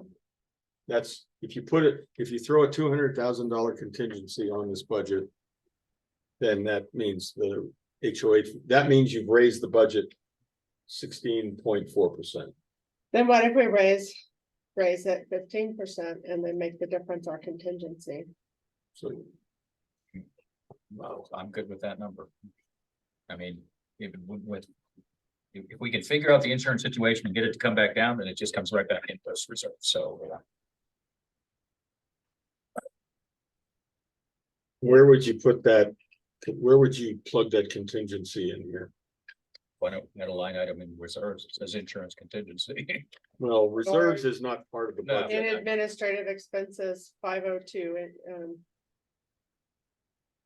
insurance and expense contingency.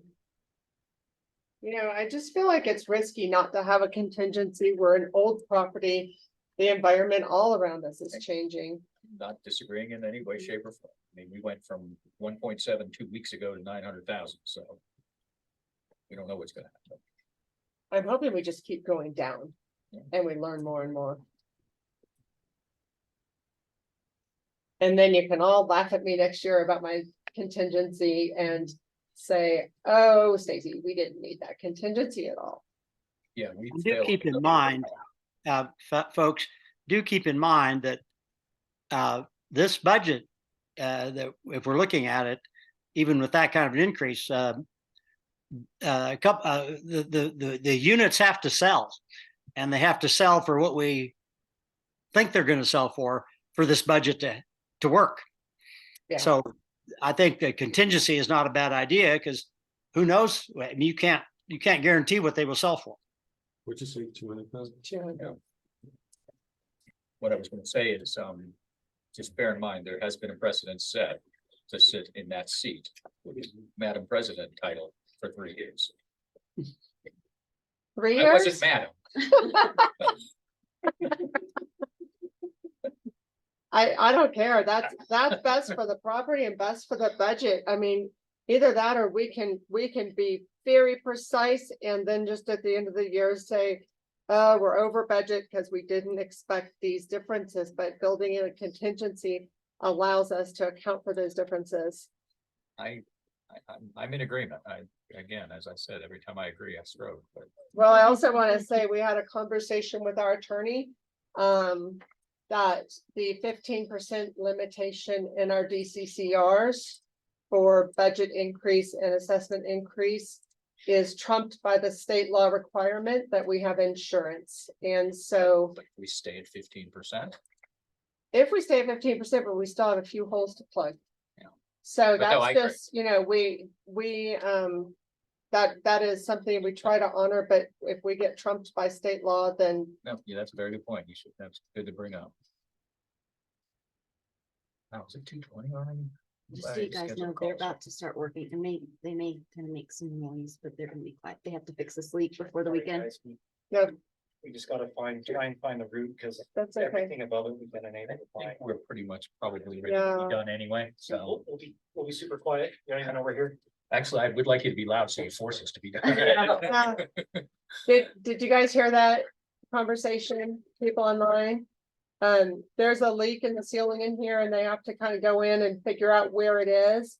So there's gonna be some background noise.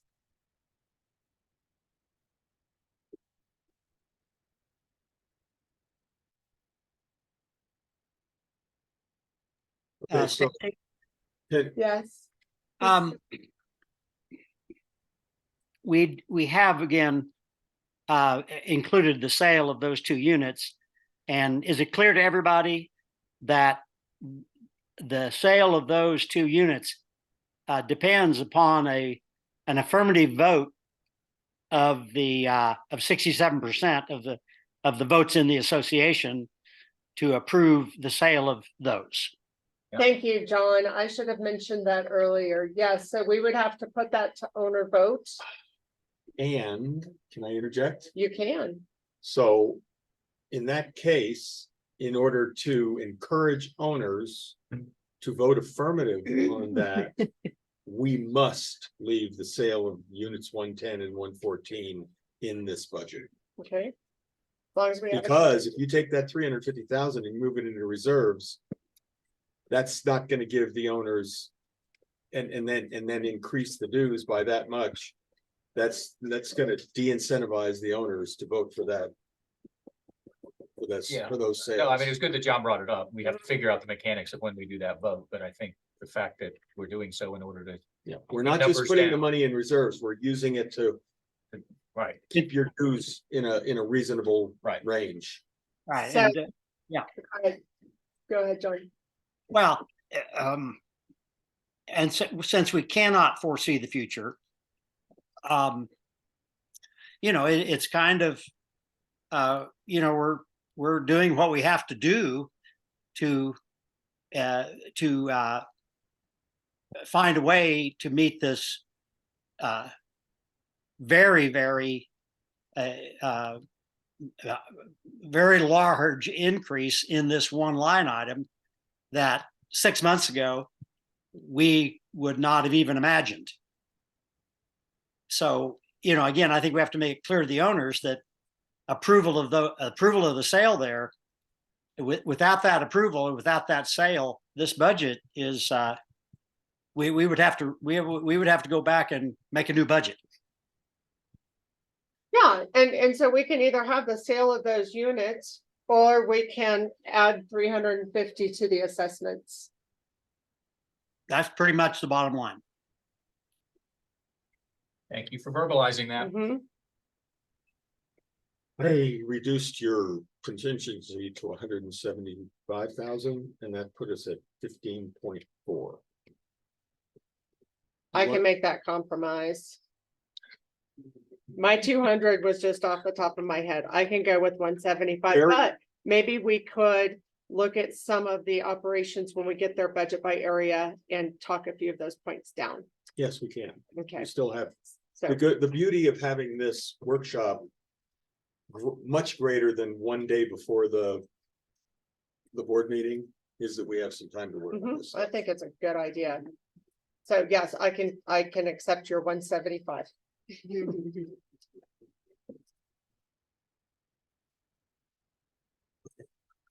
Now, always remember, and I run into this every year when we do this budget, and I announce that we're raising the budget by X amount.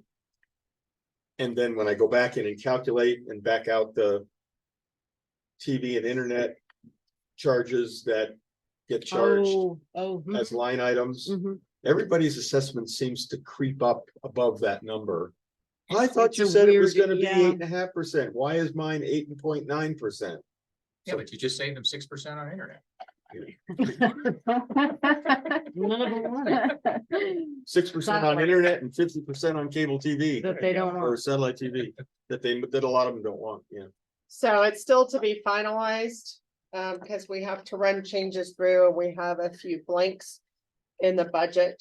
Some things that we've estimated, if we're getting final numbers early next week. But I think we've done very good work here today. Any comments from board members besides they're exhausted? Anyone? No, I just thank you guys and everyone for all the effort. Yeah. We've- Thank you. We've all been pitching in and trying to get We've this lost done. all the board members. Thank you. Y'all rock for doing that. Great work. Oh, John's still there. John, Yeah, now you, John's still there. John's still there. Greg's still there. Has Andy been there? No, Andy was, I don't think he could make it today. No, Greg's still there. Rick's We here. got a Q sighting. He's just laughing. Rick's Yeah, Rick. enjoying says- himself. Rick says- Poor sucker. Rick says, you guys having fun down here? Okay, so do I have to make a motion to close the meeting? No, this is not a meeting, Okay. it's a workshop, yeah. Okay, done. If no other comments, meeting adjourned. All right. Thank you, everybody. Bye, guys.